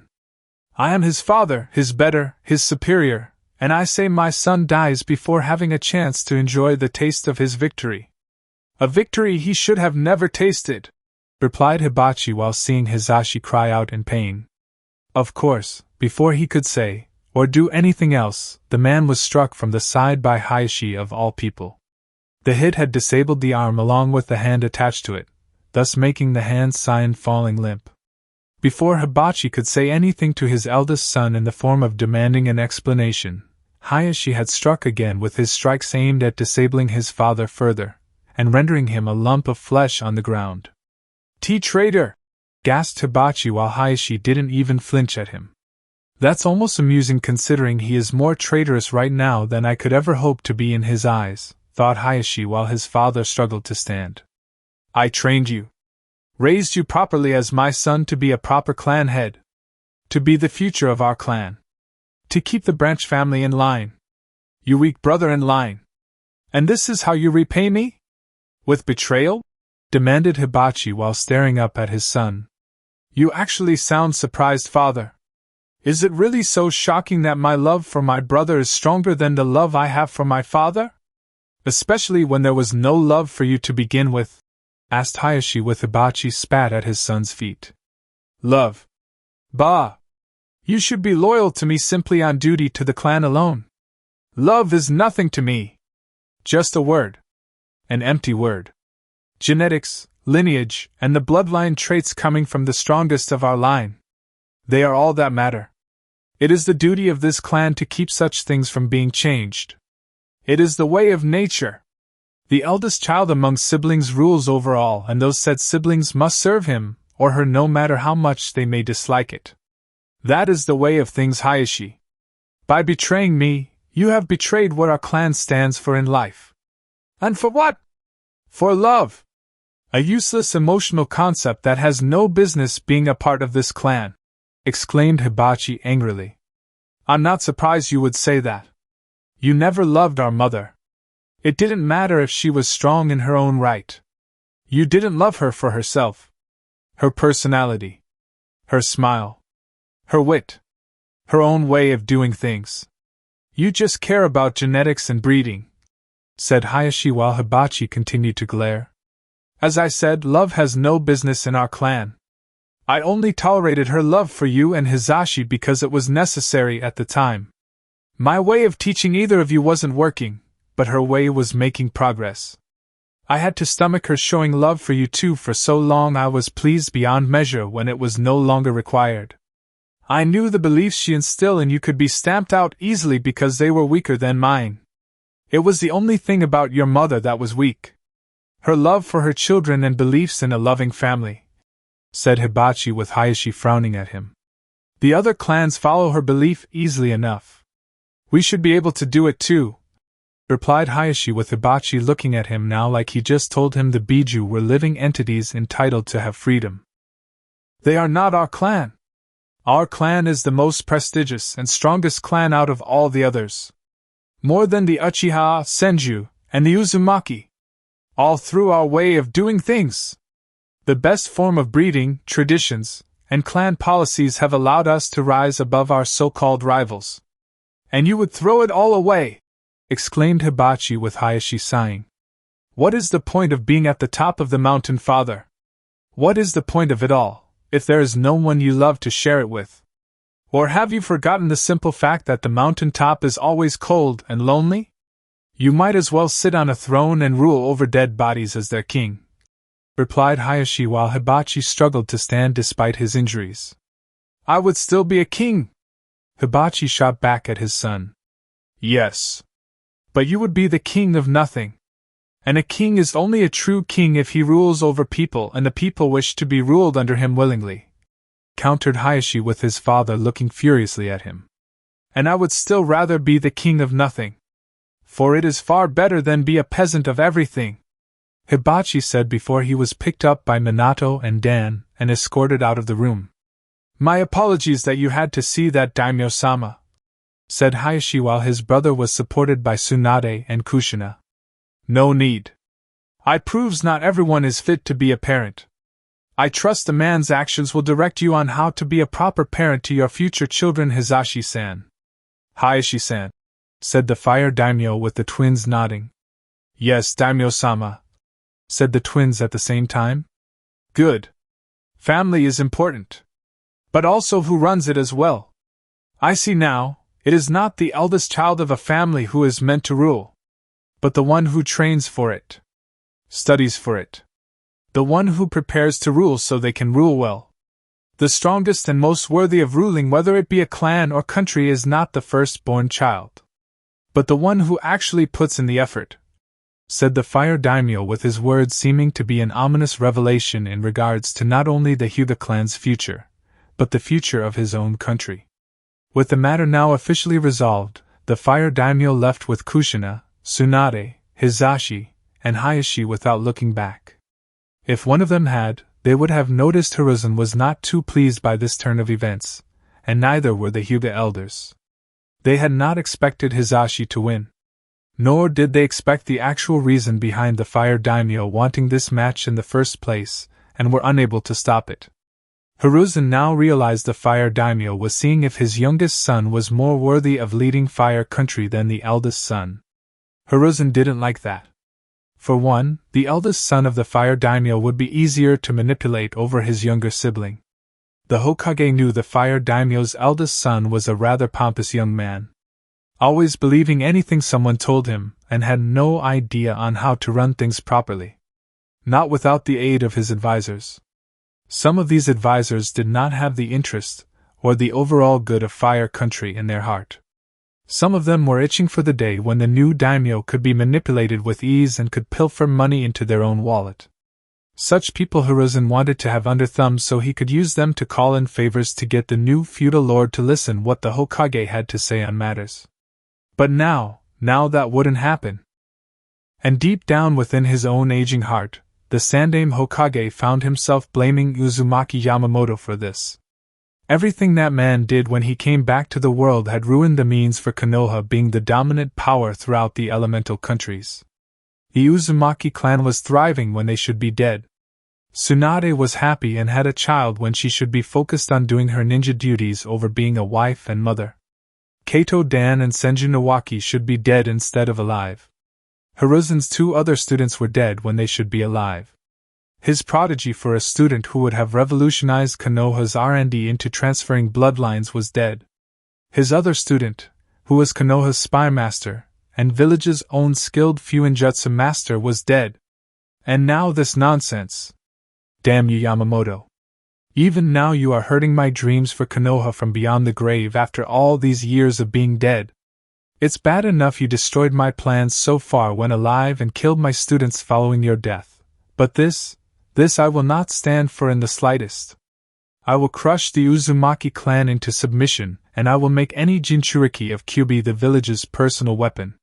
Whether they know it or not, thought Hiruzen while wondering if he could possibly stall this transition with the caged bird seal by using the war as an excuse, and prolong the war as much as possible until he could counter the decision itself.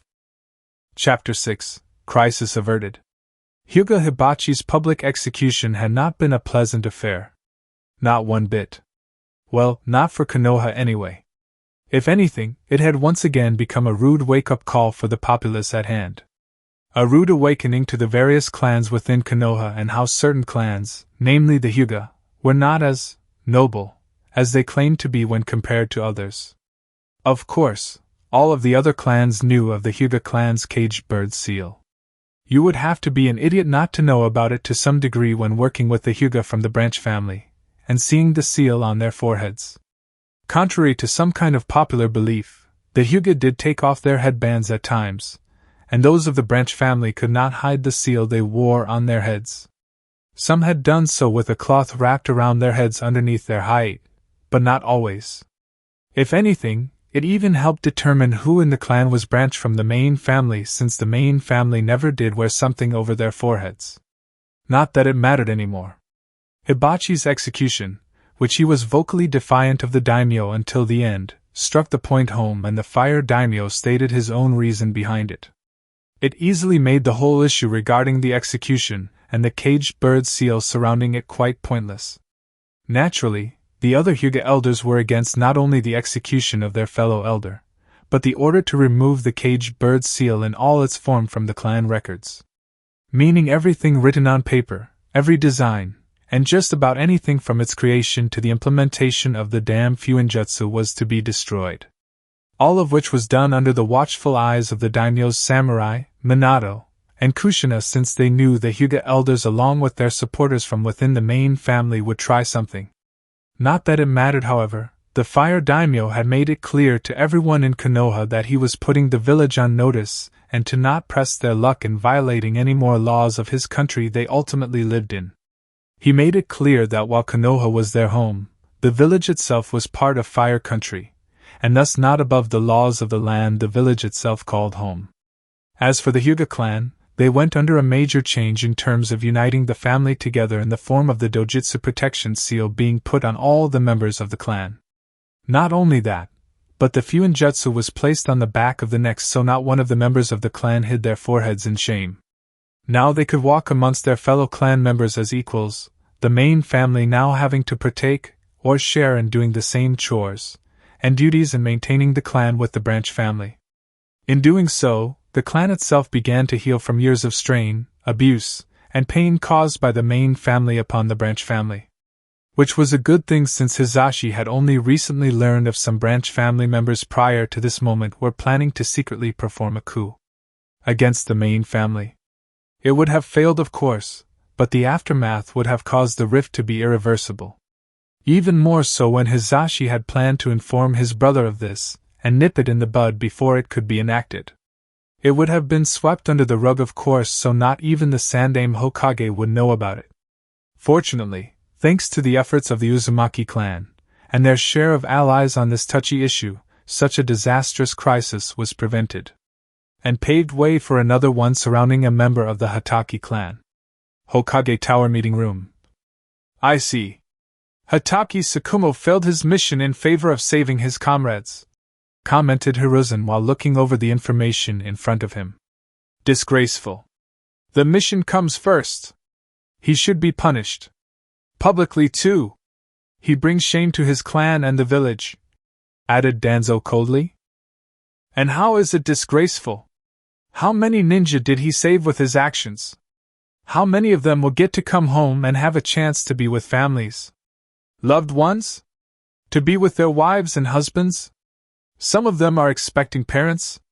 How will all these future children grow properly without their sires? Questioned Tsunade, since she didn't approve of how Konoha was willing to throw a man like Tsukumo under the running away cart. While some would consider what Tsukumo did to be honorable, it still weakened Konoha in the long run, and all the ninja he saved could have been replaced easily. None of them were from any prominent clans. countered Danzo while Tsunade glared at him. All ninja have value, Danzo. Whether they are from clans or not. The more skilled ninja our village has, the better we will be in the long run. Regardless of the mission, the team went on being a failure. How many teams have failed and come back home alive? None of them were shamed like you were suggesting. Why this one? Or rather, why this one shinobi?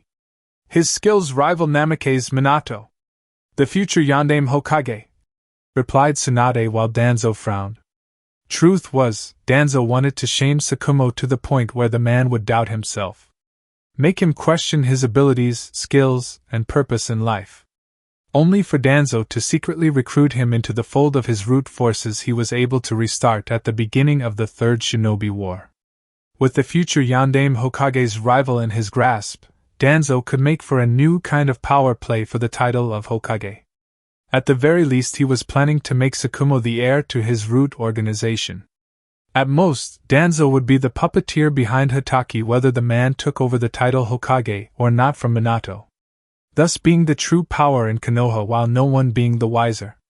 Hiruzen would have his successor in Namake's Minato, and Danzo would have his own in Hatake Sakumo.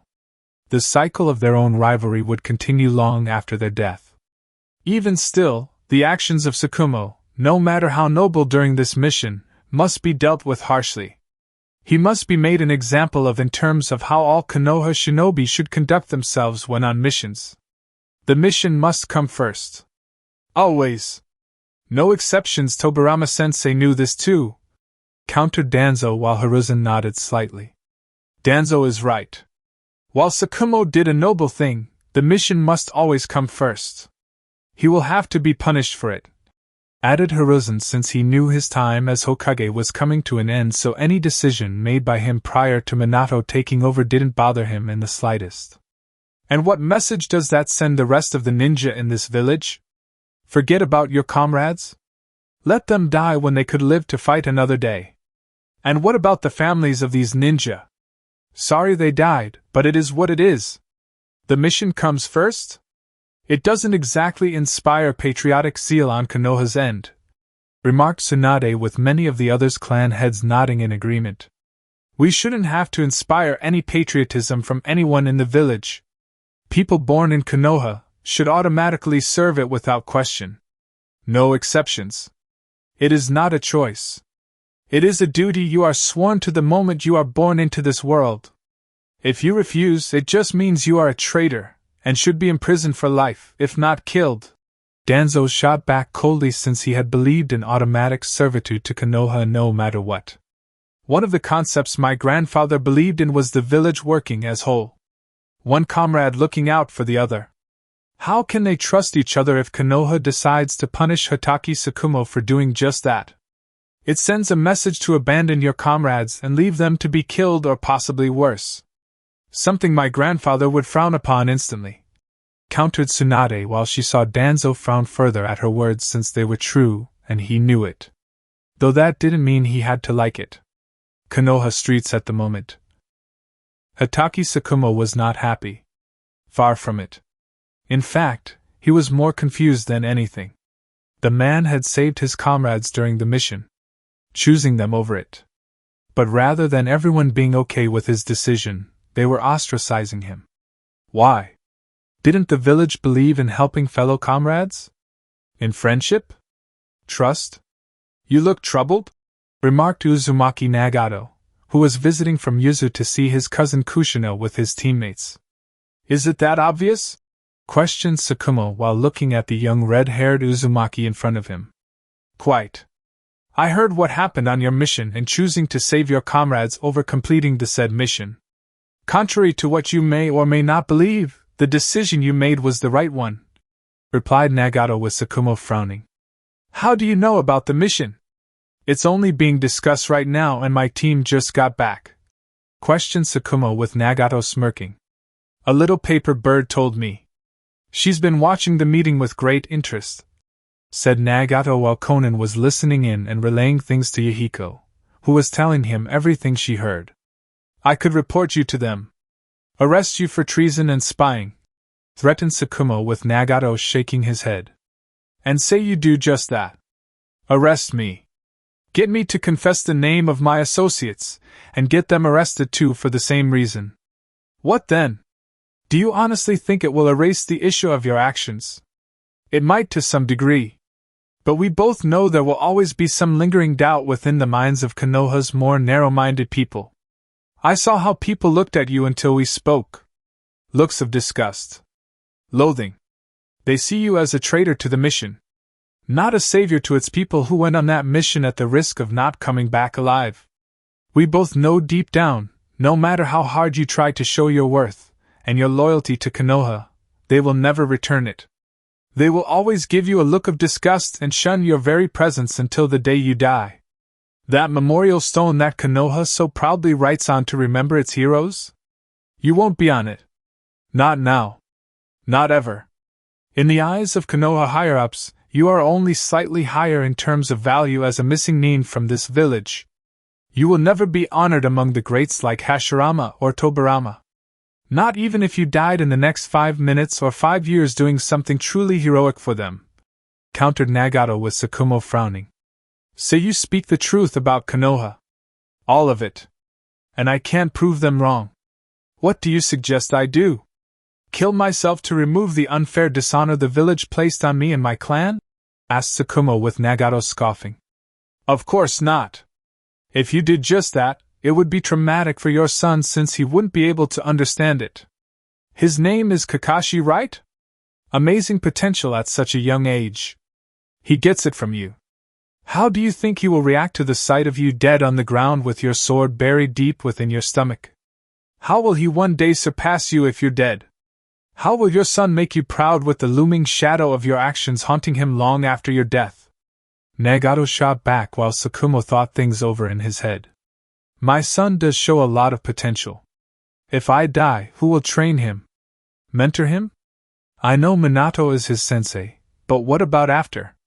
Or when the two aren't training? Mai could become the next Hokage. It seems to fall into some weird pattern where someone trained by a Hokage will become as strong as one or become one. Hashirama and Tobirama both trained Hiruzen and he trained Tsunade, Orochimaru, and Jiraiya, with the latter of the three training Minato before Senju Nawaki took over. Even now, Hiruzen intends to make the man the next Hokage soon, so Kakashi might have a good chance of becoming it.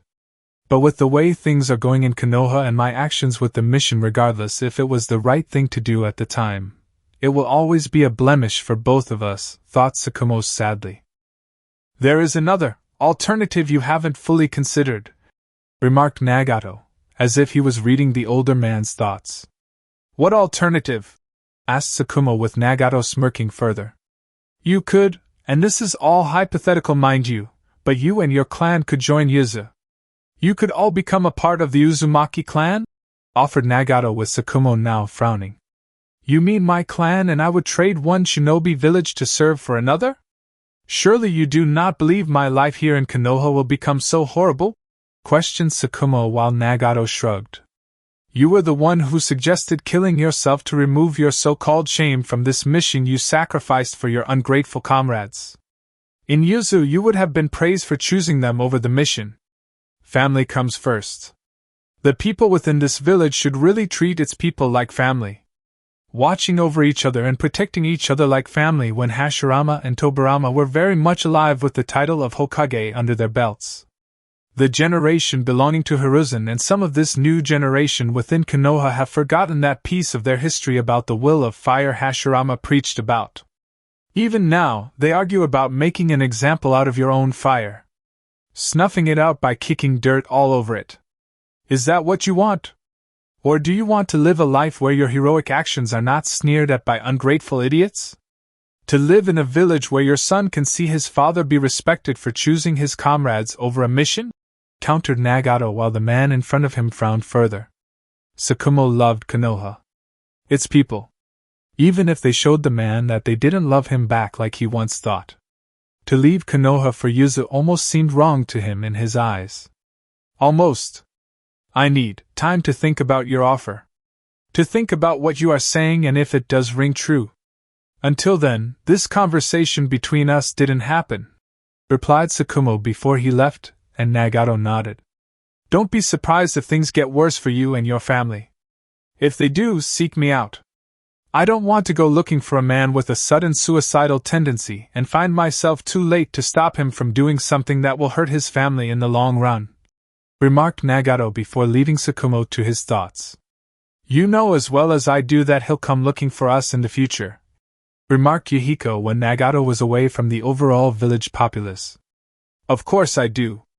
I also know the man's sense of honor would have resulted in him killing himself if a second option like ours didn't present itself," replied Nagato with Yahiko now smirking at him.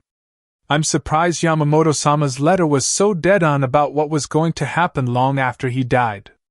How do you think he knew it was going to happen as he said?" asked Yahiko curiously. "I don't know. He's an Uzumaki. Maybe the man saw the future through a seal or some form of spiritual insight before his return to the clan all those years ago. Whatever the reason or the source behind it, we must be more on guard than ever before with our clan, and our thinning bond with Konoha," replied Nagato while Yahiko frowned further. "Yeah, I hear you on that front.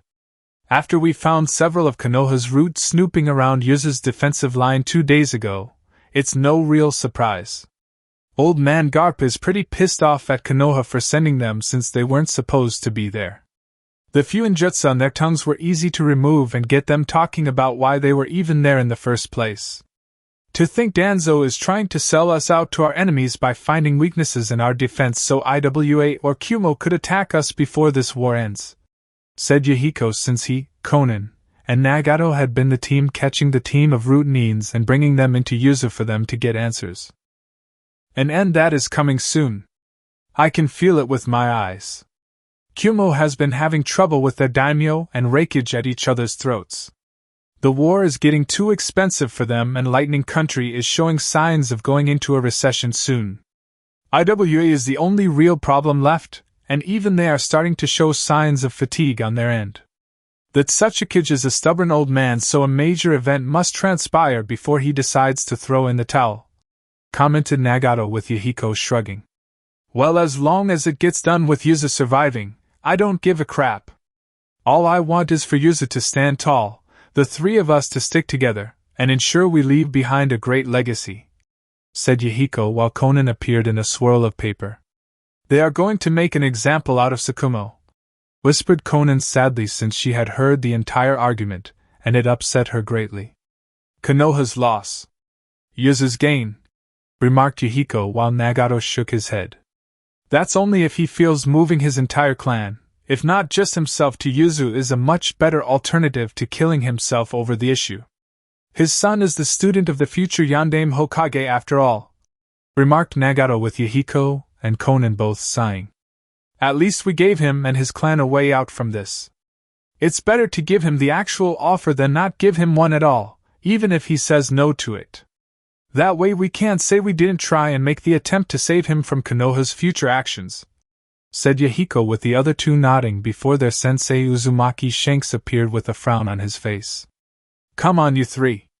Old man Garp wants us back in Yuzu," commanded Shanks with the three members of Team Akatsuki frowning.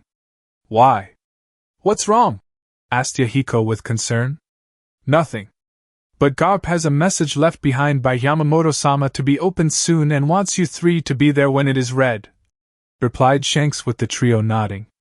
Uzumaki Garp had a deep respect for Yamamoto-sama, and it grew immensely since his return to the clan years ago. First, for defending Yuzu from what would have been most likely a complete sacking of the clan. Second, for making sure Kushina wasn't forced to embrace anything she would have no choice in while living in Konoha after the transfer of the Kyuubi into her. Third, was to ensure Uzumaki Mito was buried in Yuzu where she belonged. Fourth, and there on out, well, just about everything that had helped Yuzu grow from there on out was thanks to Yamamoto long after the man's death. In fact, the elderly Uzumaki had left Garp quite a few scrolls over the years, left for him, or possibly Garp's successor as the next clan head to be opened at certain points in time in the future. So far, they had been practically dead on inaccuracy. How that was the case, Garp did not know. No one who knew of the scrolls knew how they could be accurate. Nagato had once theorized Yamamoto had seen the future in some way, and didn't like what he saw. Hence why he was gone for so many years before returning to Uzu to fix what was no doubt the horrible future the old man witnessed. In any case, the scrolls were opened in accordance with his wishes. They were not opened earlier, and to ensure no one did, there were time-based seals locking them from any curious Uzumaki, or any other, fingers from trying to pry them open. Okay. Well, let's see what the future holds for us now, remarked Yahiko, with Nagato nodding and Konan following the two along with their sensei back to Uzu. Unknown location sometime later. The elderly form of Uchiha Madara looked at his future student, knowing the boy was indeed alive, but unconscious since being brought back from the dead does that to you. Things had not gone as planned for him ever since he faked his death after fighting it out with Hashirama all those years ago. In truth, things were going his way, yet were not going his way at the same time. Konoha was weakening. It was dying. Slowly. Almost stupidly, despite everything that showed it was still a force not to be challenged lightly. It endured 3 shinobi wars and still able to hold a strong front. But that is all it was to his perceptive eyes. A front. A bluff. More and more the village he and Hashirama had envisioned was slowly dying. Not from the enemies without, but its enemies from within.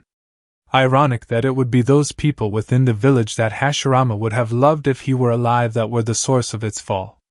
Rejecting a new medical program. Making shinobi mindless, emotionless drones to serve a heartless commander with war-mongering ambitions. Aided in secret by a Hokage who used his position given to him by his predecessor to make things happen without the public being none the wiser. They even went so far as to try killing off the Uzumaki clan belonging to Hashirama's very own wife. Ha! The fools the world over. The white creations he had made over the years, while few in number, had done him an excellent job as spies, and telling him of the world's events. As such, he knew how the shift in power among the 5 shinobi villages had gone from Konoha being supreme to Uzu getting very close to being recognized as a 6th, and tying with Konoha for the right to be called number 1 despite the vast majority of Uzu being a single clan. A clan that was growing and thriving now that they were in full gear. Already they had a few members of the clan who were not of Uzumaki blood in it. Not many, but enough from various small clans who didn't have a village to call their own, whether out of their pride to be independent, or some other sense of individuality, were saved the Uzumaki clan to become a recognized shinobi village. Hashirama, our dream that was Konoha is dying.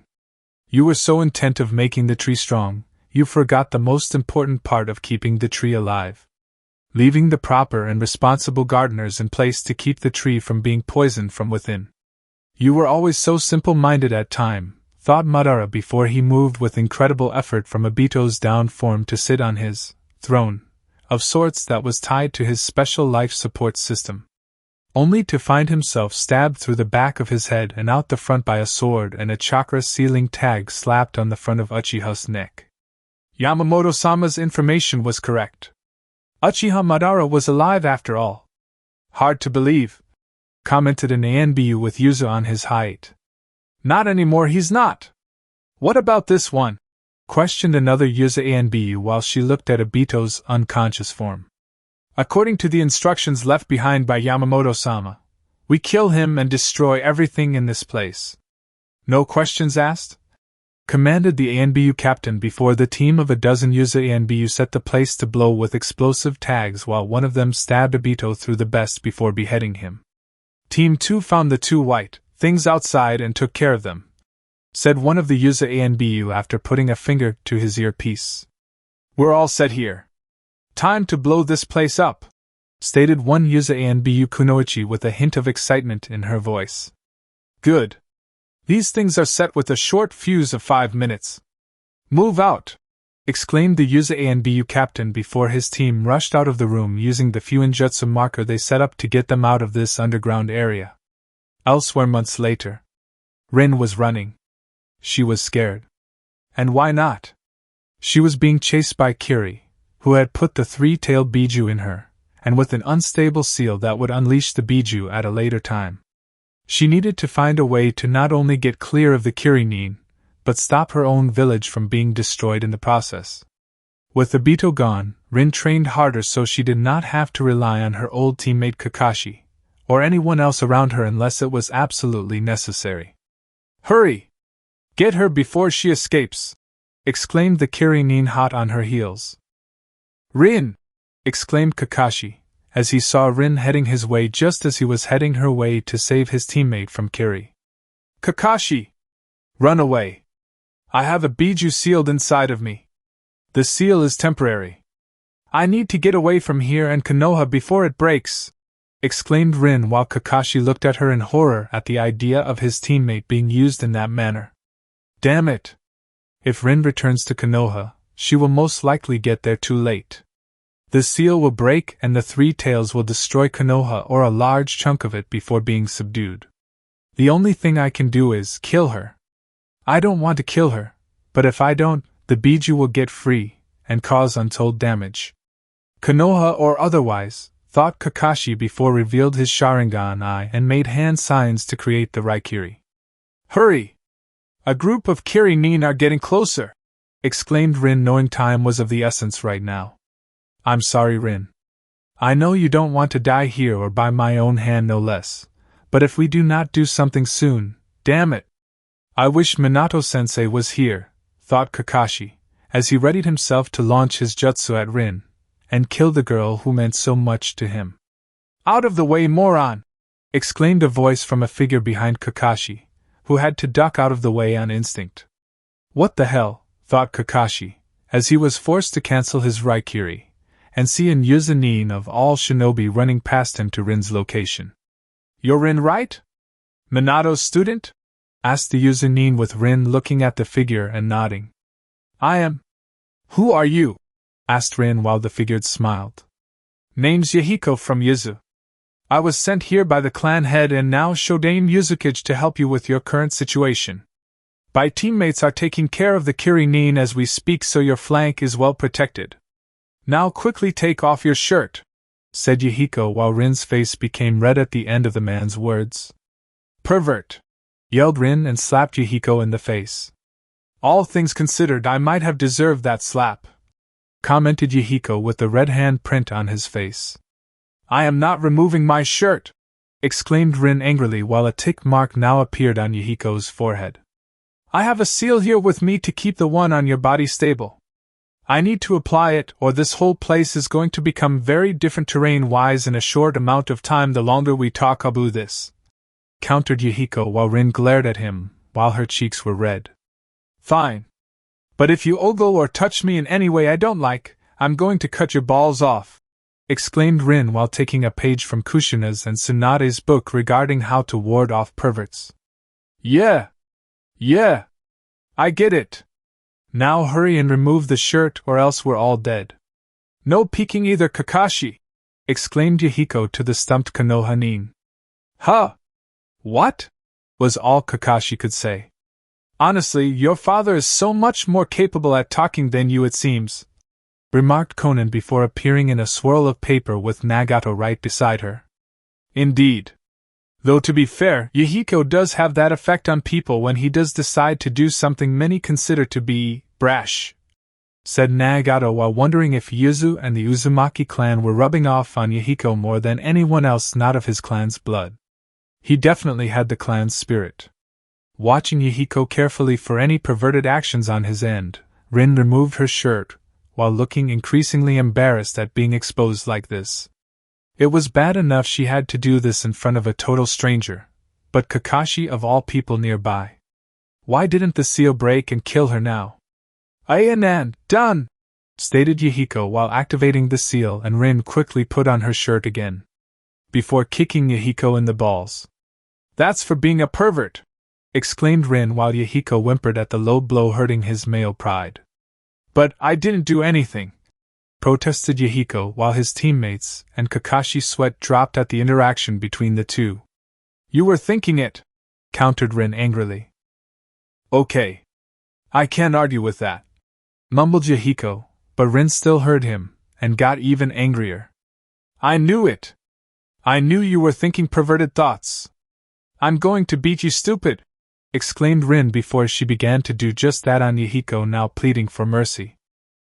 Shouldn't we save him?" asked Kakashi while seeing Rin stomping on Yahiko with that angry look all women have when pissed off at a man. I'm not. But by all means do intervene on his behalf.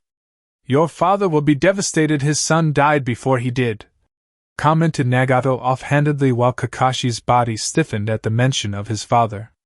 On second thought, I think I'm going to sit this one out. Just this one time, of course, said Kakashi offhandedly while Konan mumbled something about cowardly men under breath. Are you done hitting him yet? Asked Konan with Rin letting out a deep breath after stopping her beating of Yahiko. Finished. Let's go home, stated Rin before she walked away from the smoldering body of Yahiko. I don't think I deserve that, commented Yahiko while Nagato poked him with a stick. I can call her back if you want to tell her that, offered Nagato with Yahiko's bloody body stiffening. On second thought, I think I might have deserved that, replied Yahiko before getting up and was being helped by Nagato to make it over to Konan, currently keeping Rin from lashing out again at him. Let's go already. I need to tell Minato-sensei what happened to me on my mission, said Rin while giving Yahiko one final glare. A small word of advice, Rin-san. The knowledge of you being a Jinchuriki should not be known to everyone in Konoha. It is our own experience that Jinchuriki are not welcome within their own village, commented Yahiko while Rin glared again. Are you saying Minato-sensei will hate me? Questioned Rin accusingly, and to her own surprise Yahiko was serious, yet calm. No. Not at all. I know the man has a good heart. But certain people around him on the councils and the current Uchiha clan head are not what you call open-minded, said Yahiko, since he and the others had met the other Jinchuriki in their travels to other villages as spies to see them being treated horribly. Like they were a disease tolerated because they were a painful necessity whose value of being alive was only greater than being dead. If only slightly. Only slightly. Konoha was also showing the same regard to Kushina. The only difference was the hate was not openly known like the other villages did when it came to Jinchuriki. The other villages thought Konoha was being soft in terms of how they handled their Jinchuriki. But in truth, all Konoha really did was hide their disgust for Jinchuriki as a whole, far easier than the others did. It didn't even matter if most people in Konoha didn't know who the Jinchuriki was, and those that did couldn't risk revealing it due to others actually not caring if a Jinchuriki was a Jinchuriki. There was also the risk of the said Jinchuriki within Konoha leaving the village for Uzu, and those that saw Kushina as a weapon didn't want that to happen anytime soon. In any case, we should at least report your survival, and keep the knowledge of what you are now known to a small handful of people in Konoha, added Konan, while she saw Rin reluctantly nod since she herself had seen the darker side of Konoha. Can Minato-sensei and Kushina-sama look at the seal you gave me? They are both well-known Fuinjutsu masters, and while I trust what you did worked, I know they would want to make sure the seal on me is stable to put their own worries at ease, replied Rin with the trio nodding. Of course. The Fuinjutsu I placed on your unstable one was of Uzumaki design, but we have no problem with either or both of them looking at it, replied Nagato, since he knew those two could be trusted since one was his kin and the other knew of Kushina's status, so Rin being in the same boat wasn't an issue either. It was the soon-to-be-retired Sandaime Hokage and the various vipers he still kept around him that concerned them. Konoha sometime later. I see. This is good news on all counts, remarked Hiruzen with a small gentle smile on his aging face while hiding the smirk that wanted to come out in its place. Agreed. Now we have another weapon within our ranks. With a proper altering of the seal, we can turn Rinsen into a devastating weapon, remarked Danzo while Minato and Kushina frowned at him along with most of the clan heads. There will no altering of the seal. I refuse to do that to Rin, said Minato with a frown, since he had been in the room to hear this issue regarding his former student. Nor will I or anyone else in the Uzumaki clan. The seal placed over the unstable one Rin got from Kiri was designed to not be altered once placed. To do so would just make it unstable again, added Kushina, since she and Minato had both inspected the seal once Kakashi told them what happened. If the Sandaime Hokage orders you to do it, then you will, stated Danzo while Kushina glared harder while her long red hair became more alive as a result. No, I won't, and neither will Kushina. I inspected the seal along with her. We both agreed that tampering with it now or even later would not be beneficial in the slightest. There are countermeasures in the seal the Uzunin placed on the unstable one. No doubt to prevent any and all forms of tapering or altering of the seal for the very reasons you have stated, Danzo, said Minato, with Danzo frowning in further anger and mentally cursing the very existence of the Uzumaki clan for their brilliance in Fuinjutsu being used to deny his ambitions to make Konoha the supreme village among the 5 now going on 6 shinobi villages. You're close to treason, Minato-san, remarked Hamura with narrowed eyes. Your own loyalty to the village could be put into question along with your new position as the Yandame Hokage once Hiruzen steps down, added Koharu in a threatening tone. Why? Simply because I say no to a yet-to-be-given order when you want a yes? Because I won't do that to my former student? Because I won't give you the weapon your hearts all desire? When has Konoha since its founding ever used a Jinchuriki as a weapon? When? The answer is never. We do not rely on Jinchuriki to fight for us. Iwa, Kumo, Suna, and Kiri all have done it. But have they beaten us in all the shinobi wars up until now? No. Besides, there are fail-safe countermeasures in place on Rin's seal, so anyone, even such as myself, or even Kushina, would be hesitant to try messing with it. I won't risk killing my former student just so Konoha can turn her into a weapon. Despite what some of you in this room still think about Jinchuriki, they are people first, and weapons second. Not the other way around. The reason Konoha has stayed the strongest up until now is because of that principle. To go against it now would spit on the first 2 Hokages, Uzumaki Mito, and what they believed in. Who here wants to be the first to dishonor them and betray the vision they created all those years ago? Speak up now, because I sure as hell won't be the one to do it, stated Minato before leaving the room, and so did Kushina while glaring at Danzo, Hiruzen, Hamura, and Koharu before the meeting was adjourned, with those on the receiving end of the glare being the only ones in the room. Ungrateful brat. To think he is your successor, Hiruzen.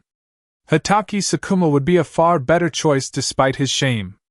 At least he would have obeyed us if it meant proving his worth to Konoha and removing some of his dishonor in the process, remarked Danzo, as he was hoping to nudge Minato out of the nominations and get his future puppet in place to manipulate from the shadows. Says the one who spearheaded Sakumo's shaming in the first place. Tell me, Danzo, how did your ploy to weaken the man, only to build up from scratch to become your puppet to one day be Hokage, work out for you? Questioned Hiruzen, since he was fully aware of what Danzo had planned for Sakumo since the crippled advisor had first begun his little smear campaign. It seems nothing I do has gotten by you, my old friend. Even now, your mind is still sharp despite your decline in youth, thought Danzo while he narrowed his eye at Hiruzen. No answer? In that case, I think I'll tell everyone here how it is going with that plan. It's failing, and miserably, I may add. Apparently, Sakumo's strength had not wavered despite Danzo's attempt to make an example out of him. If anything, I suspect the man has even gotten even stronger. His strength rivals Minato's at this point, but the two have a close bond, and are dear friends to one another, added Hiruzen, with Danzo's frown increasing. Shouldn't we try breaking this bond? Spread around rumors about the other in some way to cause friction between them to the point where they would be more rivals than friends in the future? Asked Koharu, since the idea of the two being friends didn't sit well with her. The two followed similar principles, and if Minato were to die young, Sakuma would be a candidate to take over in his place. The future Yandame Hokage was clearly showing he had no love for the current power structure Konoha was under, and would no doubt move to change it. Namely, remove her, Hamura, Danzo, and even Hiruzen from being in the seats of power they had rightfully earned from many years of loyal service. No. I've tried already at one point. I almost got caught when the two and Kushina began to trace the source of the rumors. Fortunately, the only one who could trace it to me died on a mission Hiruzen sent him on before Minato could approach the Konoha Nin, said Hamura, since he was certain had that not been the case, he would be a dead man at this very moment. What about the issue with the Uzumaki clan? Rumor has it, they are slowly gathering clans unaffiliated with other villages. questioned Hiruzen with Danzo nodding. They have been doing that, and successfully, I might add. This war has targeted quite a few of them, and the Uzumaki clan has been more than willing to take them in to become part of Uzu. Many are now considering them the 6th major shinobi village. It won't be long before it's truly official, answered Danzo with a frown on his face. Many of our more powerful ninjas as well as the clans themselves are showing signs of being loyal to Uzu over Konoha. Many do not approve of some of the policies we have been trying to get passed into law, commented Hamura with a frown, since several laws they wanted passed would have made it more difficult to remove themselves from the seats of power that governed Konoha, while keeping outsiders like the Uzumaki clan from taking them or getting their close friend or allies to do it in their place. We could remove the clan heads on suspicion of treason. Replace them with those who we know are truly loyal to our version of Konoha, offered Kohara, knowing they could if given the chance. With who? Most of the clan heads now are young, replacing the old clan heads who were on our side from the start. All the new ones support Minato and will do so once he becomes Hokage after the war is over, replied Hiruzen with Danzo frowning. You could remove Minato as the Yondaime Hokage. Find a reason for it, and deny him the right to lead the village as your successor, offered Danzo with Hiruzen frowning. With who? There is no one among our generation or this current one with the potential to truly succeed me outside of Minato, Nawaki, Sakumo, Dan, Kushina, or even Tsunade herself. And besides, there is no true legitimate reason I can state it that would allow me to revoke Minato being my successor, answered Hiruzen while Danzo frowning. And it's not like we can make something up. People know Minato too well to believe the man would do anything wrong in their eyes, thought Danzo, since any evidence planted to smear the man's name would no doubt be disproven by Minato or those close to him. There was also the issue regarding Uzu. The damn Uzumaki clan could easily swoop up Minato into their ranks along with those close to the man. Sakumo along with the rest of the Hatake clan. Tsunade and her family. She made it abundantly clear she would leave Konoha if it became a village she no longer recognized as the one her family helped to make possible. Not only that, but Rin would go with them, and Kushina too, since she was an Uzumaki clan member. Meaning Konoha would lose 2 Jinchuriki and leave it to be completely defenseless for the other villages to attack. What about the clan head from the Uchiha clan? Uchiha Fugaku. From what I have heard, he feels those connected to the Senju in one way or another have been dominating Konoha's government. Even now, quite a few Uchiha clan members are agreeing with him. You could name him Hokage after the war and pass it off as pacifying the Uchiha clan for their many years of loyalty to Konoha, offered Hamura with Hiruzen thinking it over. Tempting, but the man isn't the strongest ninja in the village. Right now Minato is the strongest of his generation. Not to mention Fugaku is arrogant, and will try to weaponize Kushina and now Rin with their Biju's chakra. Even it means with the use of force, and damn the consequences of tampering with the seals in place meant to hold the Biju in their Jinchuriki, countered Hiruzen while Danzo frowned further. Still, the Uchiha's Sharingan should be able to repress and control the Biju should they escape from a Jinchuriki's body. That in itself is impressive. It also means if the Biju does get free, they can be restrained long enough to be resealed inside proper Jinchuriki and trained as weapons. Danzo shot back. The 3 tails shouldn't be an issue, but only an Uzumaki can truly hold Kyuubi. It is rumored to have something to do with the clan's already massive chakra reserves adding as a buffer to the immense life-threatening strain the Biju would put on anyone else, said Kohara while Hiruzen frowned further in consideration to this move. I need time to think about this. Leave me to my thoughts, commanded Hiruzen with his advisors nodding and leaving him to think things over. None of them noticing a fly leave the room through the open window and report back to its master on what it just heard. Namake's estates some time later. You were right to suspect something, Minato-san, remarked Shibi, since he and the other clan heads around him were all at a meeting of their own.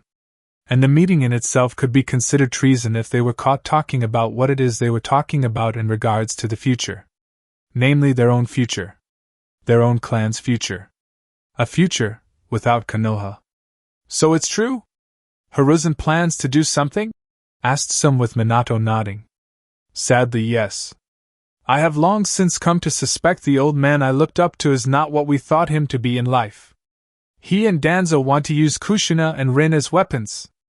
My most recent refusal to alter Rin's seal to turn her into one is close to being the last straw to break their patience with me, answered Minato with the clan heads in the room looking at each other with worry. This is troublesome, remarked Shikako while his friend Inoichi nodded. Their treachery runs deeper than even we knew up until now. Apparently, the slander against Hatake Tsukumo to make him fall to his knees in despair was Danzo's doing. The purpose was to rebuild him from the ground up as Danzo's future puppet to claim the title of Hokage while ruling from the shadows over Tsukumo. If not that by chance, he wanted to turn him into Minato's rival just as Danzo was once Hiruzen's for the right to become Hokage, replied Shibi with the clan heads scowling further. Bastards! Tsukumo did the right thing and that crippled bastard wanted to turn him into a puppet or enemy of my Minato-kun. I'll kill him! Exclaimed Kushina angrily while her hair suddenly came alive and waving around like 9 tails. Kushina, calm down. No one is killing anyone, said Minato calmly while the woman let out huff. Not yet anyway, mumbled Shikaku to his friends. What do we do? I love Konoha despite what we know. It was changed from what the Shodaime envisioned, but we can change it back once the war is over. Hiruzen wants Minato to be Hokage. Once Minato does, he can kick the old advisors out and replace them with fresh blood, offered Choza optimistically while Shibi shook his head. That may not be a possibility. From what my spy in the room overheard, Hiruzen is now considering the option of appointing Uchiha Fugaku as the Yondaime Hokage if only to keep Kushina and Rin subdued. Apparently, the Sharingan eyes have considerable value to Danzo, Hiruzen, Hamura, and Koharu in relation to controlling the Bijuu should such a means be required in the future, countered Shibi with Kushina growling. Bastards! I told you they would stoop so low, Minato. It's bad enough they want me to be their prized weapon, but poor Rinchan too? Never! Exclaimed Kushina while her anger was rising again. And people wonder why I say women are scary and troublesome, thought Shikaku while Kushina was suddenly looking at him as if she heard his words. Did you say something, Shiki-kun? Asked Kushina with a sweet smile and tone that had sent red flags up within the Nara's head. No. No! Why do you ask? Asked Shikaku nervously while Kushina glared and made him sweat. No reason. Just checking, replied Kushina with a smile and making the Nara sweat drop. That woman is so scary. Must avoid thoughts that provoke a woman to get angry at me, thought Shikaku since he and every Nara before him had long suspected that women as a whole could pick up on such things from their male counterparts. Like some weird version of the Yamanaka clan jutsu. That weird moment aside, we need to discuss the future of our clans and families if we continue to live here in Konoha, replied Hayashi, who was personally happy with the way things were going within his clan now, and the branch family was no longer being treated like lowly servants. The Hyuga elders remaining were still being a slight pain in the ass, but they were now considered a minor annoyance compared to what they were years ago. We aren't really discussing this, right? Actually leaving Konoha? Asked Sim since she believed in loyalty, and being loyal to the village. I don't like hearing this any more than you do, Sim-san. I believe in loyalty too. But if that loyalty is not returned no matter how hard we give it first, why should we even stay to begin with? Asked Minato with Tsunade frowning. Should a dog be loyal to a cruel master? One that doesn't respect it? When the master beats it simply for living under the same roof? Just for existing? Should the dog take the abuse every day without question? Or should this dog leave to see which is worse? The outside world or the master that beats it? Questioned Minato with some hated it when people used dogs in their arguments, since her clan was connected to them due to their bloodline limit they possessed. Konoha has been good to us, countered some with Minato nodding, as did some of the other clan heads. For now. But say Hiruzen chooses to name Uchiha Fugaku as the next Hokage instead of Minato. Will Konoha be so good to you? Or to my clan? Or the Hyuga? Or the Nara? The Uchiha clan has always been angry at the Senju for years and anyone with close ties to them. I have also noted how they have been slowly trying to get the general public on their side in regards to how our clans are inferior to them by comparison. They have also let it slip that their eyes can tame and control the Biju should a Jinchuriki or a Biju ever attack Konoha. By my estimation, they are gaining ground with their smear campaign, and have the support of roughly a quarter of the people. Not including our clans and some shinobi who know better. Offered Shibi, since some of his clan members of his choosing had been secretly watching the Uchiha with their insects reporting back. The Uchiha have always been a pain. The only reason Grandpa Hashirama even wanted them in Konoha was because it was a shared dream between himself and Madara. And look how it turned out. Madara went psycho later on. They still can't let old grudges go. They could since it was several generations ago. But they choose not to let it go out of some stupid sense of wounded pride, exclaimed Tsunade angrily. We're getting off track. The question we need to ask is, what are we going to do about this situation with Hiruzen and his advisors? Questioned Inoichi, since the future of all their families were at stake. We wait until the war ends. We wait until Hiruzen proclaims who his successor is once this war comes to a close. It will be a test to see what our futures will hold. If he names me as the Yondaime Hokage, we stay in Konoha, and fix it from within like I know you want to do. But if Fugaku is named Hokage, we will leave. All of us. All of our clans? Answered Minato, with the clan heads reluctantly nodding. Not to ask a stupid question, but should the latter of the two happen, where do we go? Asked Choza curiously, since he doubted any of the other villages would take them, and after losing so much in this most recent shinobi war. Not without them giving something major in return. Something they wouldn't or be very reluctant to give to compensate these villages. Uzu. We go to Uzu, answered Minato again with all seriousness. Will the Uzukage accept us? All of us? Asked Shikako, while knowing Uzumaki Garp was reaching his elderly years, but had a sharp long-term memory. He will if I vouch for you and your clans. Old man Garp knows I can be trusted when vouching for others, said Kushina, with the clan heads nodding. Very well. Each of us will make secret arrangements to prepare our clans should the worst come to pass. Do it discreetly and only with clan members you trust. Remember, some of us once had fellow clansmen en route, and they will no doubt report what we plan to do to him immediately. Whether or not Danzo will tell Hiruzen is questionable, but still a possibility. So be cautious in everything you do, said Shikako, knowing that some of their own clansmen could not be trusted with this secret. What about the Sarutobi clan? We can't just leave them out of this. What about Biwako or her children? Asked Kushina suddenly, since she knew the woman and was always good to her. We can't be sure where her loyalties lie, Kushina. Granted, I doubt she would approve of her husband's actions with us, said Minato, knowing the woman was indeed a coin toss right now, and so was her clan. But she could still side with him nonetheless, finished Kushina sadly. Sadly, yes. Our plan may or may not be needed depending on the end of the war, and who Hiruzen names as his successor. Until then, we can prepare for the worst, and discreetly find out who among our clans can be trusted to come with us to Uzu to start anew there, replied Minato, knowing there were no doubt going to be some people within all the clans who would refuse to leave Konoha. In the end, all they could do was wait and see how far Konoha's current leadership would fall. Chapter 7: Burning Leaves. The Third Shinobi War was officially over. IWA had surrendered. Not surprising given how one Namake's Minato uses his Hiraishin no Jutsu on hundreds of IWA shinobi and killed them all within mere seconds. The Tsuchikage, fearing the man will somehow use said jutsu to get within Iwa's walls, decided to cut his losses, and called for a truce while he still had the chance.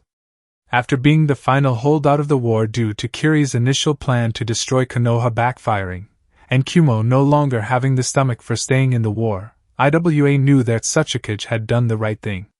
Naturally, they didn't like it, but it was either make peace or live long enough to see IWA invaded, and most likely destroyed by their enemies.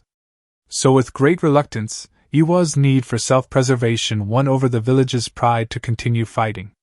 But while peace had finally settled overall, Konoha itself was, ironically enough, having its own problems at the moment following this newfound peace. A growing tension had sprung up in the Leaf, thanks in no small part by those currently in power, and refusing to see change happening for the better.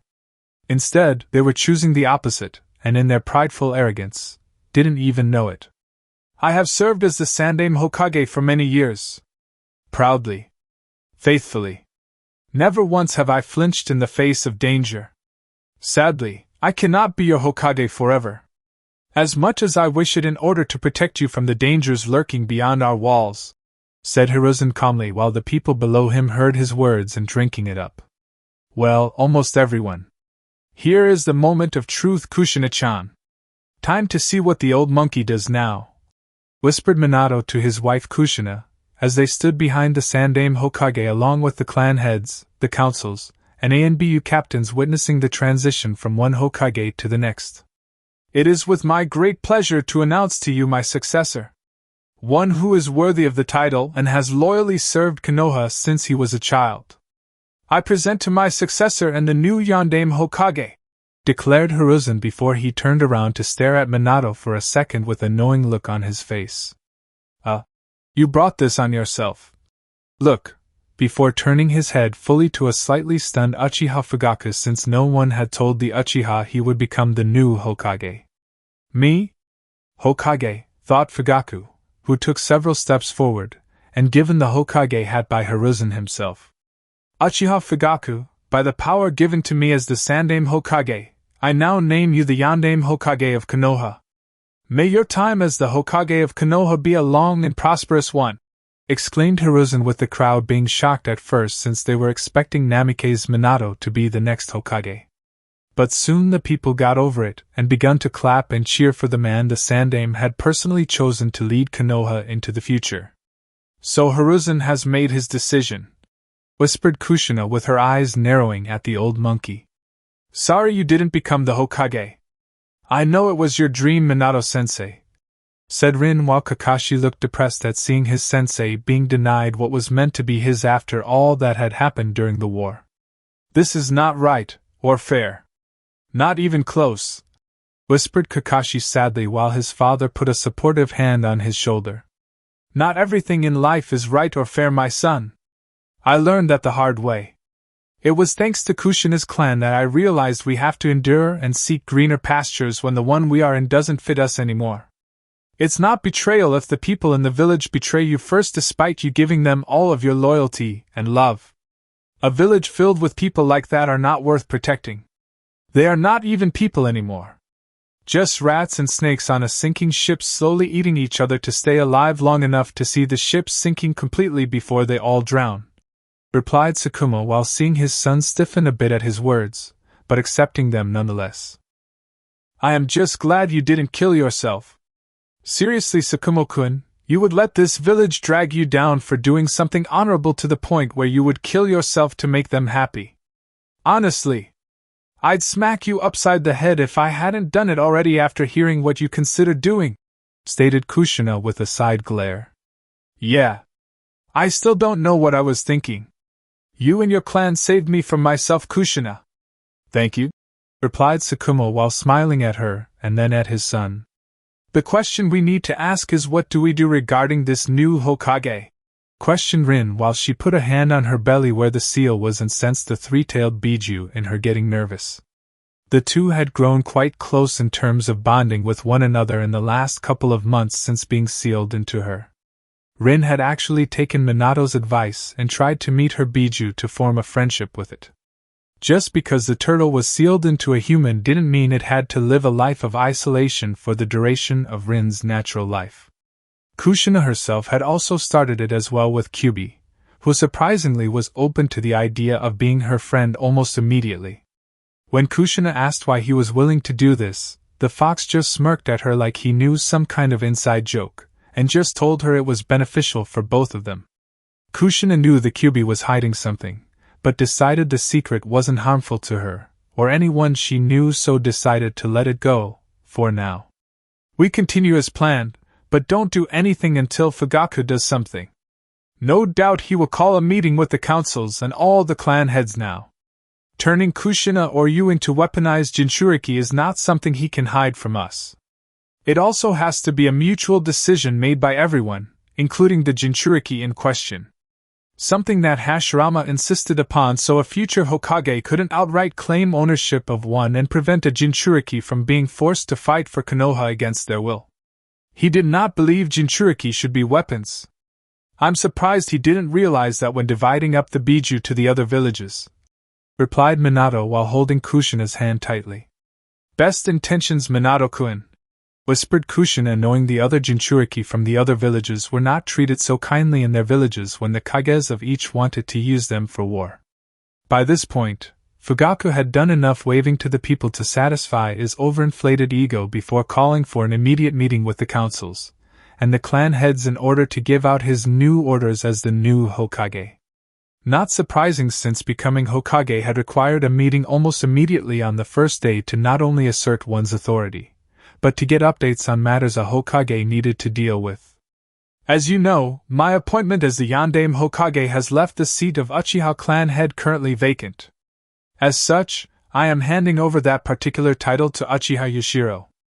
I know he will do his job well, announced Fugaku while Yashiro nodded and accepted his position as the new clan head. And what of you, Hiruzen? Will you become clan head of the Sarutobi clan? Asked Shibi curiously. No. My wife Biwako-chan will be handling that position from now on. I will be part of the Shinobi Advisory Council, answered Hiruzen, with many of the clan heads frowning at that. There are 3 on the Advisory Council already. Is a 4th one really necessary to help the new Hokage? Asked Hayashi, since he felt many would see it as the new Hokage being less than competent to handle the tasks his position demanded of him. Are you actually questioning Konoha's previous Hokage of his right to sit on the Shinobi Advisory Council? Questioned Danzo, since he knew Hiruzen would be able to help him influence Fugaku to follow their policies and thus move to defend his old rival. I'm not questioning his right. I am questioning if it is a good thing for a Hokage to have so many shinobi advisors. It may make our enemies believe our new leader is not up to the challenge of leading Konoha. Not only that, but this could actually lead to some form of tangled bureaucracy. Something that makes things difficult for all of us when certain situations are being discussed and require decisive action by the Hokage, countered Hayashi while he kept his eyes on the Shinobi Advisory Council and new Hokage. It is all right, Danzo. As to your question, Hayashi, my years of experience as the previous Hokage will be invaluable to Fugaku. After all, a young Hokage starting off needs strong advisors until his own experiences ruling over the village are more solid to make more direct decisions later on, answered Hiruzen while spinning his involvement in Konoha's government in a positive light for himself. Which I accept, since Hiruzen's wisdom is highly valued among all of us. It's one of the reasons why I feel my first decision regarding things now that I am Hokage will have the support of everyone here, added Fugaku while everyone among the clan heads frowned, since they had a bad feeling about this. And what decision is that? Asked Minato while Fugaku glanced at Kushina and Rin. For many years, Konoha has kept itself from using Jinchuriki as weapons of war. Since the time of the Shodaime, in fact. A noble sentiment at the time. Given how his wife Mito was one, I'm sure the idea of having her use the Kyuubi's power for war was something he wanted to avoid. No doubt to make sure Konoha didn't rely on Jinchuriki to get the job done when war and conflicts broke out. However, I am not so sure such a course is wise anymore. Our enemies from other villages are using their Jinchuriki more and more with each passing conflict and war we have with them. Fortunately, the peace we have now recently acquired has provided Konoha with a window of opportunity to change that one problem. Now we have not one, but 2 Jinchuriki in Konoha, and we can now do what needs to be done to truly be the dominant shinobi village among our rivals. I am moving for both Uzumaki Kushina and Noera Rin to have their seals examined, altered, and to become Konoha's new weapons. They are to have their seals changed so they can both access the Biju they each hold, and when the time comes, we will crush our enemies one by one, answered Fugaku to the horror of many in the room. You can't, Fugaku. There are laws in place that state everyone in Konoha's governing body, including the Jinchuriki themselves, must agree to such an action, said Minato to remind Fugaku of the law that Hashirama made and Tobirama enforced. Hiruzen only enforced the law because the Uzumaki clan wouldn't allow anything else, and even if they weren't around, Kushina wasn't about to let anyone tamper with the seal she had when growing up. I am repealing such a law. As Hokage, it is my right to change, or remove laws that will hinder the overall progress of Konoha. Times are changing.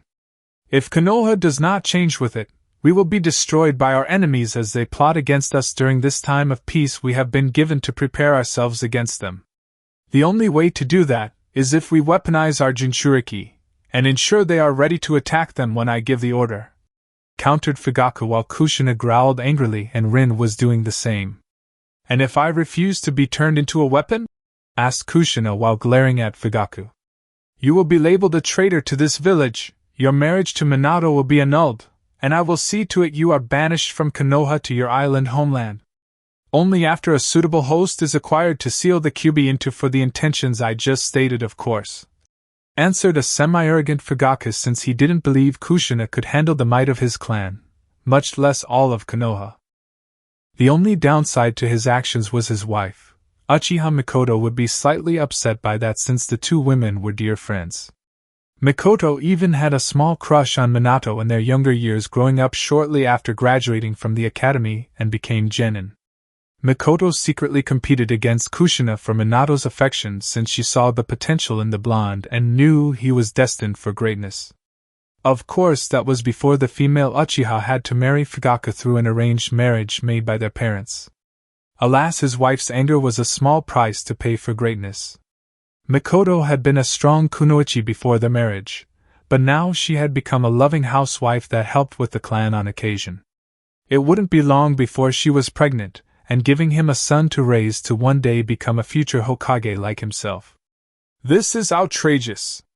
I won't stand for it, exclaimed Tsunade angrily while glaring at Fugaku. You have to accept it, Tsunade, or else I will place heavy financial penalties on your clan as punishment for defying me. The same will happen to the Uzumaki clan and any other clan here that challenges my decisions as Hokage. It is time for Konoha to weaponize their Jinchuriki and use them for the purpose of ending wars and the lives of our enemies. There is no middle ground here. Both Jinchuriki will submit themselves to the Fuinjutsu team I am going to assign to modify the seals and begin training to harness the power of the Biju, commanded Fugaku while making sure that the team itself consisted of Uchiha clan members to not only alter the seal, but to ensure certain additional parts were in place when finished with the process. The Biju inside of Kushina and Rin wouldn't be the only things brought to heel at his feet when the time came to test out the seals. Namake's estate some time later. That bastard! Sensei knew he would do this. Probably filled him with the tales of glory from the days of Uchiha Madara, about how the man could control the Biju with his kami-damn eyes, exclaimed Tsunade angrily, with Kushina also looking super pissed off over the issue. No doubt done during the few months prior to the war ending. Fugaku probably went to the Uchiha library to confirm Hiruzen's words and found them to be accurate, or close to it as humanly possible. It's no wonder he didn't oppose the old monkey's appointment to being part of the Shinobi Advisory Council. And now we have to deal with this bastard for a Hokage wanting to turn Rinchan and myself into weapons of war. Right after we gain some measure of peace. He wants to gear us up for another future war. One the idiot no doubt wants to start, exclaimed Kushina angrily while Minato sighed since he had come to the same agreement. The good news, as small as it is right now, is Fugaku has only just made this ruling, and needs time to get things together. Not to mention Mikoto will no doubt give him an earful when he gets home, and make his life miserable for a while, said Minato, who chuckled at the last part, knowing Fugaku, for all his arrogant strutting around, had a healthy fear of his wife when she was angry. Not that he was one to talk, since Kushina was just as bad if not worse than Mikoto when angry. Plus we have been preparing for this for months before today, added Kushina, since she along with the other clans sans the Uchiha, and a few minor clans had begun to prepare for the mass exodus to Uzu, with Garp being given a heads up well in advance should this happen. And while we're not ready just yet for the big move, we will be soon enough. We just have to delay the plans made by Fugaku and the others just long enough to set things in motion. Finished Minato while Kushina nodded. Do we know who we can trust and who not? Asked Tsunade, since she was sure there were still a few holdouts from some of the clans and those who were in Danzo's root program. Fortunately, we were successful in that regard. Surprisingly, there are not as many as we first thought. Naturally, the Hyuga elders and traditional main family members will stay, of course. Given the current higher-ups support their practice. The moment we leave here, they will no doubt set up their caged bird seal tradition again, but with the use of a different seal and keep the issue quiet. Inoichi knows of several of his clan, who were en route, so they won't be joining us. Same with Shibi. We know who to trust and who will side with Konoha when we make our move, replied Minato before sighing when he saw Tsunade frown. Part of me wishes this didn't happen. Part of me feels we are dishonoring my family in some way, mumbled Tsunade while wondering what her parents, grandparents, and granduncle would think of her or Nawaki leaving Konoha.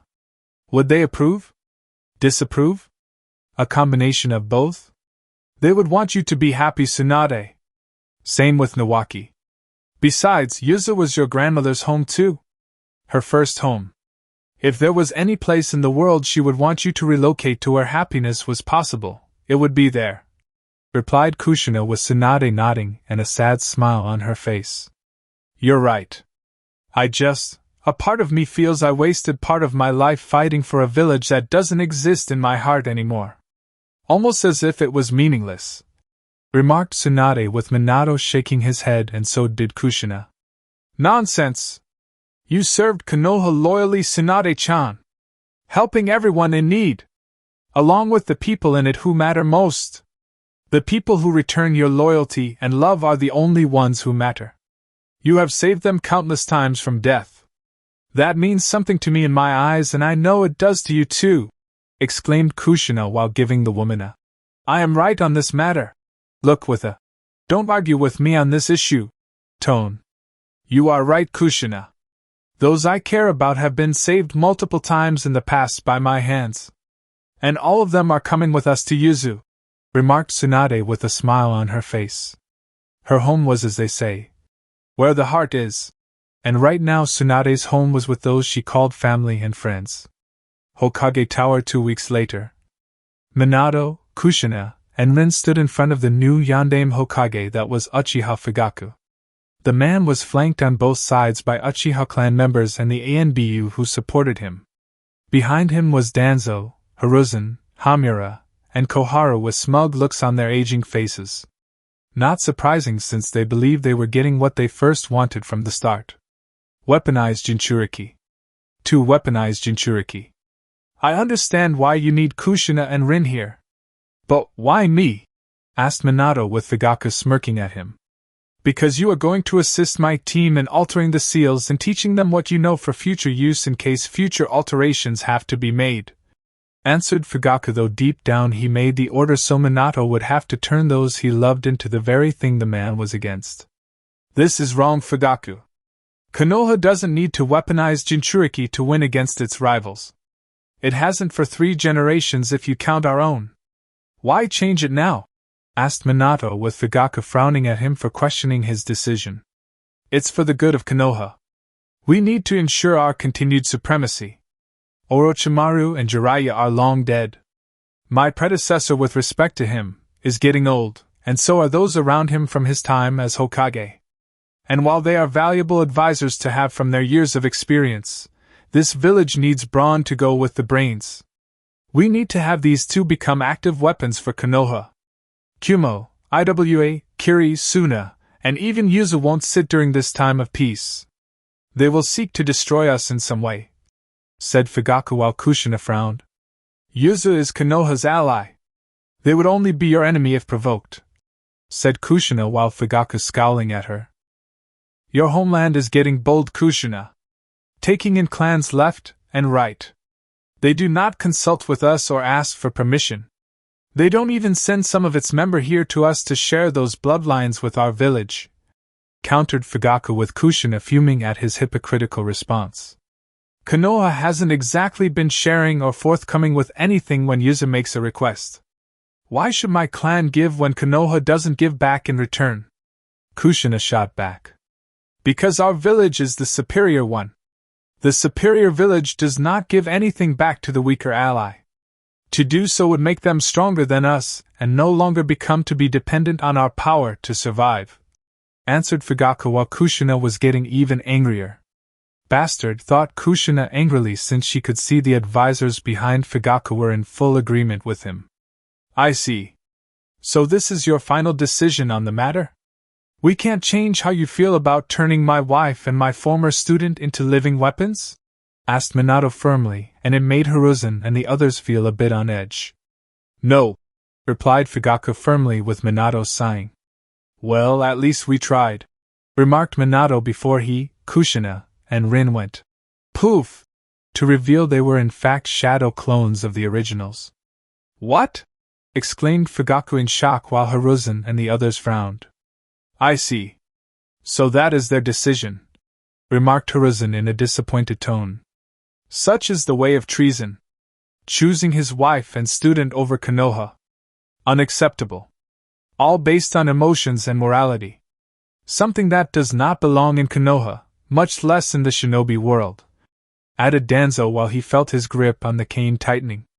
Dispatch ANBU and Hunter Nin immediately. We must stop them from leaving Konoha if they haven't already. No doubt they are headed for Uzu. We must prevent them from reaching that village, commanded Hamura, knowing Uzu would break all ties with them and make things complicated for Konoha. They couldn't allow that to happen. However, before Fugaku could even order such a command to the ANBU, explosions manifested themselves all around Konoha. Within moments, ANBU came into the room and bowed to the Yondaime Hokage. Report! Demanded Fugaku angrily. Hokage-sama, the village has been hit with multiple explosions. Mostly along the walls of the village, but a few areas in the merchant district, the ANBU supply depot, and part of the Uchiha police station, answered the ANBU while Fugaku was livid because of the report basically put Konoha on a defensive lockdown. Secure the village! Lock us down. No one leaves unless I give the order. I want all the Hunter Nin within Konoha to find and hunt down Namake's Minato, Uzumaki Kushina, and Noara Rin immediately. They are now traitors to Konoha. I want their homes and assets within the village taken as punishment for their betrayal, commanded Fugaku, as he would take what those three left behind and use it for his own benefit. Yes, Hokage-sama, said the ANBU before leaving. Call an emergency meeting. I will find out who among the clans in the village are loyal to me and who will side with those morally blind fools, commanded Fugaku, knowing many of the clan heads were friends or supporters of Minato. Uzu sometime later. Wow! You guys really expanded, remarked some while whistling in appreciation at how Uzu had expanded significantly since the Second Shinobi War. Of course we had to expand. Becoming a new shinobi village rather than a village filled with Uzumaki Clan members requires space, answered Uzumaki Garp while seeing the entire mass number of shinobi and clans supporting Minato, and Kushina being brought to them via the seals created in advance for this very moment. It was like one big Hiraishin no Jutsu, but without the kunai. There wasn't really a point to using a kunai in this case, since the anchored one-time seal for this massive exodus was on the ground in Uzu in a well-guarded area. Around Garp was a large defensive force of Uzu ANBU in the off-chance Minato, or the others had been caught, and they were met with foe instead of friends. It is indeed impressive, remarked Hizashi while seeing Uzu for the first time and found it similar to Konoha, yet strangely much more pleasant. I wonder how long it will take Fugaku team to learn. Almost every single person from a clan who supported us are gone. All he has left are those stingy Hyuga elders, those of the main family following them, and a few former root nin from other clans, remarked Tsunade offhandedly, since she knew without the clans in Konoha supporting him, there was a very large hole power-wise left behind. I almost wish I was there. If only to see his reaction when learning almost everyone is gone. Not even Biwako-chan or the Sarutobi clan stayed in Konoha. Hiruzen should be getting his divorce papers soon, added Kushina with a hint of glee in her voice and an evil look in her eyes. Shikaku was right. Women are troublesome as they are scary. Or was it the other way around? Thought Minato while letting a sweat drop roll down the back of his head at the sight of his wife sporting the evil supervillain going insane just before unleashing the evil plan created for this moment. Type of look sans all of the lightning and thunder that was usually found in the background. Kushina told us how many were coming and how many clans total would be arriving here in Uzu. As such, each clan has their own home capable of accommodating your numbers if not more. You can all pick a home of your choosing that fits your clan. Just don't fighting over it. The structures are all the same, so customizing them to your clan's specifics should be easy enough. Explained Garp, since he knew each clan would want to turn each house into something unique that said, "This is my clan home," when compared to others. Hokage Tower sometime later. "What do you mean this is all that's left?" demanded Fugaku while glaring at what was essentially the remains of Konoha's various ninja clans. Which was, from what the ANBU captain just reported to him, was little to nothing. From what intel we were able to gather, Yandame-sama, every clan sans your own, and a few members from some of the others are all that is left. The Hyuga elders and some of the main family who support the traditions of their clan with the caged bird seal were found tied up and gagged in their rooms. Several of the Aburame and Yamanaka clan members have also been found in the same manner, so we can assume they are the ones loyal to Konoha. The Sarutobi clan is also gone. A note was left for you, Hiruzen-sama. It is from your wife Biwako, replied the ANBU captain in front of them. Give it to me, commanded Hiruzen with shock and anger on his face at how his clan left him and Konoha behind. Giving the man the note, Hiruzen opened it, nearly tearing the paper apart in the process, and began to read the contents within. What he read shocked and angered the man to no end, since it was clearly his wife who wrote this letter. Dear Hiruzen, as you may have noticed by now, Konoha is now empty of almost all its clans, and almost all of the members within it. Ours included. When Kushina and Minato first approached me on this, my first thought, if not instinct, was to tell you of their plan to begin a mass clan exodus to Uzu. It was only after they explained their reasons fully that I realized what a mistake it would have been to tell you. At first, I didn't want to believe the things they told me about you and what your former teammates along with 2 of your former students tried to pull during your time as Hokage. I never would have dreamed you would betray the Uzumaki clan and sell them out to our enemies. I didn't want to believe it. Even now, part of me doesn't want to believe the man I loved, married, and had 2 wonderful children with during our time together would stoop so low in betraying the Uzumaki clan. That you would betray the entire Senju clan by having one of its few remaining members killed and the other being broken inside following the death of her lover to be further manipulated by you. To support your former students' immoral bloodline mixing experiments, which required human test subjects, and none of these people would be volunteers since the process was most likely lethal in its execution. You wouldn't use anyone from Konoha unless they weren't your supports or too important to take without anyone noticing.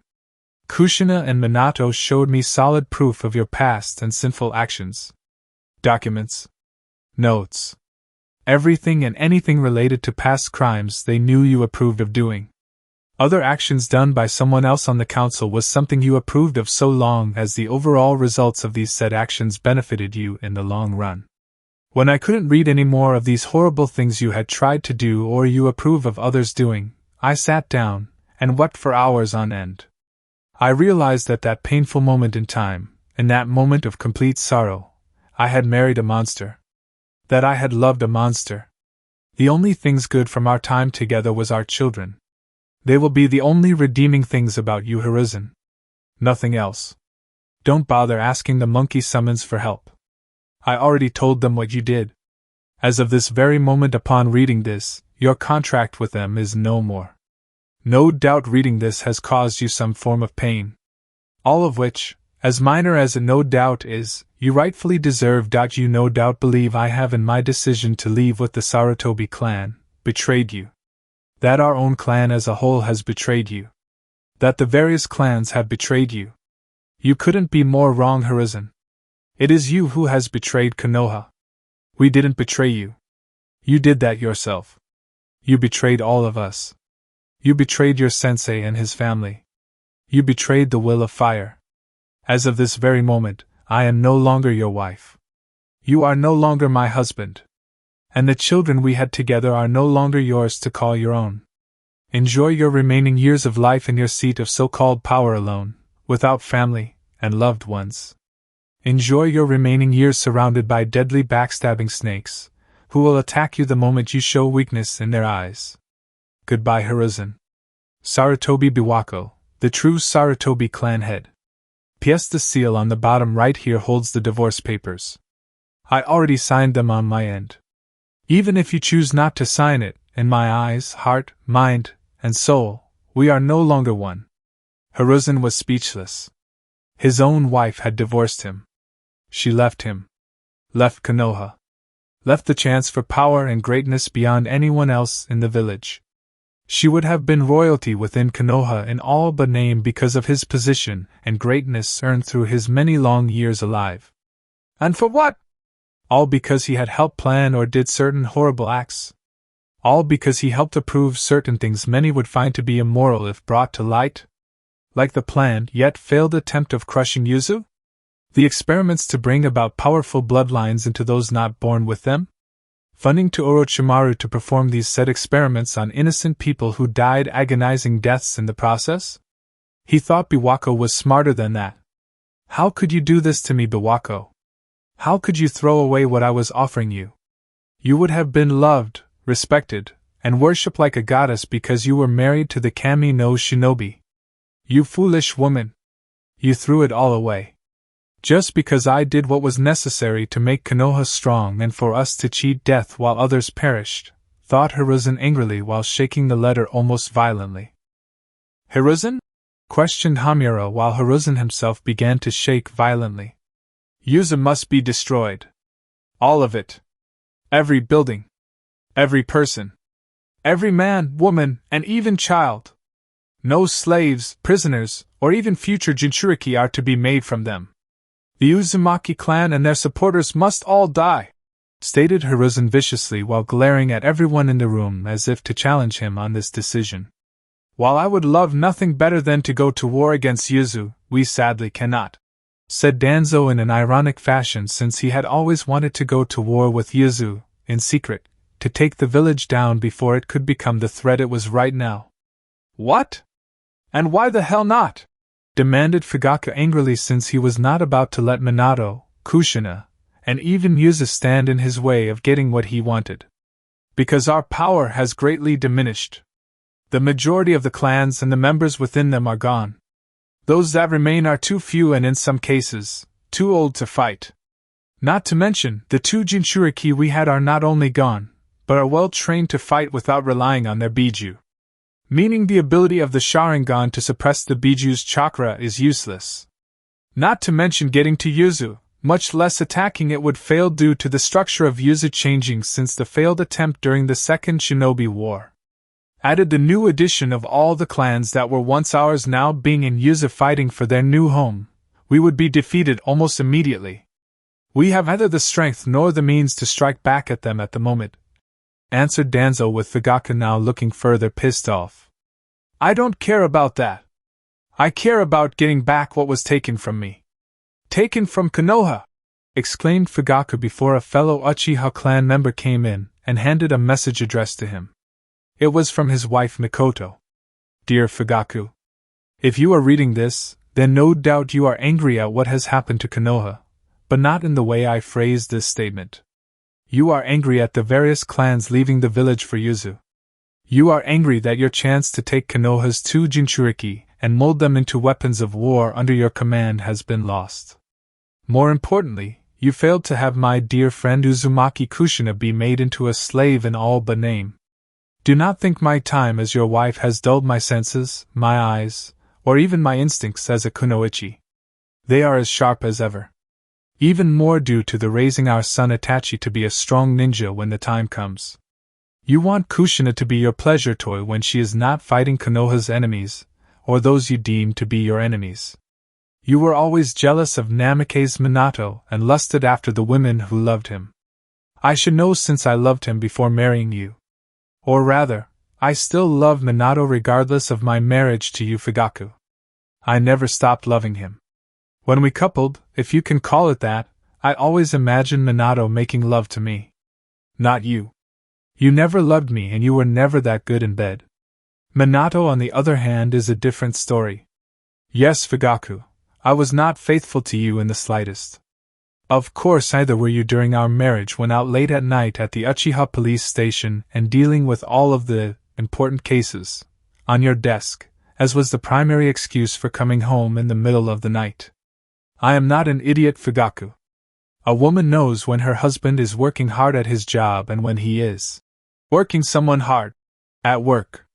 As such, your unfaithfulness resulted in me retaliating against you, and with the permission of Kushina, I got my wish to be with Minato. I have been with him on many occasions. I have easily fooled our clan members with a shadow clone dealing with the wifely duties you insisted I do. Meanwhile, the real me was either training hard to keep my skills sharp, or I was in Minato's bed while the man was giving my body more pleasure and more attention during each moment than you have during our entire marriage. And to make matters even worse for you, my soon-to-be former ex-husband, Itachi is not your child. Not one drop of your blood runs through his veins. No, little Itachi is the child of myself and Namikaze Minato. You just couldn't tell or see the truth because you just assumed Itachi had inherited my facial features over yours. No. He inherited my hair, the eyes, Sharingan included, and Minato's face mixed with a bit of mine to throw you off. In the future you may have suspected something, but by that point, it would have made little difference. After all, I doubt you would have called me out on it, and risked me admitting to Itachi being someone else's child. Especially since Itachi's potential would be seen as a reflection of yourself being his sire up until that point. Not that you would love Itachi, even if he was by some miracle from Kami your blood. I know you well enough, Fugaku, that your desire for children does not come from love. You only care about genetics. Breeding the strongest Uchiha together with any other strong Uchiha clan members regardless of relationships. Even going so far as to experiment with potential inbreeding in certain cases. Don't bother denying it, Fugaku. I heard things in our house when you thought I wasn't paying attention. Well, I was listening. Plans for making Itachi train day in and day out. Never stopping. Denying him a life outside of blood and death as a shinobi while risking his mental health so you could bask in the so-called glory from his deeds while saying, "That's my boy," to everyone within earshot to make people believe you are a caring father. Well, you are not his father, so your praise is hollow, and not welcome in the slightest. I am in Uzu now and I intend to be happy away from the likes of you and the rest of the Uchiha clan. Maybe you will have a child one day with one of your many whores I know you visit in the red light district when out on patrol. Sex from them, all in exchange for reduced sentences, or a walk from any past crimes these women may have done. And you wonder why I stopped being intimate with you. In any case, my future is away from you, Fugaku. The future of the Uchiha clan is away from you, Fugaku. My son will bring about a new Uchiha clan. One that isn't bound by hate, greed, and ambition to take from others. Goodbye, Fugaku. Uchiha Mikoto, lover of Namikaze Minato and mother to his son Uchiha Itachi. P.S. Your divorce papers are on the seal at the bottom. I have had them ready before I knew I was even pregnant with Itachi. I just didn't have the opportunity to send them to you that was deemed appropriate, until now. That ungrateful bitch. She not only sleeps with Minato, but gives him a child of Uchiha blood. A child that should have been mine. So what if I was with other women? Uchiha males are allowed to sleep with all the women they want, thought Fugaku, who was now seeing red that was equal in color to his Sharingan. This is truly unacceptable.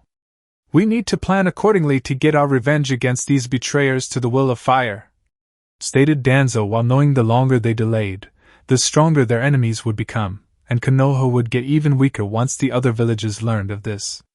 The plan is to attack. Now! Gather every available ANBU and Jounin we have left in Konoha.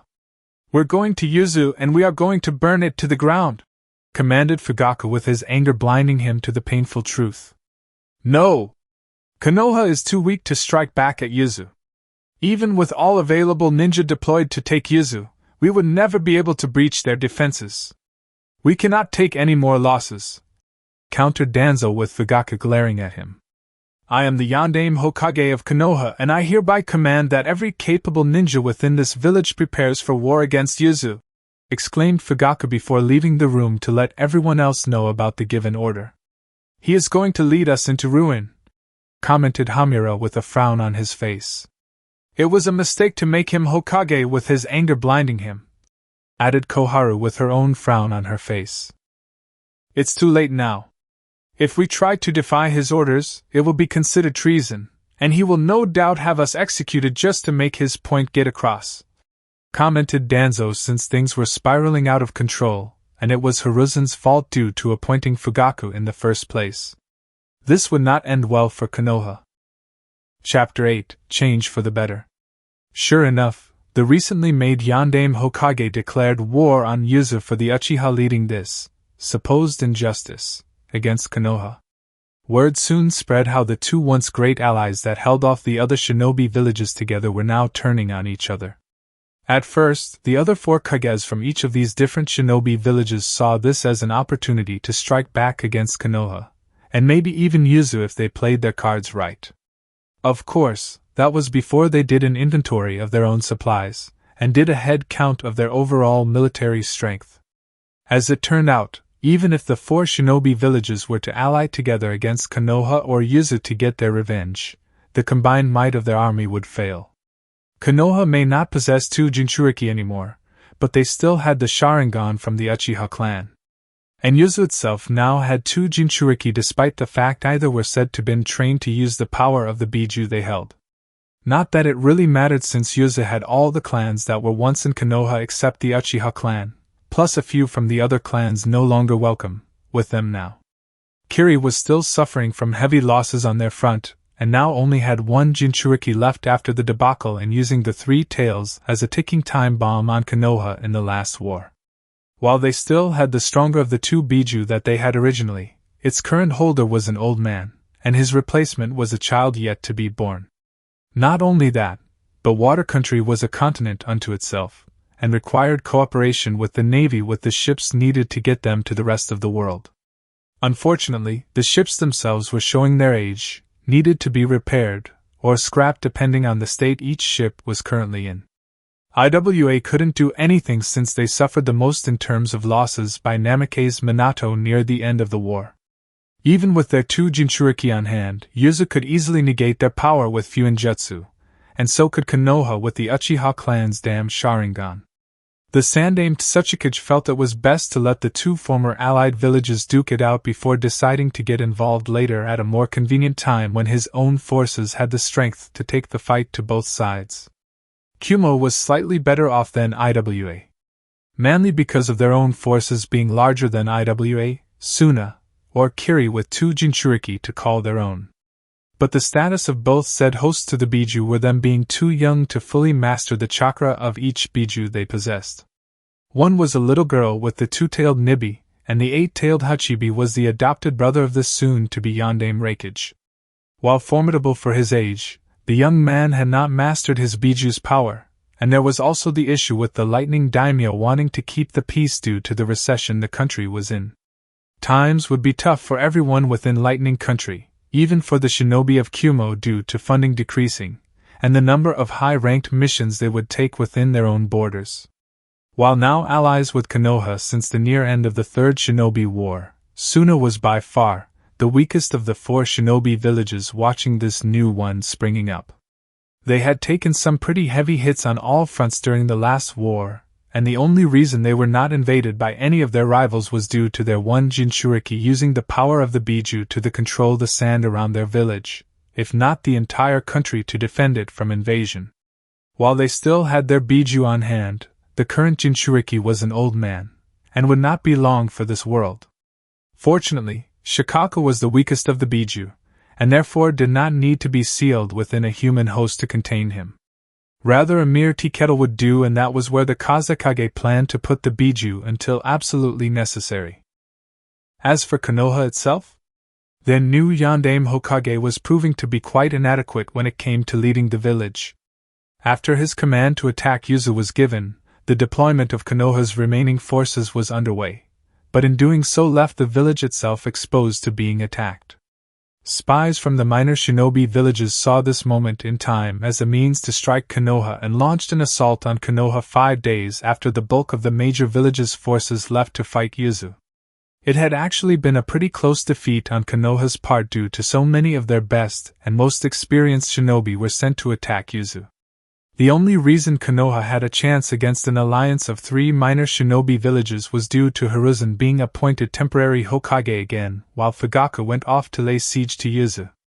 It was especially hazardous to him personally due to his age starting to show, and the man was exhausted when it was over.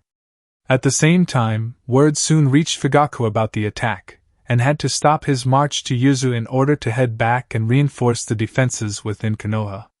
After all, if 3 minor villages could come together and attack his village when it was sporting minimum number of shinobi defending it, who was to say one of the major powers might try their hand? Of course, the Yandame's pride as a man, Hokage, and Uchiha were in direct conflict with one another. Part of him wanted to continue heading to Uzu, confident they could attack them, win, and come back to Konoha with the spoils from the victory to help in making the village the superior one out of all the others. At the same time, the voice of reason, which was a tiny voice, if not a whispery thing, told Fugaku that leaving Konoha in its weakened state without returning to properly defend it from further attacks would leave the village open to further attacks by the minor village or one of the major powers. Surprisingly, the tiny voice of reason won out. Barely, but it still won. And because of this, Fugaku had no choice but to call off his campaign to attack Uzu until the village was strong enough to defend itself, when trying again. So for the next few years, Konoha was stewing with anger and resentment over what they believed was a betrayal on Minato's part with his wife along with those who followed him. There was also open resentment against Uzu for allowing all the people that left Konoha to go to their village to start anew. As supposed allies, Uzu should not only have denied the traitors sanctuary, but helped Konoha capture and detain them until Konoha could take them back for re-education purposes. As far as Konoha was concerned, Uzu had been conspiring with the traitors to get them to relocate, and were just as guilty as Minato's group. It was actually the perfect smear campaign, and something that Konoha had no problem trying to use it to make sure clients Uzu would normally get would stay away from them and go to Konoha. Unfortunately, Uzu had anticipated this, and countered with the reason so many left Konoha for Uzu in the first place. Even going so far as to reveal the secret conspiracy done by Konoha to betray the Uzumaki Clan during the Second Shinobi War during the early years of the Sandaime Hokage ruling over Konoha. And thanks to the Uzumaki Clan's own spy network, which had absorbed Jiraiya's own, and improved upon after the man was killed, the world knew of Konoha's sins. It had made a lot of people not want to do business with Konoha and go elsewhere. Why should they hire a village to assist them when Konoha would gladly or possibly betray them in the future once receiving payment? It also didn't help that information about route being used to raid wealthy caravans inside and outside of Fire Country were being made known to the public thanks to Uzu's spy network. Eventually, the Fire Daimyo in his elderly years showed his displeasure with Konoha and moved to cut the village's budget for the next few years as punishment. To counter this, Danzo had secretly ordered Rude to assassinate the daimyo, and make it seem like Uzu or at the very least one of the other shinobi villages had done it. This move was also done to help the eldest of the feudal lord's sons become the new daimyo so the new leader of Fire Country could be manipulated properly to give them plenty of funding for their future war with Uzu.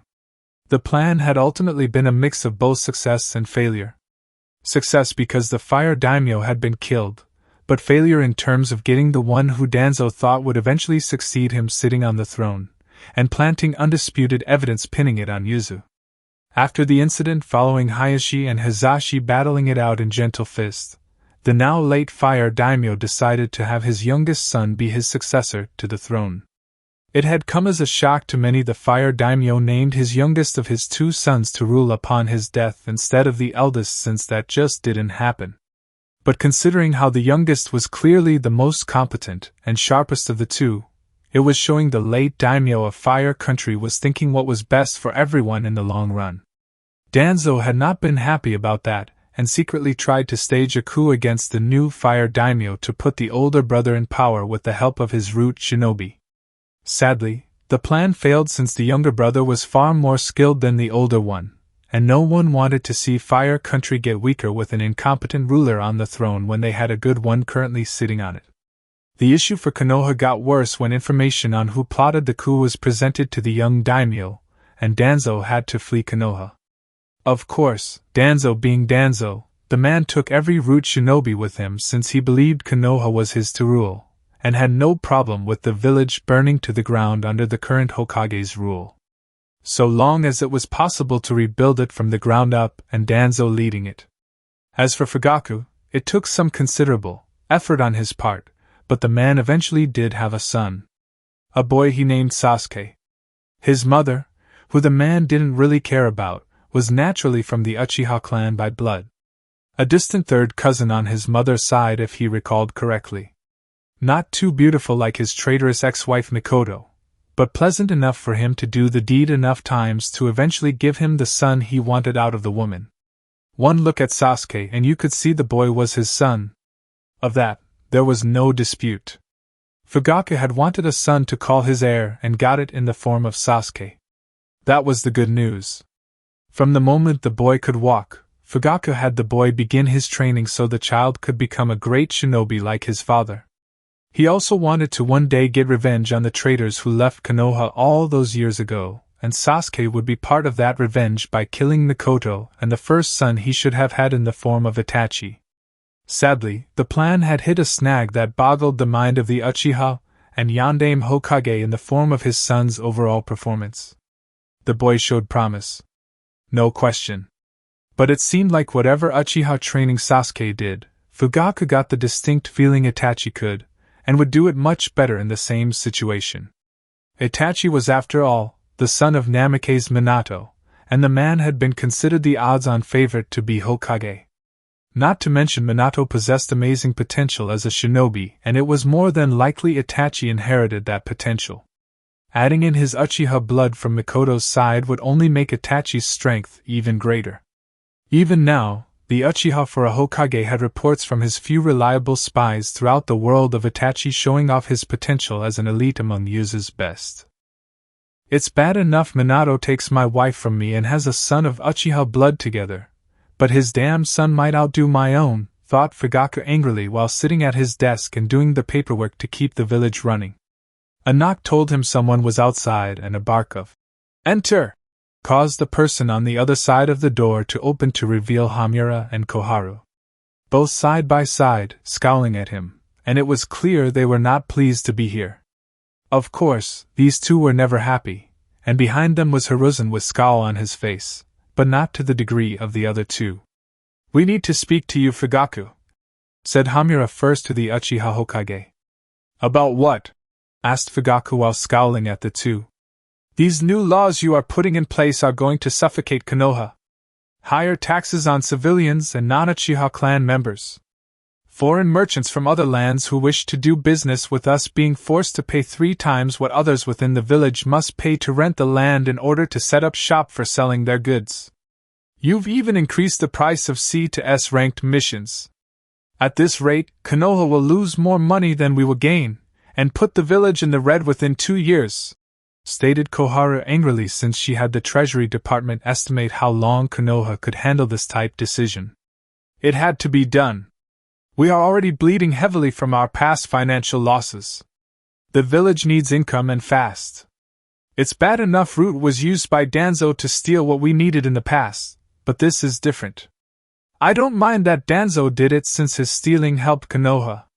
Sadly, his forces got sloppy, and evidence of them doing it, plus his own failed coup attempt on the fire daimyo forced my hand. I had no choice but to deny Konoha's overall involvement in his schemes. We either do this or we go back to what Danzo is no doubt doing right now and stealing financial resources to bolster his power," remarked Fugaku while the three in front of him frowned. "Danzo's approach, while illegal, gave him money, Fugaku. Your action is making Konoha bleed out faster. Clients we normally get are going elsewhere. Merchants we normally get, and those that come during the Chunin exams won't wish to do business with us. They would rather go somewhere else or wait until the Chunin exams are in another village where they can make a greater profit. Countered Hiruzen with Fugaku scowling at him. I am the Hokage and I will decide how to handle this issue on gaining more funds, said Fugaku with his tone indicating his decision was final. There is also the issue of making everyone in Konoha not of Uchiha blood into second-class citizens in all but name, added Koharu with a look of disapproval in her tone. Considering how the Uchiha clan is the only remaining clan left with the numbers and a strong bloodline, is it really such a bad idea? The Uchiha clan is the superior breed here and as such, it is only natural my clan has such a status when compared to other people living in this village, countered Fugaku while Koharu, Hamura, and Hiruzen didn't like this one bit. There are laws, Fugaku. Laws you are violating with these decisions, countered Hamura with Fugaku glaring at him. I am the Hokage. My word is law. Any other laws this village has surrounding this issue are to be added on, altered, or removed as I see fit, exclaimed Fugaku with the advisors not liking this. Any news on Danzo? Asked Hiruzen with Fugaku shaking his head. None. The man doesn't want to be found unless it benefits him, said Fugaku with the trio in front of him frowning further. From what our own ANBU have been able to determine when in the field, every major shinobi village, and even a few clans still wandering are trying to hunt him down, added Hamura since Danzo had done a lot of bad things everywhere and anywhere with all of the root nin under his command. The fool made his choice in targeting everyone and anyone outside of Konoha. He tried to take on the world when it should only be taken down piece by piece. The man was growing impatient in his soon-to-be old age despite his preach of controlled emotions, said Fugaku without remorse. How is your son doing? Asked Hiruzen curiously. Well enough. I intend for him to become the future of Konoha and clan head of the Uchiha. Maybe even become my successor as Hokage, answered Fugaku while the old monkey grimaced. And you will no doubt make sure no one outside of Uchiha blood takes the mantle. Even if there was someone more qualified too, thought Hiruzen since he knew once an Uchiha got the taste of something they liked, the Uchiha clan didn't let it go. Yuzu at the moment. Come back here, brat! Exclaimed Mitarashi Anko angrily, as she chased one Uzumaki Naruto through Yuzu. No way! Exclaimed Naruto while running for his young life from the angry girl he had hit with a prank that caused the irate individual behind him to have her hair go from the purple color to that of orange. Why did Naruto prank Anko? Simple. She insulted his love for ramen. She even said Dango of all things was better than ramen. The nerve! Should we stop them? Asked Minato from his perch on a building while Kushina was beside him seeing her son running for his life. No. Let them tire each other out. Oh, isn't it so cute? My son is already a lady killer at such a young age, giggled Kushina while Minato's sweat dropped. You do know Anko's not chasing him to one day have him on a date, right, Kushina? She is trying to catch and strangle the life out of him for dyeing her hair orange, commented Minato with Kushina letting out a small laugh. Of course, dear. Still, Naruto's interaction with girls far outdoes Mikoto's boy. Despite the fact Itachi is also your son, countered Kushina while giving her husband the stink eye at the end. I told you I'm sorry, Kushina. In my defense, Mikoto-chan didn't perform the anti-pregnancy jutsu when we, coupled together that one time, said Minato to defend himself from his angry wife since he knew Kushina wanted to give him a child first since they were married first. Mikoto had rubbed it in her face how Itachi was so great. That's no excuse. You're lucky I love both you and Mikoto-chan or else I would smash you into tiny pieces, Databane, exclaimed Kushina with righteous fury while fire was around her form with the long way hair forming like tails. Calm down, Kushina-chan. Please. Oh look! Anko finally caught Naruto! Exclaimed Minato while pointing quickly at Anko having finally caught Naruto and moved to beat him up. Only for the boy to go poof and revealing he was a shadow clone. Damn Yugaki! I know where you live! I'll get your ramen-loving ass! Exclaimed Anko angrily while looking around for him before trying to figure out how to track the boy down. Who taught him the shadow clone jutsu? Asked Minato since he didn't teach it to him. I did, of course. Sochi can't use the normal clone jutsu due to his massive chakra reserves. Even more so when we transferred Kurama over to him. I still don't know why the fox requested it, replied Kushina with a small frown, though she sensed the Biju did not have any scheme aimed at hurting her family when it happened. Whatever the reason, the fox isn't impeding him in his shinobi training. If anything, his extra energy is running some of us ragged. Not to mention him running around to escape his pursuers from catching our son following his pranks is good exercise too, remarked Minato, knowing Naruto balanced his time between shinobi training, eating ramen, and pranking people. And not particularly in that order. That's good. Our son needs that energy if he wants to one day become my successor as the Uzumaki of Uzu, replied Kushina, since Garp had stepped down as Uzumaki and had appointed Kushina as his successor to the title. Right now she was using shadow clones to deal with the paperwork so Kushina herself wouldn't have to do it. Honestly, why didn't anyone else think of such a way sooner? So are we going to punish our son for his prank?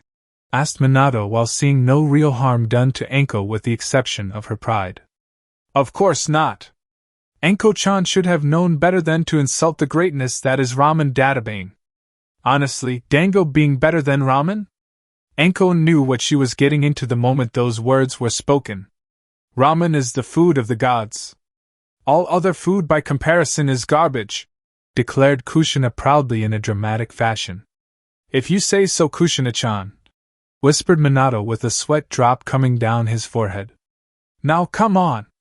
I want to see Mikoto-chan and Itachi-kun so I can embarrass them both with tales from our childhood in Konoha. I wonder if I should tell Itachi-kun about the time I saw Mikoto-chan stalking you the whole day in order to gather up the courage to ask you out on a date. Poor Hitomi-chan was the same way with Hayashi. I can't wait to embarrass her and Hinata-chan too, exclaimed Kushina happily, with the sweat drop Minato had getting bigger. My wife is odd. Already she has schemes in place to get Naruto interested in Hinata and vice versa. It is bad enough she's been doing her yuzuvudo on the girls that are around Naruto's age, but she's also targeting some girls slightly older than him too. But I suppose that's what I get for marrying a woman who wants to have a manly son for an Uzumaki. I wonder if any other child besides Naruto has to go through this with his mother? Thought Minato, while Kushina began mumbling off the list of things she could embarrass her two female friends with while in front of their own children. Elsewhere, in another dimension somewhere, a boy named Ranma sneezed hard. The end result was a lot of snot going into the hair of a girl named Tendo Akane before she got angry, called him a perverted, and swung her mallet at him. She missed when the boy skillfully dodged at the last moment, and left in a run before Akane could take another shot at him. Back in the Naruto universe. Did you have to prank Anko-san, little brother? Asked Itachi curiously while the two were ninja training at the Uchiha family home. The option to become a clan of Uzu was up in the air for Itachi and Mikoto, given they were the only Uchiha in Uzu right now. Minato assured his son there was no pressure on his end or on Uzu to make it happen anytime soon. The last thing Minato wanted to do was put the boy on some pedestal and the pressure that came with it. Such things could make a person snap if they were pushed too hard by such things and cause someone like Itachi to go on a crazy killing spree in a form of ironic punishment to the parents. Who in their dumbass minds as parents would do that to their own kids? She insulted Ramen. Besides, I seem to recall you made that one guy act a like chicken with your eyes, putting a genjutsu on him because he insulted your love for Pocky, said Naruto, with Itachi stiffening at the memory, since the idiot during a C-ranked mission had made fun of his love for Pocky and the tasty snack of the gods. Pocky is the snack of the gods, just as ramen is the food of the gods, countered Itachi while making a mental note to find that idiot again while disguised and find out if he still made fun of his Pocky. And if the idiot did? An even stronger genjutsu. One that would make him crap his pants when around beautiful women and little children. I can agree to those terms. You don't insult Ramen and I won't insult Pocky, said Naruto with a smirk, knowing Itachi would agree with him. Honestly, you two. Must you get into this discussion? Asked Mikoto while seeing her own son and his half-brother talking about those foods while training. No. But it helps pass the time. answered Naruto while Itachi agreed. They clearly get that quick wit-based trait from Minato-kun's side of the family tree, thought Mikoto, since she knew enough about Kushina to know the redhead was not like that. Years later, a 16-year-old Uzumaki Naruto was brought to the Uzu Tower to see his mother. She had wanted to see him in her office about something important. He could tell it was important because the woman wasn't using shadow clones to deal with the paperwork sitting on her desk. His sweat dropped at seeing his mother glaring at the pile, while the pile itself seemed to shift and make a sound like it was actually letting out an amused chuckle at her own personal expense. Damn you, paperwork. I don't have a shadow clone work on you for one measly hour, and you turn into this.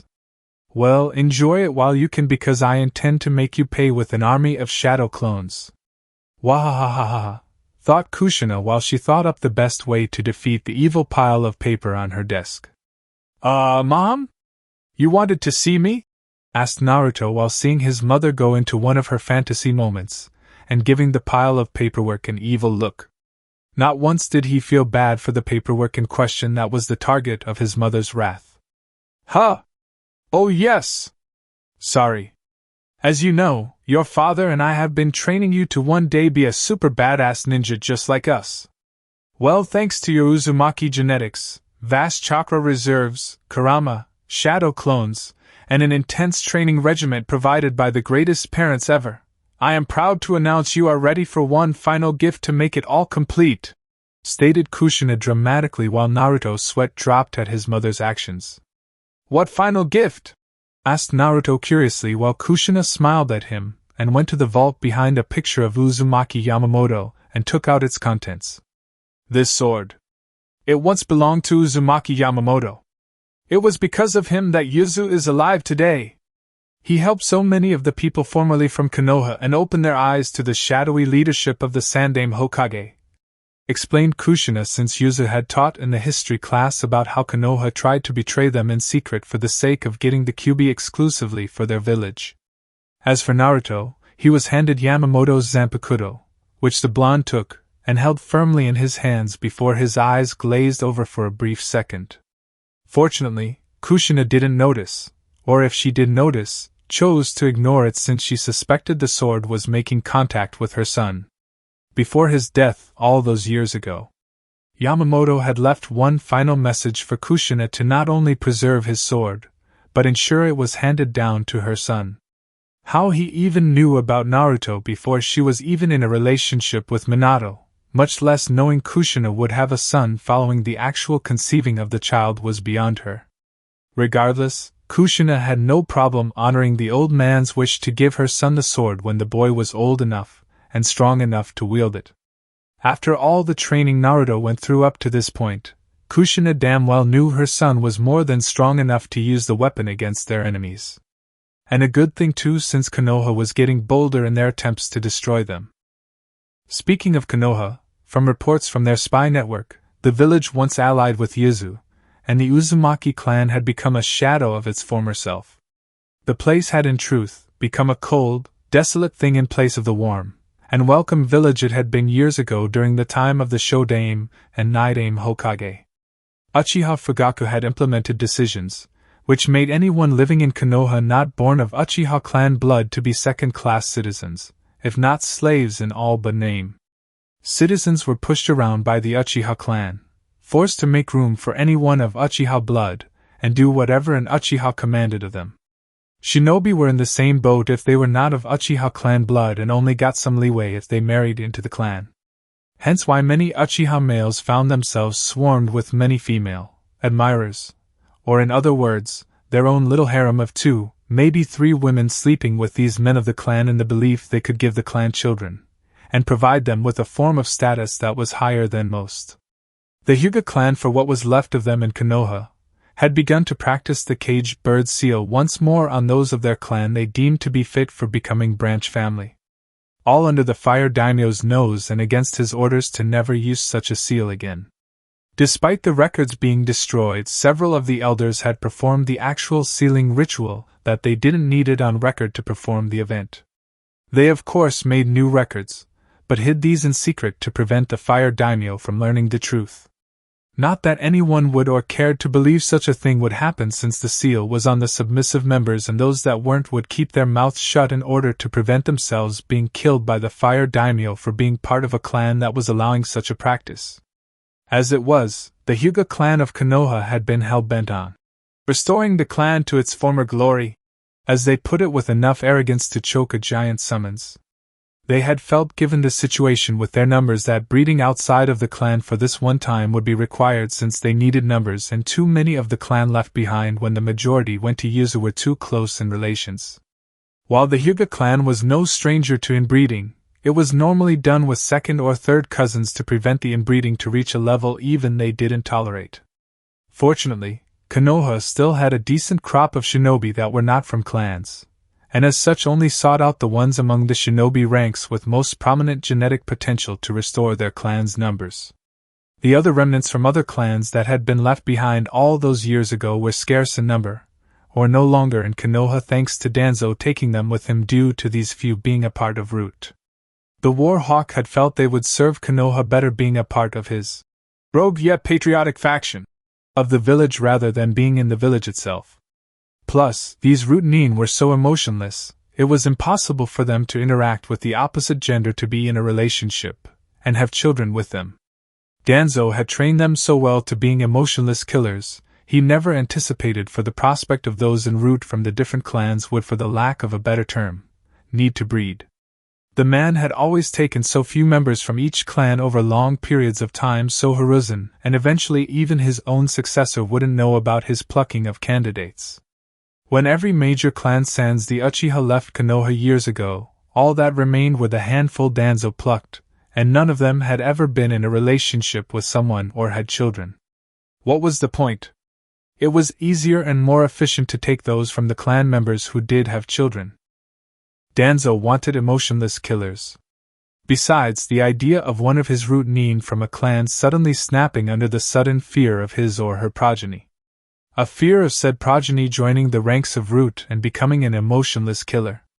A Root Nin all of a sudden getting a desire to not make it happen and being insubordinate wasn't a concept Danzo liked. But Konoha didn't see it this way. Fugaku didn't either. He saw it as Danzo planning to one day usurp him as Hokage and the Uchiha clan in general of their right to rule the village. Not only that, but Danzo could use them as bargaining chips if it came down to such an act, where those few remaining from clans could be used as currency for other villages. Questionably patriotic or not, Danzo cared about himself above all others, and had no problem sacrificing his men if it meant he could survive longer around his many enemies surrounding him on all sides. Even now, Uzu's spies were reporting that the other shinobi villages were zeroing in on the Warhawk, and intent on killing him for his past crimes against them.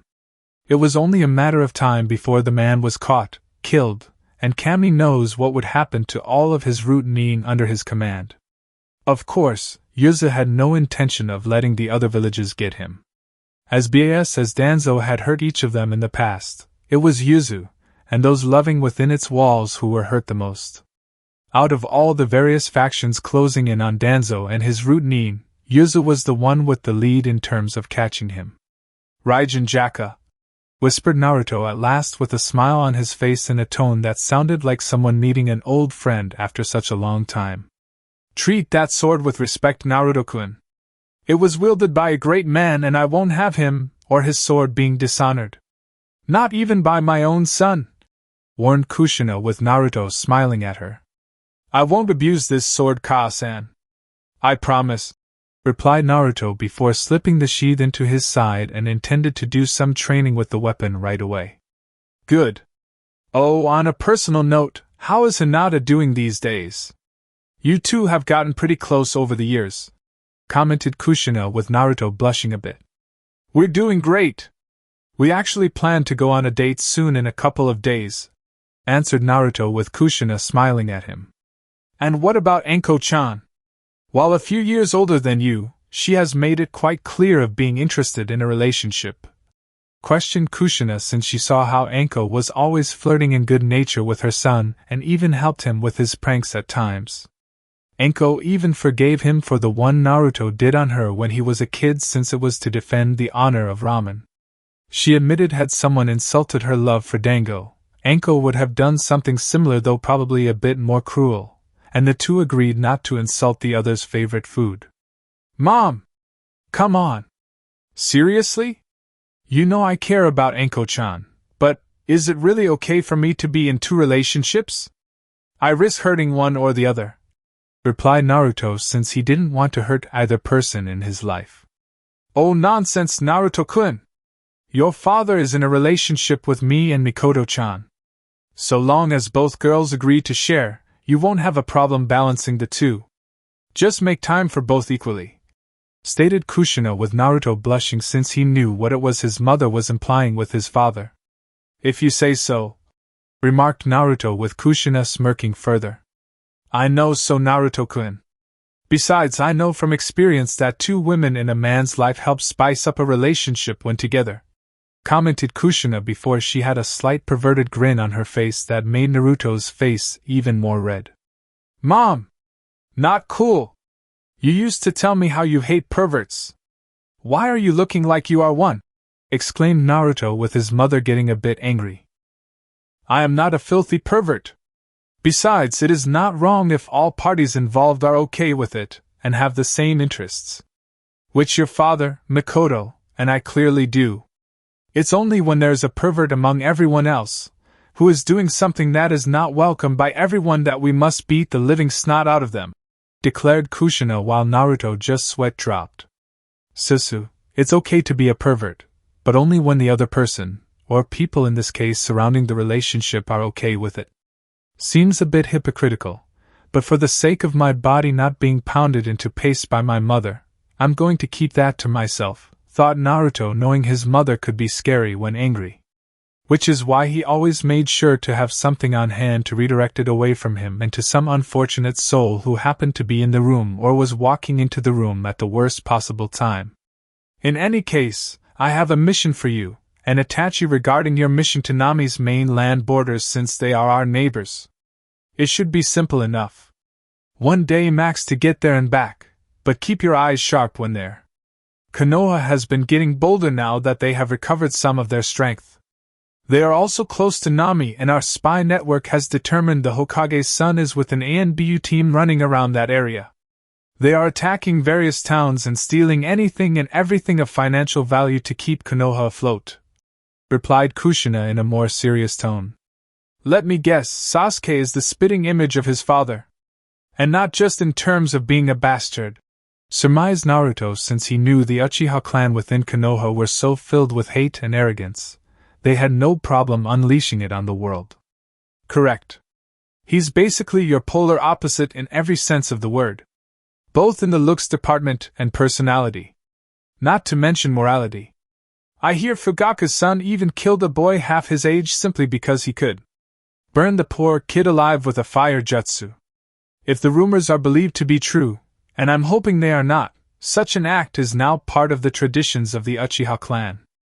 Apparently, a true elite has no problem, or doesn't feel any guilt in burning an innocent person alive, replied Kushina, with Naruto frowning further, and felt his sword pulse angrily at his side. We'll be careful, Ka-san, said Naruto before he left the room. Elsewhere. Are you sure about this, Sasuke-sama? I mean, how do you know Uzu will send them here? Asked a member of Konoha's ANBU with his team supporting one Uchiha Sasuke. Because you know, talent loser for an ANBU and member of the Uchiha clan, we are here attacking people who have done business with Uzu. Statistically, some of these peasants will head there and ask for protection. With any luck, they will come around this area, and we can kill those two monsters at the same time. Our own reputation throughout the shinobi world will make us and Konoha feared for years to come, said Sasuke while looking at the older man, who was Itachi's age, and clearly didn't like being considered weak by a member of his clan. Unlike Uchiha Fugaku, who believed in Uchiha clan's superiority, his son Sasuke believed that he alone was the superior one. It didn't matter to him if there were others from the Uchiha clan around him claiming to be family. To Sasuke, family was a crutch, a shield, a means to an end when wanting something for himself.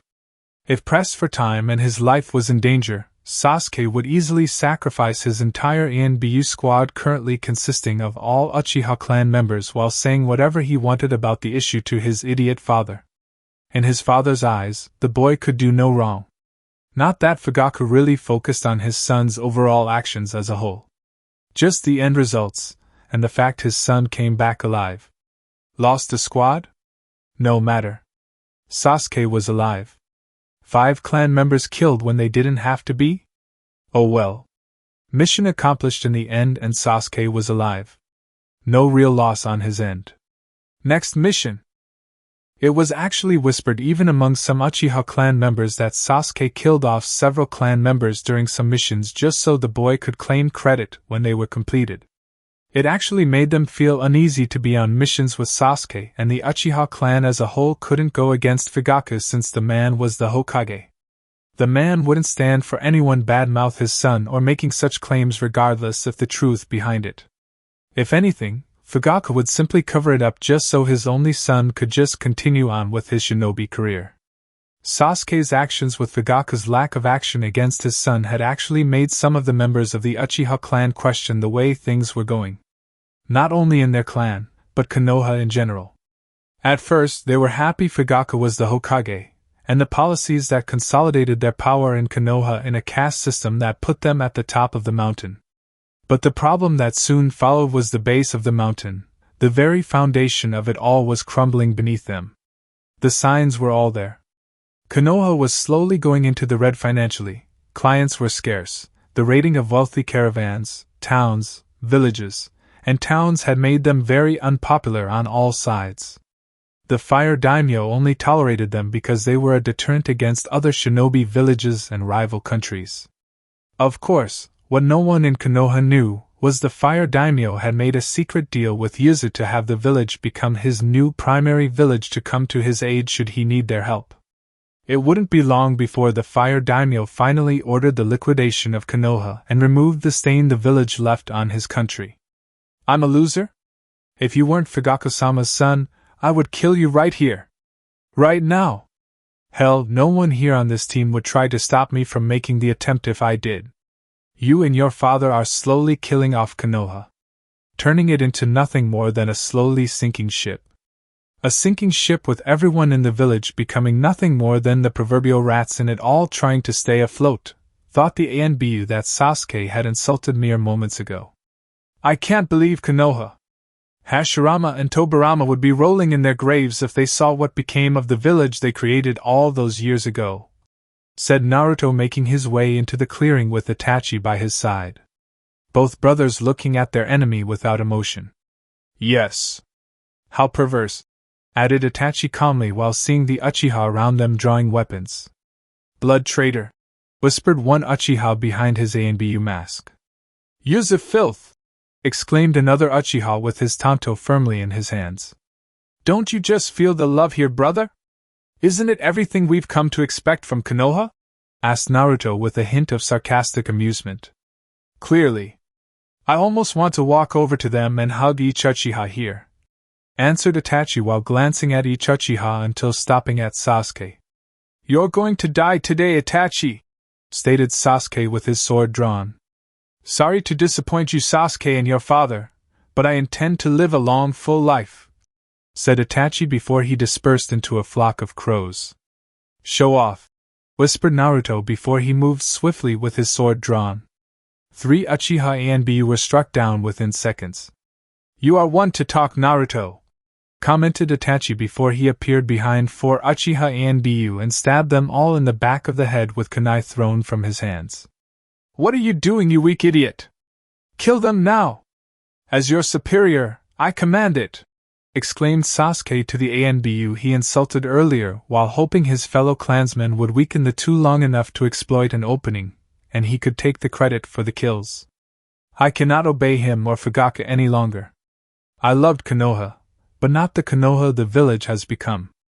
If rumors are true, then Uzu has become everything Konoha was supposed to be now, thought the Uchiha before taking his tanto and stabbing a nearby Uchiha before slicing the throat of another with a kunai. Sure sway! You traitor! exclaimed another Uchiha Anbu before he was stabbed in the back by Itachi while Naruto himself cut down 2 more Anbu. Considering everything that has befallen Konoha at the hands of our clan and Sasuke's father, I'll take that as a compliment, said Shisui before dodging the fireball aimed at him by Sasuke. Traitorous bastard! I knew you were weak for an Uchiha, but to not only betray me, but my father? I will enjoy watching you suffer and die while being burned by my hands, stated Sasuke angrily, as he intended to torture the Uchiha in front of him, and set the man on fire while enjoying the sound of Shisui screaming from the pain. You are the weak one here, Sasuke. Always hiding behind your father when something goes wrong. Taking credit for completed missions when you have done none of the hard work behind them. You have killed 3 clients after each paid us what was owed simply because they would not pay more than what was agreed upon, said Shisui, since those were just some of the things Sasuke had done when out on missions. So what? I'm an Uchiha, the son of the Hokage. I can do whatever I want on missions. If I want more money from the clients, I will get more from them, or I will end their lives as punishment for it. The Uchiha clan takes what it wants from everyone and anyone that had anything of value. I am the clan's future. I am its god, stated Sasuke with a crazy look in his Sharingan eyes. You are a monster. Nothing more, countered Shisui before dodging another fireball aimed at him by Sasuke. Leave him to me, commented Itachi before walking towards Sasuke calmly while Shisui glanced at the Uchiha from Uzu. Are you sure? Asked Shisui while keeping an eye on Itachi in the event the Uchiha near him decided to end his life. Completely. This is a personal matter between Sasuke and myself. Our parents knew each other in Konoha, remarked Itachi before clashing against Sasuke with his sword against the younger Uchiha. You are the mere byproduct of an unfaithful Uchiha whore. She slept with that pathetic Namikaze, who proved he wasn't worthy of being Hokage, stated Sasuke in the hopes it would anger Itachi. First, you have no right to speak about my loving mother like that, considering your own mother was questionable in terms of being faithful to your father. Second, my father was always meant to be the Hokage of Konoha, but the Sandaime Hokage denied him the title because he wouldn't follow in the older man's footsteps.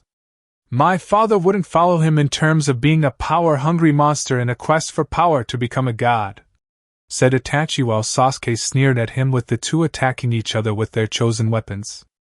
Like I said, the man was pathetic. He had his chance at greatness and threw it all away because it was considered to be wrong or immoral.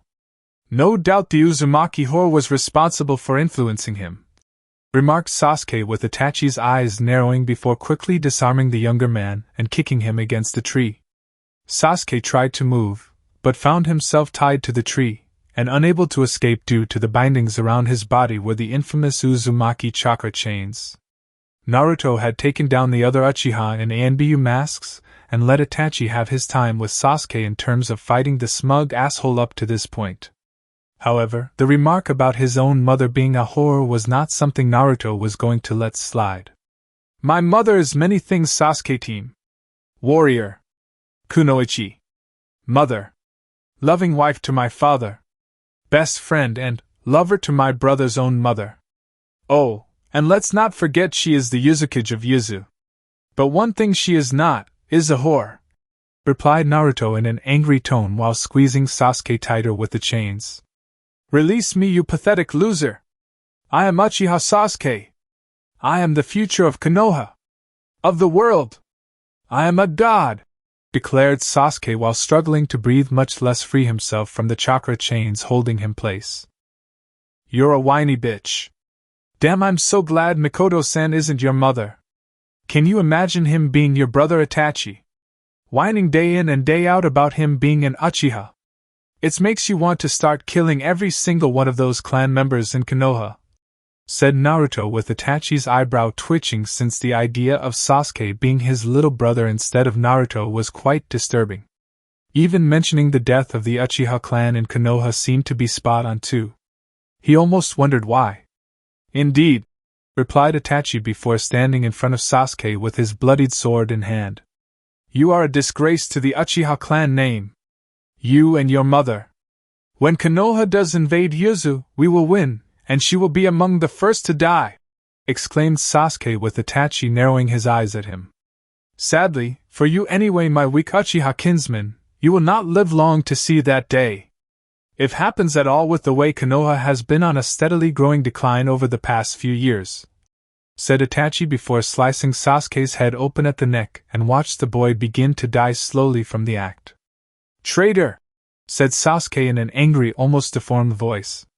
"That's a matter of perspective," commented Itachi while seeing Sasuke soon fall limp. "Now, what to do with this one?" questioned Naruto, who had secretly had a shadow clone watching Shisui to ensure the man didn't try anything while they dealt with Sasuke. "I surrender to you both. I surrender to Uzu. I no longer wish to be affiliated with Konoha or the Uchiha clan residing within it," said Shisui before getting on his knees and held up his hands in surrender. "All the same, we need to knock you out before taking you back with us to Uzu." "Security reasons," stated Itachi with Shisui nodding. "I understand perfectly," replied Shisui before Itachi struck him from behind and knocked the Uchiha out. "I'll take him back to Uzu while you deal with Sasuke's corpse as you see fit. I can easily use my chakra chains to keep him from escaping," offered Naruto with Itachi putting a black bag over Shisui's head to keep from waking up and trying to use his Sharingan on the blonde. "Very well.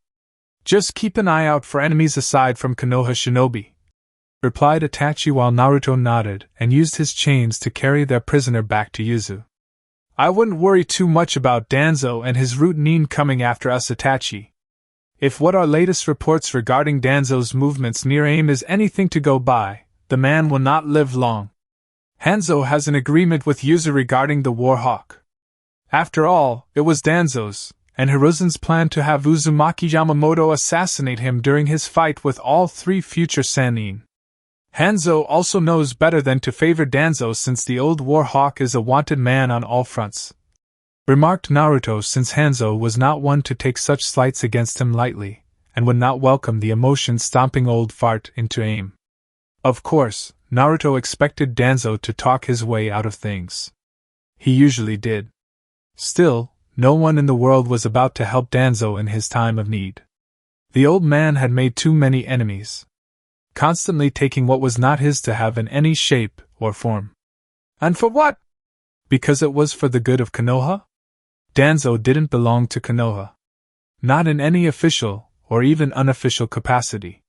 The man had little to no resources at his disposal, even if he did raid caravans of wealthy merchants and nobles while killing them to keep the number of witnesses to zero. Of course, these days the caravans were now hiring both shinobi and samurai to protect them from attacks, and were getting very successful at it. The only reason Naruto's mother and Uzumaki suspected Danzo of heading to AIM was to convince Hanzo into giving him refuge in exchange for some secret jutsu or something of a rare find. Of course, no one in Uzu believed Hanzo would accept, and would just kill Danzo instead of aiding him. Agreed. If Danzo isn't dead already by Hanzo's hands, he will be soon enough, added Itachi while staring at Sasuke's dead body before an idea came to him. Stepping closer to the body and rolling it over from its face-down position to putting the dead body on its back, Itachi raised his sword above his head, before swinging down. Konoha 3 days later. Fugaku was getting worried. His son and the ANBU sent with him were not back yet from their mission. They were expected back 2 days ago with reports on how the people around Nami were killed and some were brought back, if at all, to be made into slaves for the good of the Uchiha clan. With a nice abundance of the slaves added to the clan to do what they wanted to them, Fugaku knew his clan's superiority would not be outdone by those of the Hyuga clan. Even now those snooty nobles were starting to get their egos inflated once again back to their original status. And they weren't the only ones being a pain in his ass while in the Hokage seat. Hiruzen, Koharu, and Hamura were both pestering him with their thoughts or ideals on how Konoha should be run. They were completely against his decisions that by all accounts made the Uchiha clan the one and only superior clan or people in Konoha to matter. Fugaku ignored them completely, of course. Why would he want to listen to either of the 3 old relics in the first place? They were bitter old shinobi. All three of them had lost their families to Uzu, and letting the emotional pain from these traitors leaving Konoha for that place filled with island-born bastards get to them. Something has happened. Something has happened to my son. I just know it, thought Fugaku while pacing, and stopped when a shadow emerged from the darkness of the room to reveal Itachi had entered the room and was holding a box in his hands. "Hello, Gendarme Hokage. We finally meet," remarked Itachi, since either Fugaku or anyone from Konoha had never interacted with Uzu in terms meeting in a civil manner during the Chunin exams. "You must be Itachi. I see much of Mikoto in you, and some of Namake's," remarked Fugaku angrily. "Thank you. I will take that as your highest compliment in regards to my parents. It is a shame you became so drunk and mad with power," replied Itachi calmly while Fugaku scowled further. "And what would a mere whelp like you know of power?" "Absolutely nothing," countered Fugaku before he charged Itachi with a kunai now in hand, only for Itachi to grab the offending hand at the wrist with his own remaining free one. "I know you believe in absolute power, and that it has corrupted you absolutely," said Itachi coolly before breaking Fugaku's wrists and causing the kunai to fall from the older man's hand. "You disrespectful ingrate for an Uchiha. You have the unmatched strength of our clan flowing through your blood, yet you side with those outside of it. And for what? Some pathetic principle they infected your mind with since birth?" questioned Fugaku before he was kicked hard in the gut by Itachi and slammed against his desk. "Where were his A and BU? In case you are wondering, I took care of the guards before I came in here. A seal on the door prevents anyone from feeling your chakra should you decide to spike it in warning to the other shinobi in Konoha. Not that it really matters since I'm not here to fight. Or to assassinate you," said Itachi before throwing the box at Fugaku, who caught on instinct alone. "What's this?" questioned Fugaku while the urge to drop it nearly kicked in. "The end of your future, your dreams, and dynasty in all things pertaining to your life," replied Itachi in a cryptic fashion before vanished in a swirl of crows. What did he mean by "oh no? No. No!" And "oh," thought Fugaku before he opened the box and saw the head of his son Sasuke.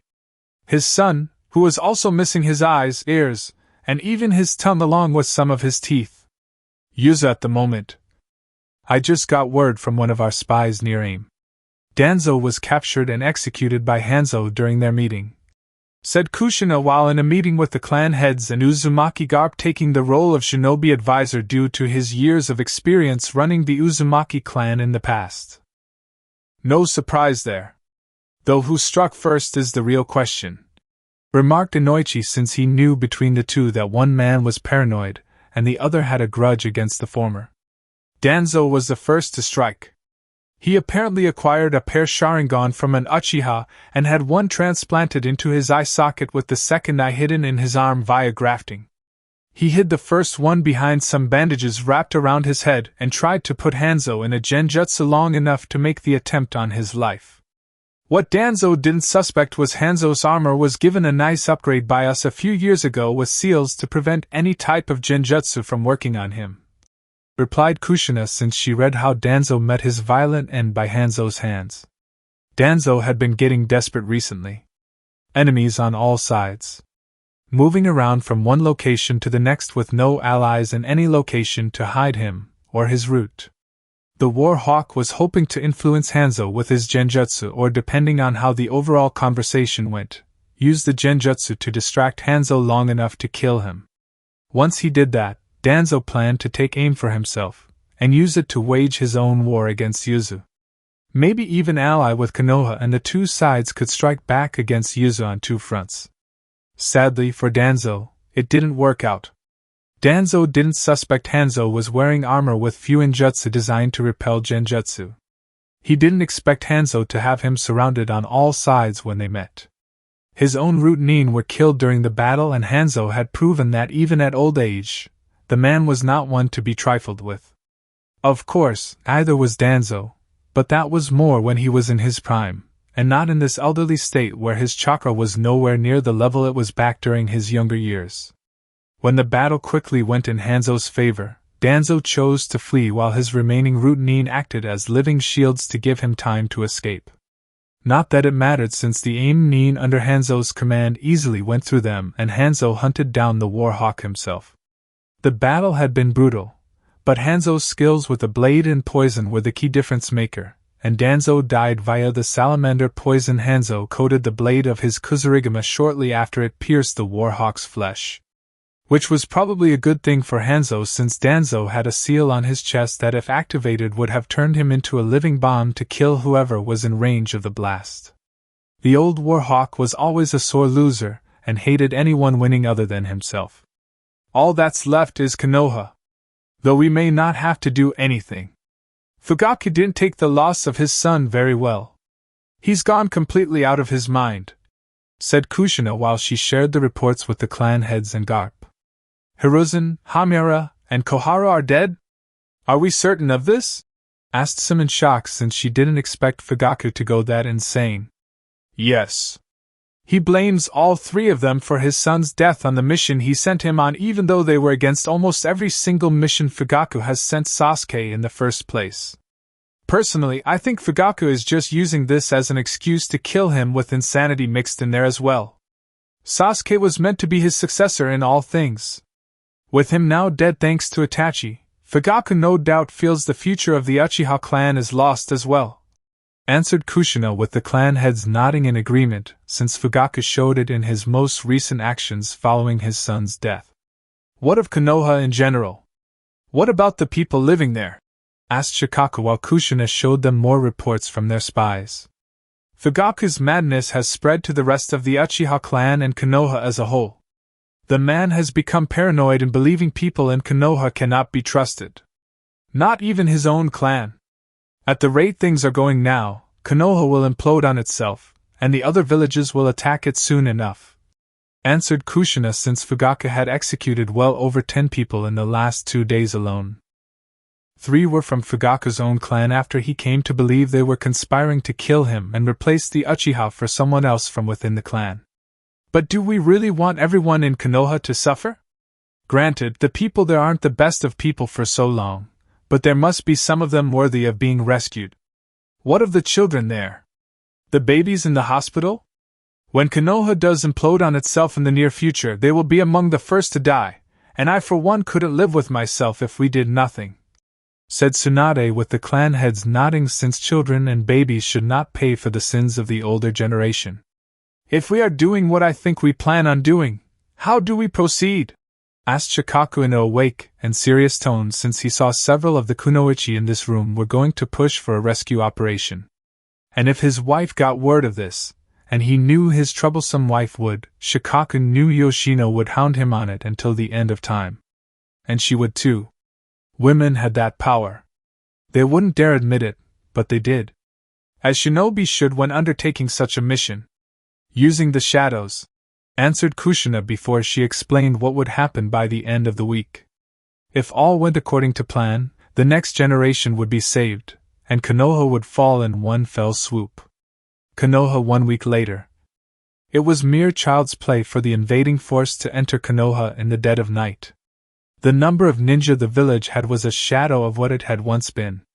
Due to constant growing losses done to its shinobi externally and internally thanks to the choices made by its Hokage, there were large gaps in the village's defenses. Even more so during the dead of night, when most of the ninja, mainly the Uchiha, in the village were asleep, and leaving the defenses in the hands of those they considered second class. Foolish on the Uchiha's clan's part, to be sure, but their arrogance and stubbornness went hand in hand in the belief they could not be defeated by anyone, no matter who it was that attacked. As stated earlier, foolish. Leading this secret attack against Konoha was Kushina, who with her husband and son were heading straight for the hospital. They were planning to secure the babies at the hospital and transport them via space/time fuinjutsu back to Uzu, where an orphanage run by Nagato, Yahiko, and Konan would take care of them. As for the children living in Konoha's orphanage, which was run down due to the lack of funding, they were being retrieved by Kakashi, Rin, and Tsunade, leading the Uzu and BU to silently get them to Uzu without a fuss. As for the Uchiha clan, it was decided most of them would be killed off by Itachi himself, while Mikoto would seek out the babies and children of the clan to bring back to Uzu. She didn't believe people were born evil. It was either taught or planted in someone with evil intentions to see such things grow in others. Mikoto believed if she could save the children of the Uchiha clan from having such evil planted in them by their parents, they could grow up to be great shinobi, and worthy of being called ninja of Uzu if not a new and redeemed Uchiha clan. As for the other remaining people in Konoha, sans those enslaved by the Uchiha clan during their time running the village, they would handle decisively. It is almost a shame that Hiruzen wasn't alive to see this. I would have loved to see the reaction on his old ugly monkey face when Konoha falls, whispers Kushina while she, Minato, and Naruto prepared to transport the babies in the hospital to Uzu. She's taking this personally, whispered Minato with Naruto smirking. You have no idea. Besides, she's not the only one. The Uzumaki clan holds grudges for years. You cross us, we better be dead, or else your backstabbing ass will soon be grass, thought Naruto before he finished the seals on his end while making sure the room's glass viewing room was covered to keep the light from the chakra out once all of the seals were activated. Not had it mattered since the night shift at the hospital had been killed. After Fugaku had become Hokage, most of the people who left with Minato and Kushina caused a major decrease not only in the overall population of the Leaf Village, but also those with skills as well, including medical skills with doctors and nurses. So the Uchiha for a Hokage had gone to very questionable lengths to fill the job gap in the hospital itself. Namely doctors who were in prison. No. Not the prison doctors themselves who would treat prisoners in the prison, but actual doctors who were arrested and thrown in prison for their inhumane way of treating their victims/patients. The Yondaime Hokage for an Uchiha explained to these so-called doctors that they would be pardoned for their past crimes of mutilation and horror, provided they served Konoha using their medical skills to actually treat the wounded or sick that come in to be treated for such things. All under careful supervision of the Uchiha stationed there, of course. Sadly, these individuals did far more harm than good working in the hospital. The Uchiha watching them tended to let their eyes wander, since they felt the mere presence of one of the clan would keep these monsters in line. When it soon became clear to these less than honorable doctors and even some of the nurses that their actions at the hospital could go undetected at the right time, they did so accordingly. The injured and the sick died more frequently, most of the time in perpetual agony. Not that anyone from the Uchiha clan watching them would care, since those who suffered from such treatments were not from the clan by blood. So why should the clan care? Those who died were not of their blood and thus were not important. Not that it mattered anymore, since those involved in such things at the hospital were now dead and killed in a violent manner befitting their status as monsters in human skin. All set on my end, said Kushina with Minato and Naruto nodding in agreement, since they just finished too. Ready? In 3, 2, 1. Now! Stated Minato before they activated the Fuinjutsu and sent all the babies to Uzu. Phase 1 was now complete. With any luck, and a great deal of skill, Phase 2 would soon be completed shortly. Uchiha clan district at the moment. Bodies were everywhere. Bodies of the Uchiha clan of Konoha. They littered the ground, staining it like a small river of blood. Some were thrown into walls. Others went through the paper doors. The district's alarm system had long since been disabled by Mikoto, since she knew Fugaku well enough to never change the system's command code. She wouldn't be surprised if he had kept it turned off despite his growing insane paranoia that the world was out to get him. She was surprised, however, to see him awake, angry, and clearly had a look of insanity in his eyes. Mikoto. I should have known. Just as your son killed mine, the woman that was once my wife has come to kill her former husband, commented Fugaku, as he had made himself into a light sleeper in the recent years in fear of possible enemies, and even most recently his kinsman from within the Uchiha clan trying to assassinate him. Why so surprised, Fugaku? You have done horrible things. Horrible, unspeakable things as the Hokage of Konoha. You have hurt innocent people. Enslaved them. Killed them. Did you really think this wouldn't happen? That this day, or rather this night, would not come? Questioned Mikoto behind her Anbu mask, since she felt he didn't deserve to see her face. Had you done your duty as my wife, this wouldn't have happened in the first place, said Fugaku while the two clashed with swords in hand. And about your duty as my husband? To be faithful? You weren't exactly faithful to me all those late night, Fugaku. I didn't start being unfaithful until you started it on your end. The only real difference between us is I merely chose to be with someone I loved. You did it with every whore in Konoha. I wouldn't be surprised if you had some kind of STD after all this time, commented Mikoto with Fugaku scowling further. I am the head of the Uchiha clan, the Yandame Hokage of Konoha. If I want to sleep with another woman aside from own wife, it is my kami given right as an Uchiha, and as a man. A man has the absolute authority in this world to do what he wants, with who he wants, and any time he wants regardless of what his so-called wife wants from him.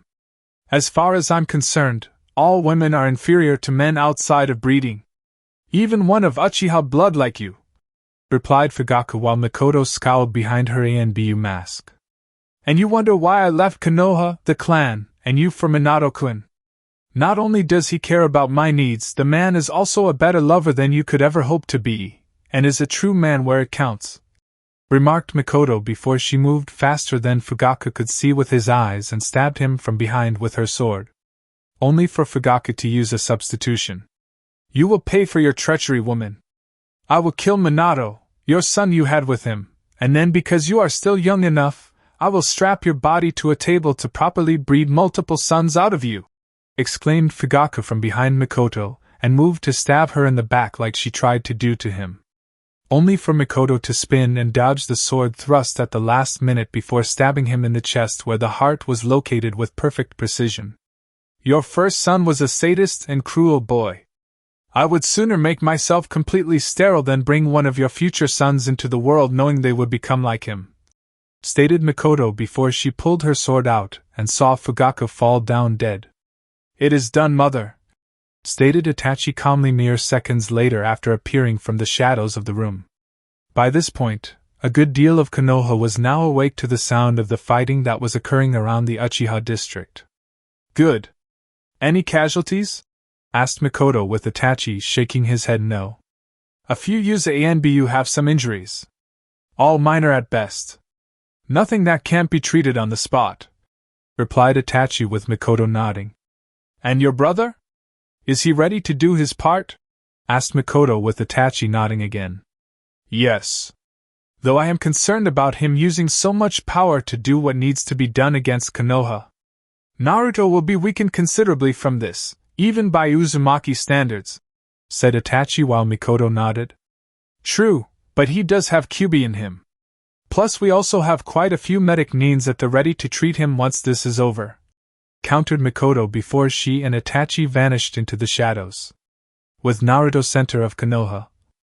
Man, this is going to suck when this is over, thought Naruto while drawing his sword into his hand after he was given the all clear on his headset.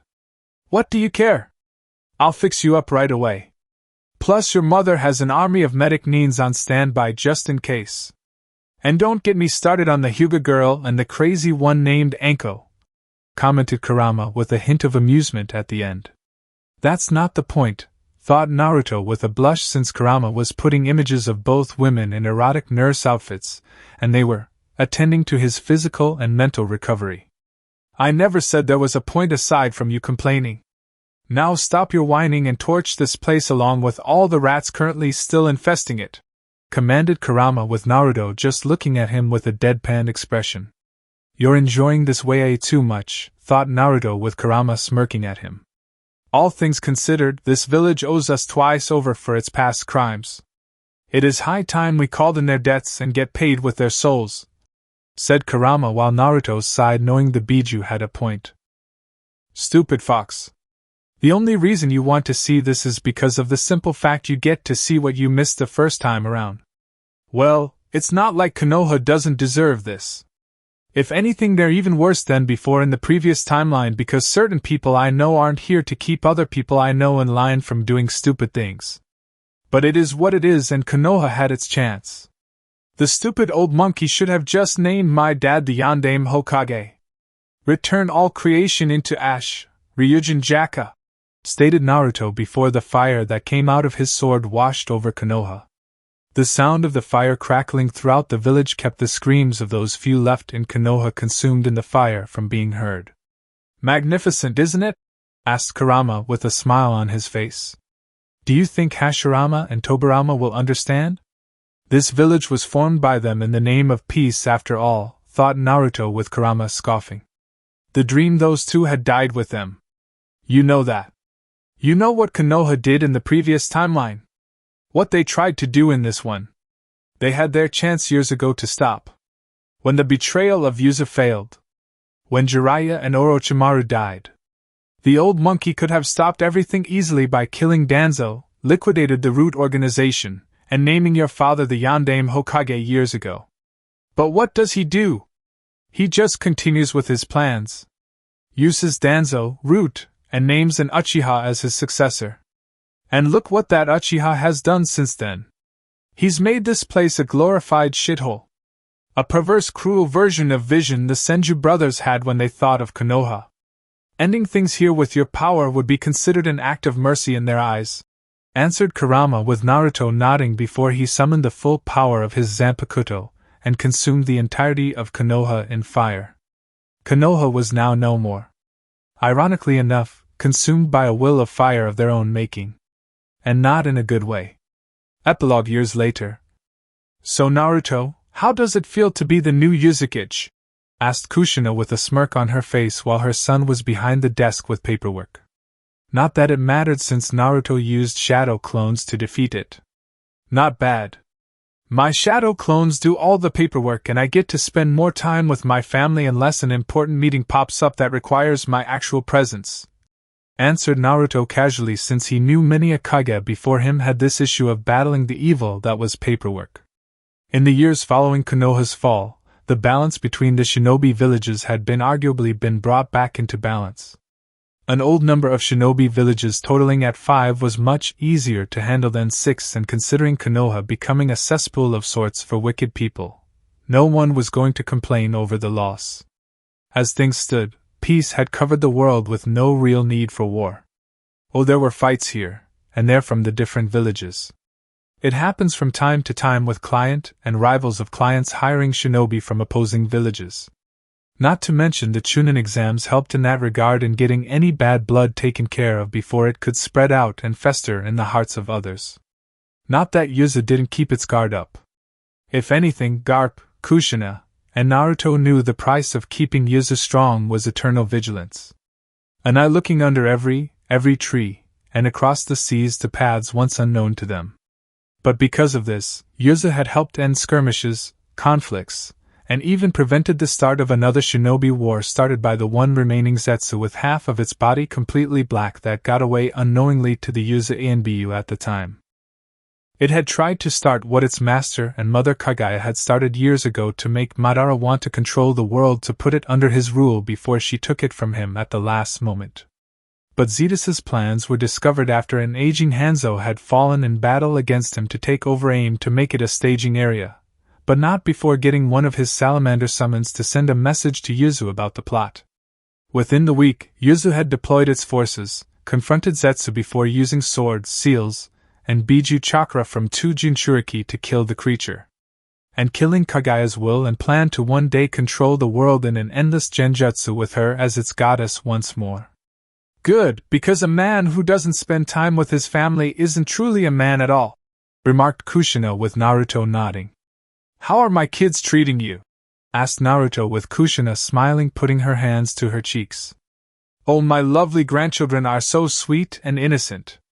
If only Mito was alive to see them. She would have spoiled every single one of those children silly, replied Kushina sweetly. I think you do that enough as it is, Mom, remarked Naruto while Kushina laughed since it was true. I'm not the only one. Mikoto does her role well as the surrogate aunt, and Tsunade can't get them to stop calling her grandma.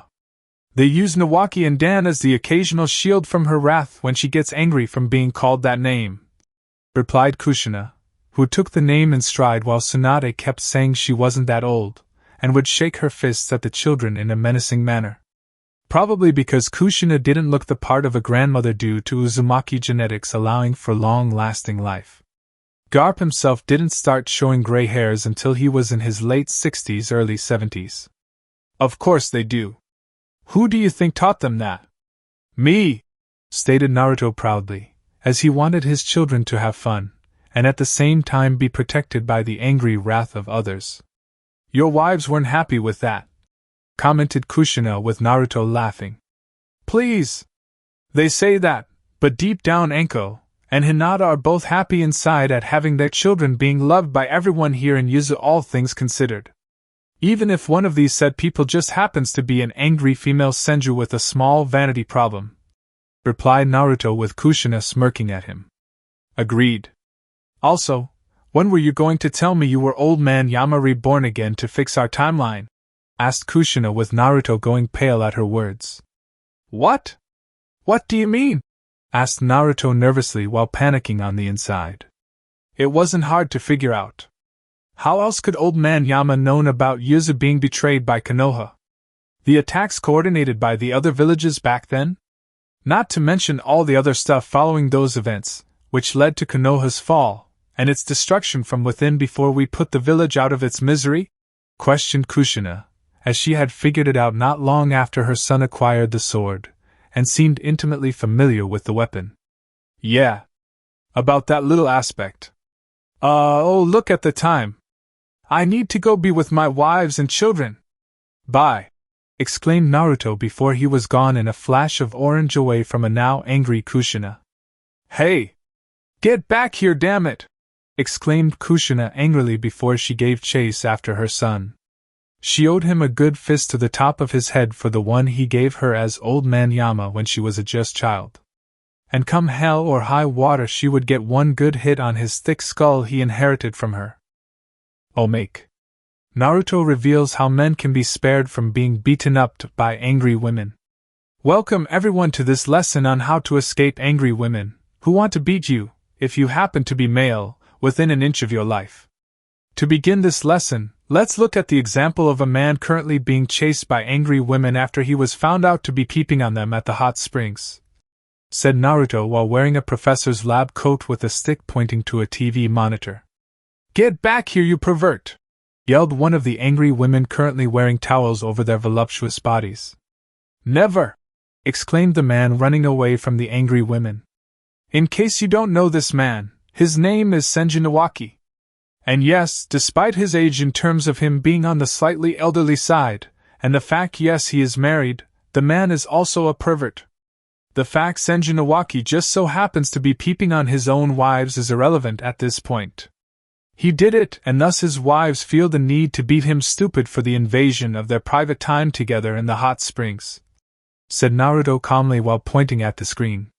Crap! I went down the wrong alley! Exclaimed Nawaki before he turned around and saw his angry wives glaring at him with the intent to beat him stupid. Well, stupider. Anything to say before we kill you, bring you back to life, kill you again, and finally bring you back to life one more time before shipping your perverted ass to the hospital? Demanded one of the women with red hair that indicated she was an Uzumaki. You see, I have mercy, pleaded Nawaki before he screamed in a girly manner as his wives descended upon him to exact justice for his slight against them. Freeze! As you can plainly see, this cowardly response by Nawaki was the wrong thing to say and do on his end. Because of his inability to formulate a response in either word or deed, the man on this monitor is about to suffer greatly, and be in the hospital for well over a month, followed by the family couch for much longer, replied Naruto while the image of Nawaki getting punched in the face and stomped on the crotch by a foot was shown on the screen, only to rewind back to when Nawaki was being chased. Get back here, you pervert! Yelled one of the angry women currently wearing towels over their voluptuous bodies. Never! Exclaimed the man running away from the angry women. Now that you have seen the incorrect way of dealing with angry women, now this is the correct way in terms of dealing with angry women, remarked Naruto before showing the same event unfold with the women trapping Nawaki in the alley. Anything to say before we kill you, bring you back to life, kill you again, and finally bring you back to life one more time before shipping your perverted ass to the hospital?" demanded one of the women with red hair that indicated she was an Uzumaki. "Yes, I do. Behold! Cute bunny no jutsu!" exclaimed Nawaki before he performed a few hand signs and transformed himself into a cute bunny looking up at the shocked women with cute bunny eyes. The power of cuteness radiating out of them with a "Please don't hurt me" look that was a rival for the puppy eyes no jutsu children use on adults. "Kawaii!" yelled all the women before they glomped on the cute bunny and hugged it to their towel-covered breasts. Best day ever, thought Nawaki while all the women in his life were suffocating him in a wonderful fashion. As you can see, an angry woman or even multiple angry women are something to fear. But if you use this particular jutsu on the angry women around you, regardless of your relationship with them, they cannot find it in themselves to harm you. Quite the opposite. It is a secret fact women don't want you to know due to its powerful effect of neutralizing their righteous anger they draw upon when beating up men who are either being a huge pervert or just being stupid around them. Explained Naruto while the video feed showed Nawaki in his cute bunny form still being hugged on all sides. Damn it, Naruto! How dare you reveal our one weakness to the entire world? Now how are women supposed to properly unleash all of their righteous anger on men? Yelled Anko from behind a door and smashing her fist against it. Oh crap! The one weakness behind this jutsu is it can only be used once per day and I already used mine today so I need a new plan. Shadow clone jutsu! Exclaimed Naruto before making a copy of himself. What do you need, boss? Asked the shadow clone while ignoring the angry banging sound. Take out your ring. As a shadow clone of me, you have one, answered Naruto before taking out a ring. Seriously? It's not going to work, protested the shadow clone while the banging on the door was louder and the door itself was giving away. Just do it, damn it, commanded Naruto before pulling out a ring, and the shadow clone sighed before pulling out his own and put both rings together. Wonder twin powers activated, said Naruto and the shadow clone at the same time. Form of steam, declared Naruto since he figured becoming steam would allow him to get away. Only for nothing to happen. Boss, you got this in a box of Frank and Barry. Hell would freeze over before this worked for you, remarked the shadow clone in a seriously? I can't believe you tried this tone of voice. Shut up, you! Exclaimed Naruto before punching his shadow clone and running to his secret escape entrance, and vanishing from sight just before Anko finally destroyed the door. Where are you, Naruto? You can't hide from me forever! Yelled Anko angrily. Yes, I can, declared the muffled far-off sound of Naruto. And no, you can't, yelled Anko while looking for the hidden door she knew he used to escape into moments ago. Can, protested Naruto in that same faraway tone with Anko finding no possible way of finding the secret door. Damn you, yelled Anko before unleashing every destructive jutsu she knew on the room. That's all the time we have today, everybody.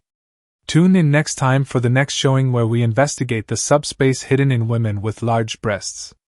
What will we find there? How big is this subspace? How much do women store there?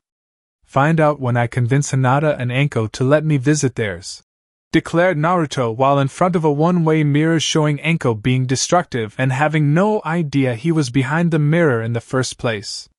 Now he just had to find a spot to wait for the next 24 hours. Good thing Shikamaru owed him a favor. And that concludes this story. Thank you for spending your time here at Ichiraku Ramen and listening all the way to the end. Your support helps keep these stories alive and allows the Shinobi world to continue through new adventures and alternate timelines. If you enjoyed rewriting history, don't forget to like the video, subscribe to the channel, and turn on notifications so you don't miss future stories. Once again, full credit goes to VFSNAKE, the original writer of this story. If you would like to read the original version, you can find the link to the story in the description below. Let me know in the comments what story you would like to hear next. Until the next time, stay safe, and I'll see you again at Ichiraku Ramen.